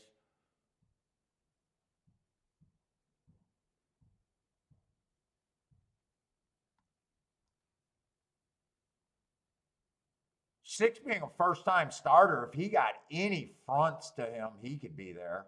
At 40-1, he's being ignored probably by too much. 7, I probably like the 7's chances better than the 6 and the 9, but I'm still not betting that race.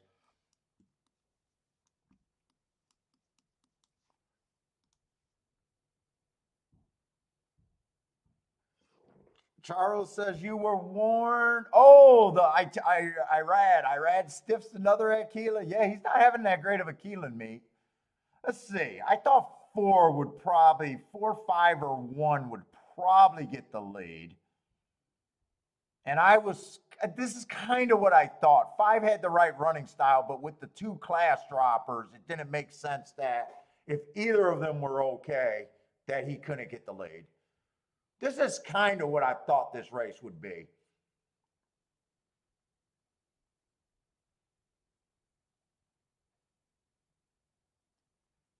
One, if 1's good enough, can win. 3's coming late.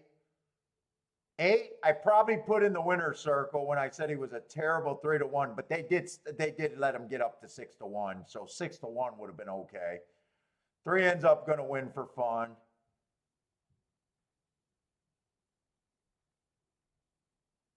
8's going to get second. 4 or 1, just both of them showed speed. I know I wouldn't have played the 3-8 combination. I do know that.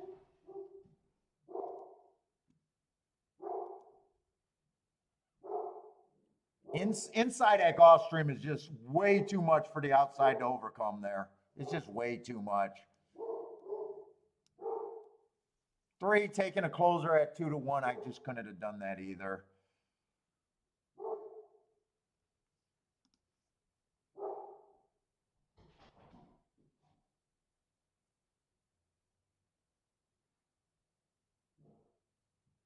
Let's see. Click on Brian. Let's go. Lost his pick 4, but he still has a pick 3 closing out. With a pretty pricey middle leg there for you.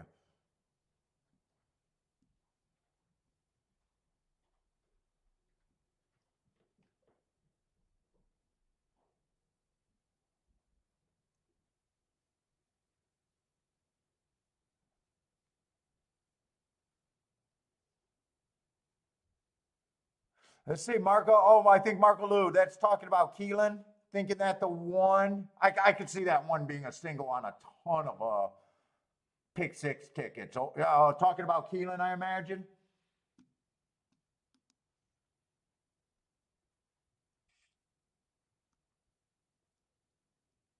I got the morning line on this form. I wonder what his morning line was. I bet his morning line was probably about 6-5 or something like that. What was his morning line?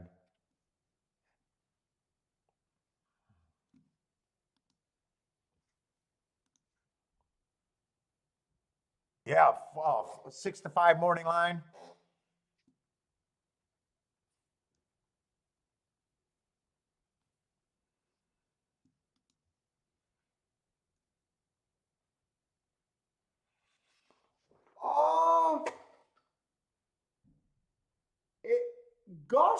Oh, fuck. Has it been chalky at Gulfstream today? There was definitely spots. I had a 10-1 winner earlier, or 9-1 winner, something like that. We did get shot. I did get a lot of races at Gulfstream where I wasn't able to look at just because of time. I know there was a 9-1 winner and a 6-1 winner. A 9-2 winner. I don't know if it was complete chalk. It did feel like we didn't get a lot of time to look at. There was a $33 horse in the first race. I don't even remember that race.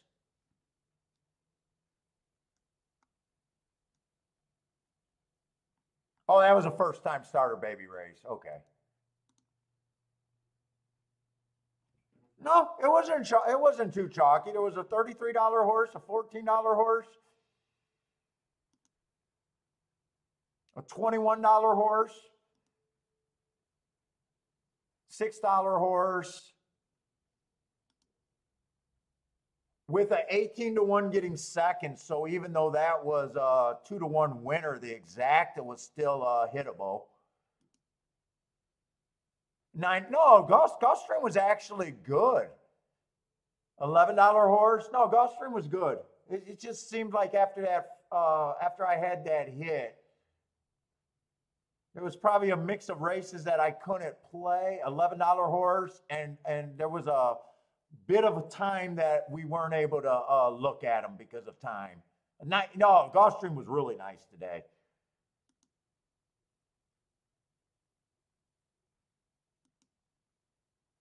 In fact, this was probably the worst race at Gulfstream today with the 2-1 over the 6-1 and it combining for $11 exacta. Yeah, no, Gulfstream wasn't bad. But for the show, it was kind of, we didn't have time to look at every spot there. In fact, I'm not even sure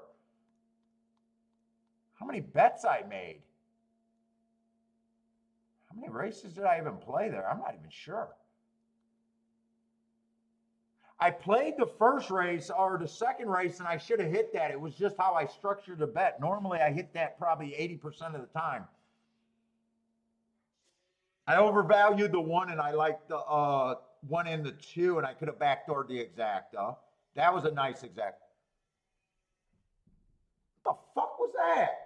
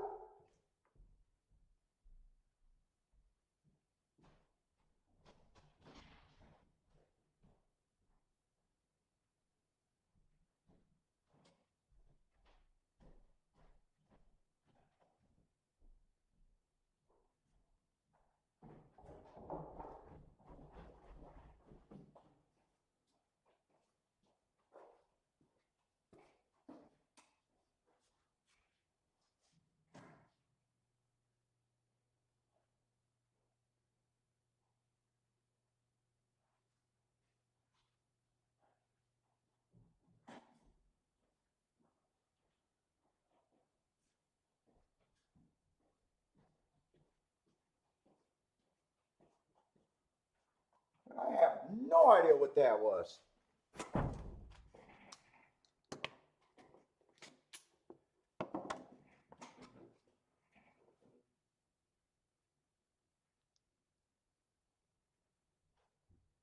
There's something like a drill at the back of the house.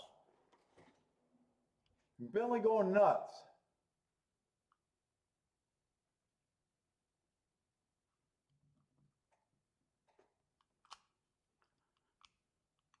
Fuck, I need a loader.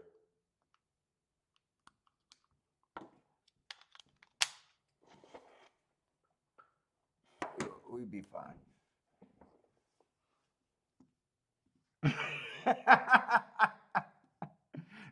Hey, Boderick, that's my underwear gun. Kiki calls it my toilet gun. Dude, either that or I had an appliance that just went dead. Hope it's not the sump pump.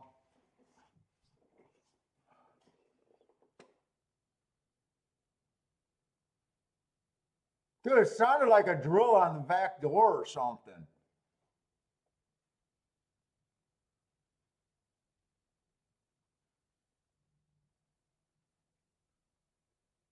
I have no idea what I heard.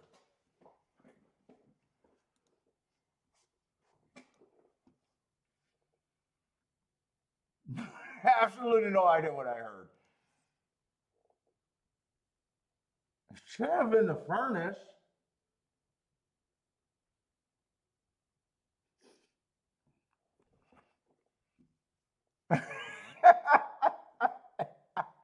The Texas boy, you know what that sounds like. Yeah, don't come to my house unannounced. I live in a nice upper class suburb, but Jesus Christ, my ghetto roots are strong.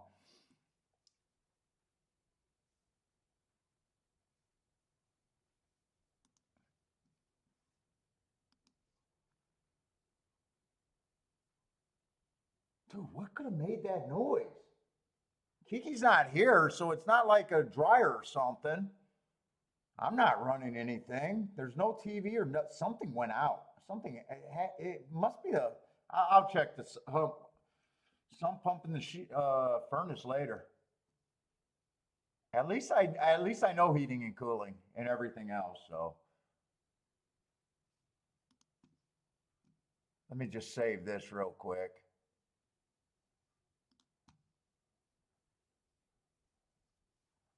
Let's see.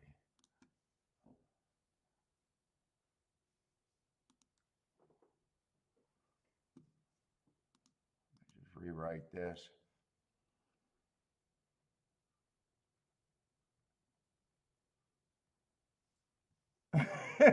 Charles is his door's for your protection, not his. Yeah, dude.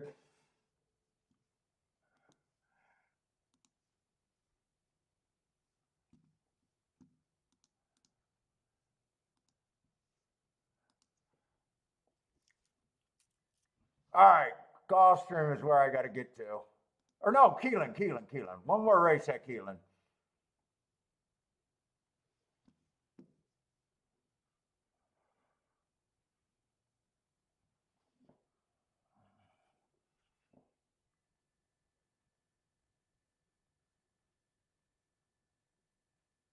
Now I just replaced that sump pump 2 years ago. It can't be the sump pump.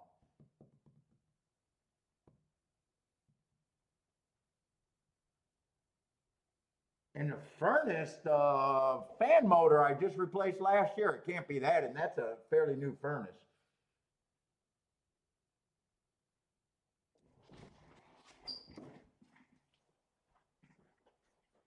Can't be those two things.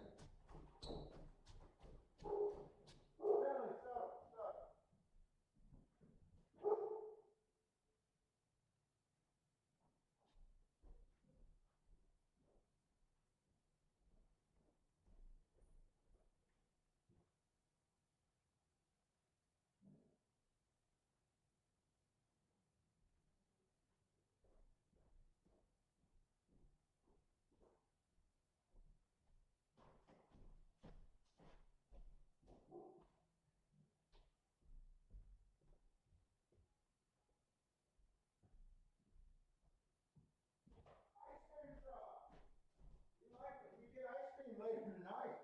You do.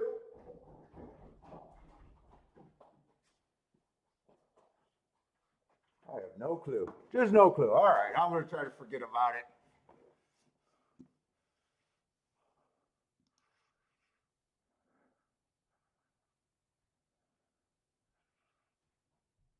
Yeah, you know what? Bentley's been fucking the greatest.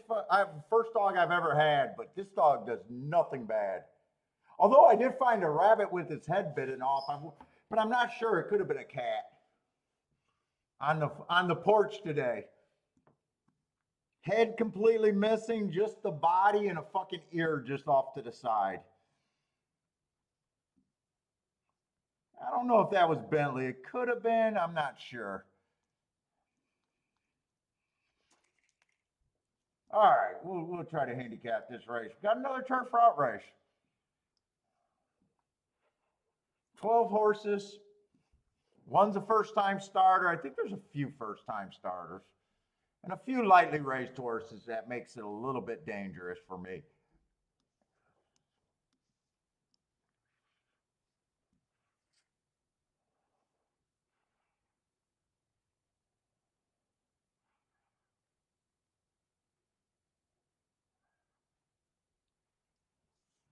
Who's the favorite here? Let's see. The 8 is taking the money. 3-1, so lukewarm favorite. Let's see. 9's coming from the West Coast, so I don't have marks on him. 8's coming from Gulfstream, stalking closing day, ran with the track there, average. Got in position at the top of the stretch, just wasn't good enough first time out. Got no problem with that race. In fact, I probably wouldn't even argue. If he's a lukewarm favorite, I got no problem with it. I wouldn't have problems if the 9 was taking money either. Really wouldn't have a problem. 10 just ran one race. That doesn't look like a terrible race. Definitely looks like a race you can take a step forward from. I wouldn't have a problem with him taking money either, which he is.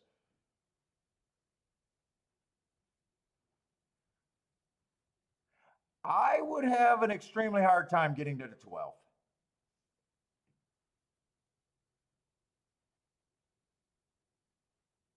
Extremely hard time.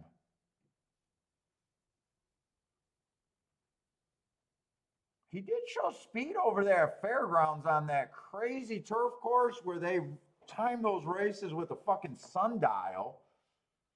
And speed's not generally good there. But even for me, I will say I'm reaching extremely hard, but I think you need every bit of that 52 to 1 to get there. Lightly raced, but still. 13 is going to be a first-time starter. I like betting horses with stories. I just have no story.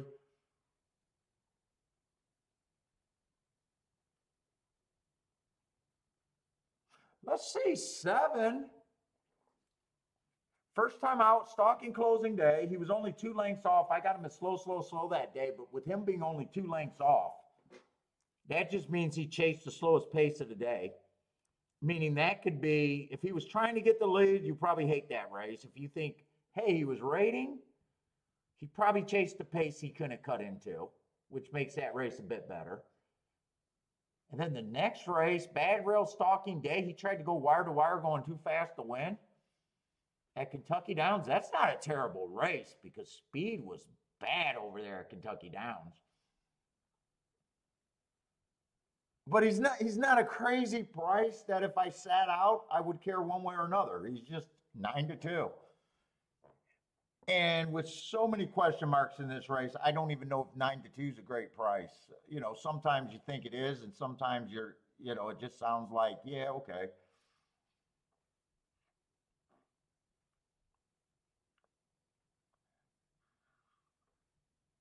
Six should be a little bit longer, but not impossible. I just don't have a good story with him, but he's been hitting the board every time. But he feels like there's other horses that can just take a step forward more than he could right now. But I wouldn't have a problem with him winning. If he wins, I'm like, okay, he did it. I wouldn't be shocked, or that's the craziest improvement in the world. It's just.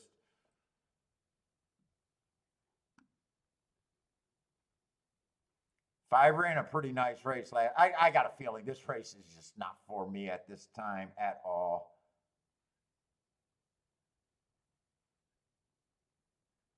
Unlike the last race where we thought, where I kind of handicapped that race like there's a crazy amount of speed. I know that speed can't be good.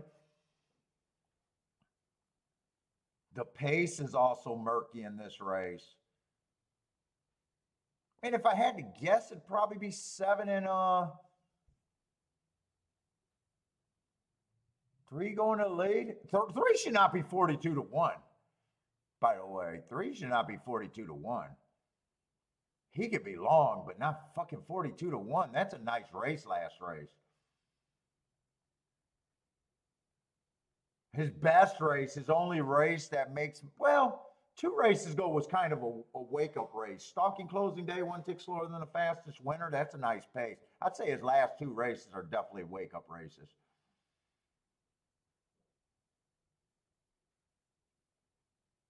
Could I even make a betting? And one's a first-time starter. Let's see. If they all start at 10%, I'd probably just put the first-time starters at a random 5%.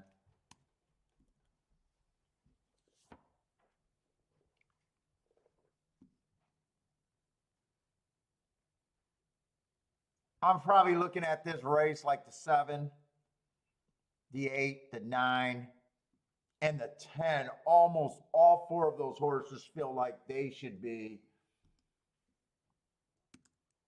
kind of the bulk of my opinion, I would guess. The horses that I think would have the easiest time of improving.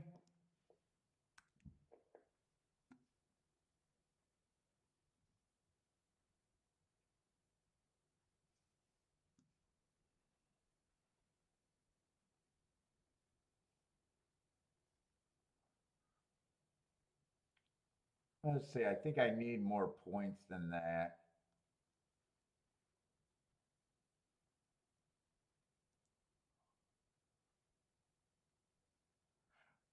All right, there's no difference between 1% and 2%, so. I don't like being this hard on the first-time starters, but there's still overlays. Well, except for the 11. Two of the three first-time starters would still be overlays. In fact, I can go a little bit longer or shorter. There's still 3. I'm going to give 5%, but I do not think he should be anywhere close to 46 to 1.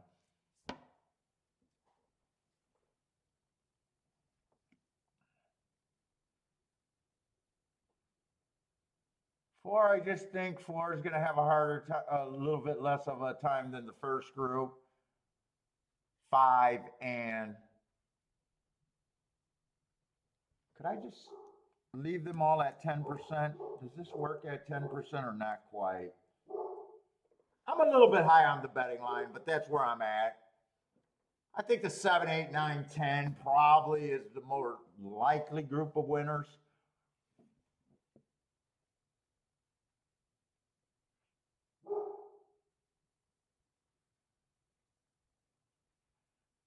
There's it. Attila likes the 8 horse here.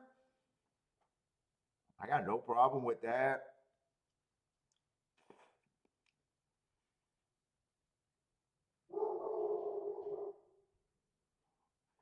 If I wasn't having a good day and really wanted to play this race, what could I do?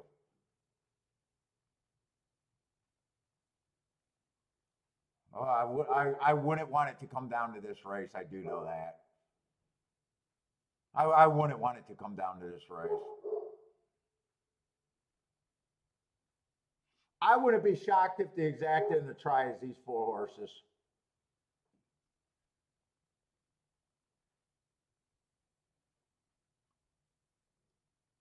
It'd just be coming down to picking the right key and betting it right. 3 is the only horse tempting for me to do something with, by the way. 3, I just don't think should be 46 to 1.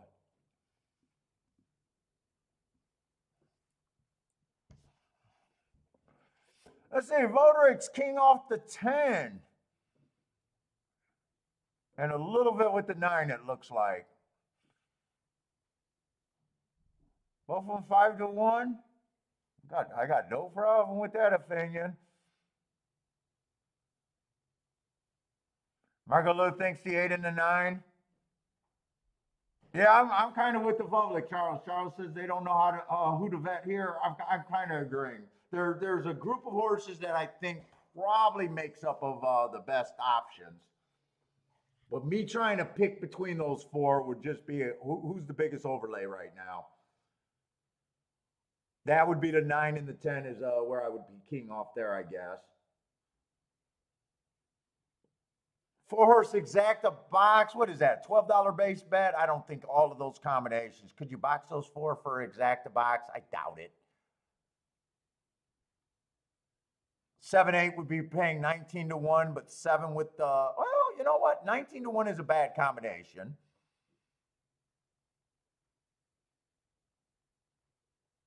But everything else is above 20 to 1, but that gets you even money. The high side of that is $40.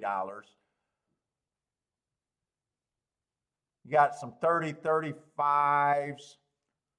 I don't like 4 horse boxes. I would try to guess on the right key there. That try might be okay.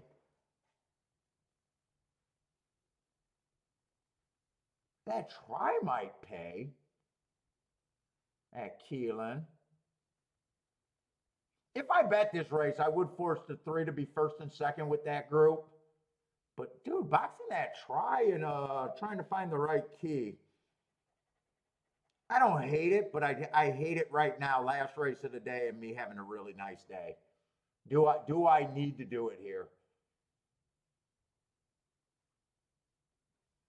Let's see, they just scratched the 6. That doesn't change much about how I would spend the points. In fact, that changes almost nothing. That just goes to 21, 21, 21.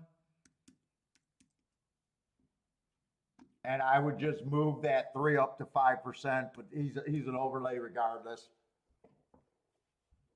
I got no bet here. No reason for me to do anything here, really.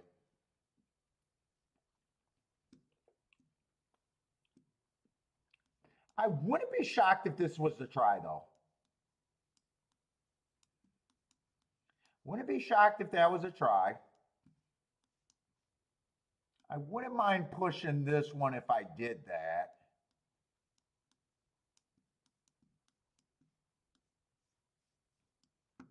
Even these exactas, I don't like it. I would rather pick a key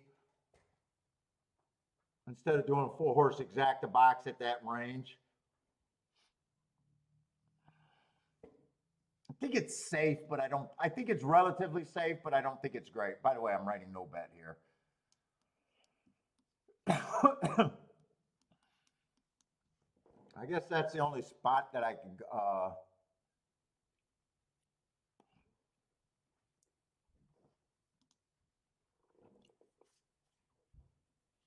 we'll see how this plays out.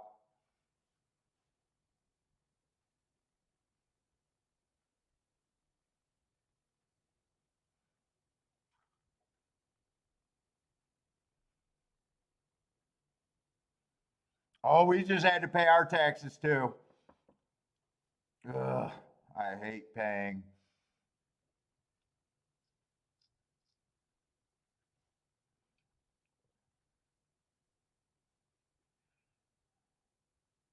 Who's the 1 with the lead? 23 and 4. I'd say that's one of the slower paces we've seen so far today.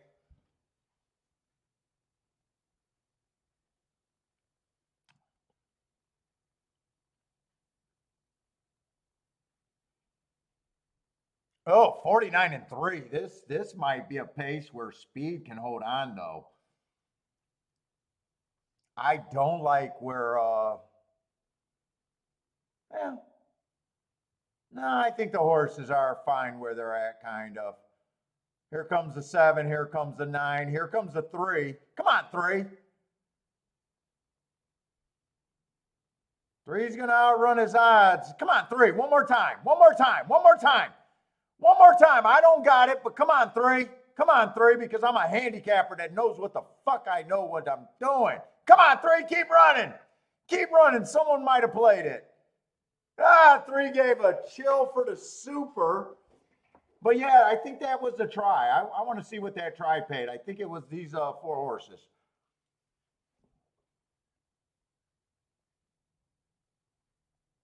Seven.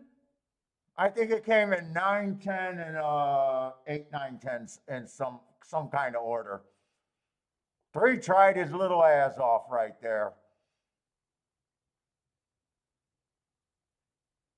Looks like 7, 9, 10, 3. 7, 9, 10, 3. I got a feeling I'm gonna be like, hey, this try could have been played.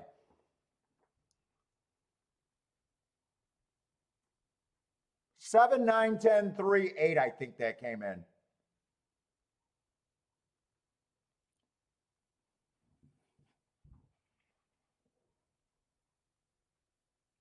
Charles, think he got the super? 3 is going to help that super a whole lot. And I don't think that try is going to be bad, actually.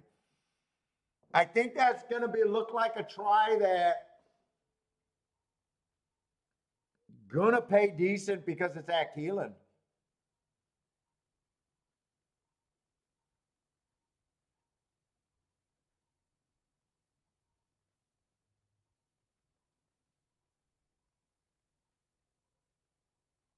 Oh, they left the 7 uncovered?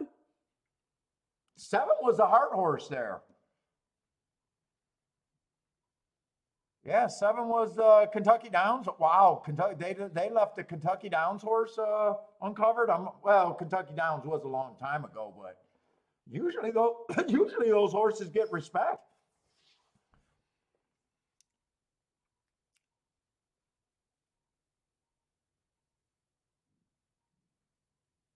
Oh, you needed a 5 for 4th? I thought you had the 3. I thought you had the 3 there. Oh, you're going to be sick that you didn't listen. I can't say you didn't listen. I never thought super. I thought this try could have been had. I thought King the 3 first and second with that same group. I thought the 4 horse exacted. Now, if I would have decided, I kept saying that the key would have had to be the back. Oh, wait, the 9 might have won the race. They think the 9, this got better if the 9 wins. Well, now he's going back to the 7 horse. 9 and 10 would have been the keys there, by the way. 9 would have been the bigger overlay. Even on that betting board. I kept saying that I would have preferred, instead of doing a 4 horse exacta box, if you figure out and got the right key, it would have been better.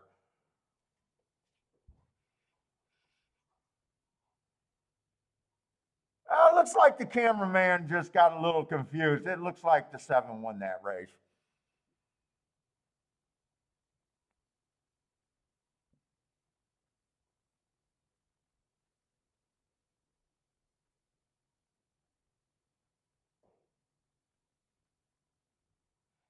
You guys are calling a carryover for tomorrow, huh? No, 7 was uncovered then, I guess.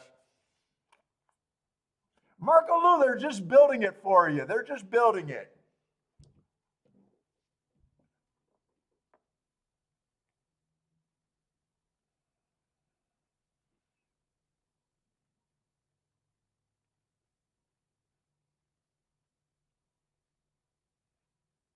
Charles says, Charles says that the 7 was uncovered. Let's see, did Lloyd hit this? Lloyd looks like, oh, Lloyd hit this.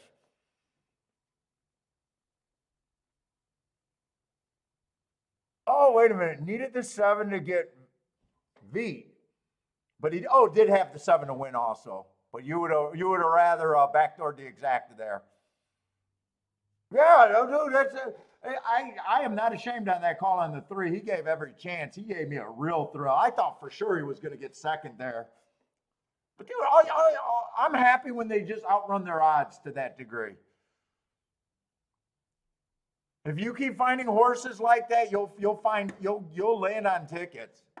And when you're not afraid to play them, it's going to be hard when you're right to finally be way above, you guys know. Sid, God, how do I say? Siddharja? I feel like I should be able to figure this name out. Siddharja? What's up, man? Hopefully I'm close to that name. Siddharja. Siddharja?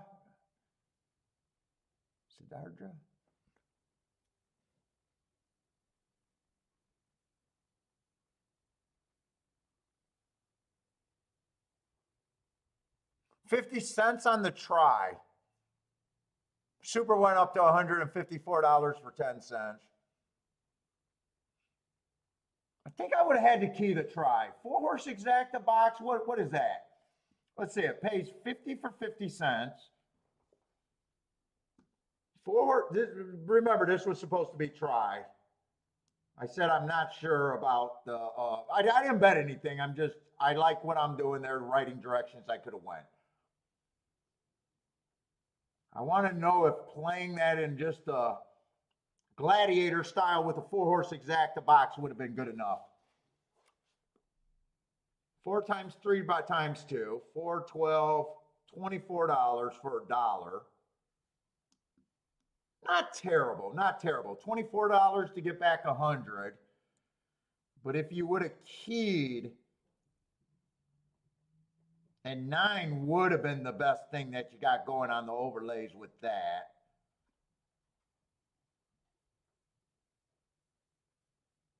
You could have made the ticket more manageable.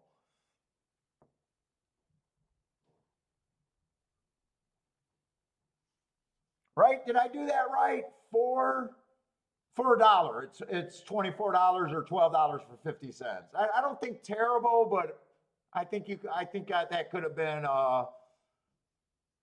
bet better. And if you bet it better, you got a chance of putting, even though it didn't work out there, you would have been able to put the 3 in some minor spots. You know, just in case the 3 ran third. You don't need them for second, because if he wins or gets second, you end up, that would have got you the exacta.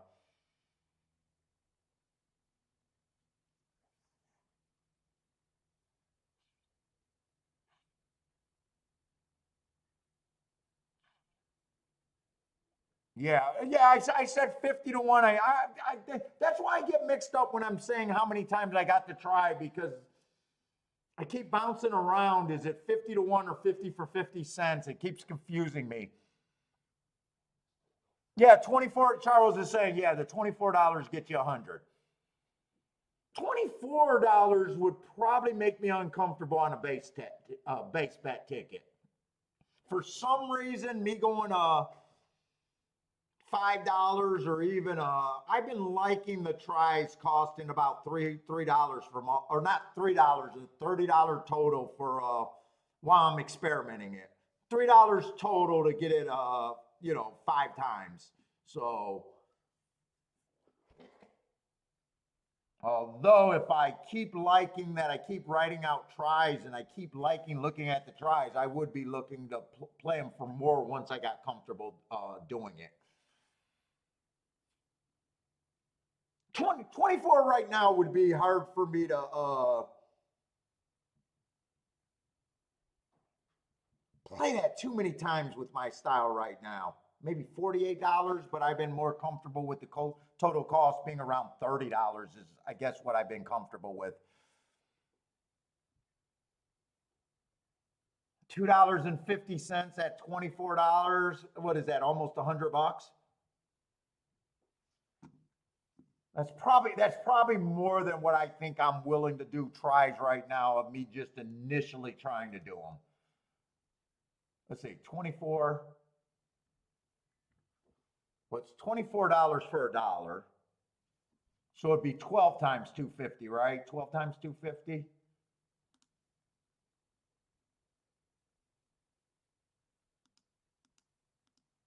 That would get you 5. Oh, that would be $30. Did I do that right? I don't know. Look, I'm playing with tries right now. But anyways, guys, thanks a lot for hanging out with me. Good luck if you guys are still playing. Stay safe out there. Tomorrow we'll be doing Keeneland and Gulfstream again for the whole week. Yeah, smash the likes on your way out, everybody. And if you're new, give us a follow. And you can't judge a handicapper after any one particular show. These shows are boring, but trust me, if you want to learn and you want to get a really good idea to get your level up, I am extremely proud of the show. And I don't think it's far-fetched for me to believe that I can make people better. Without picks. But anyways, everybody, good luck. Hit the like buttons on the way out. Stay safe out there and hope to see everyone tomorrow. And I got to figure out what that damn noise was.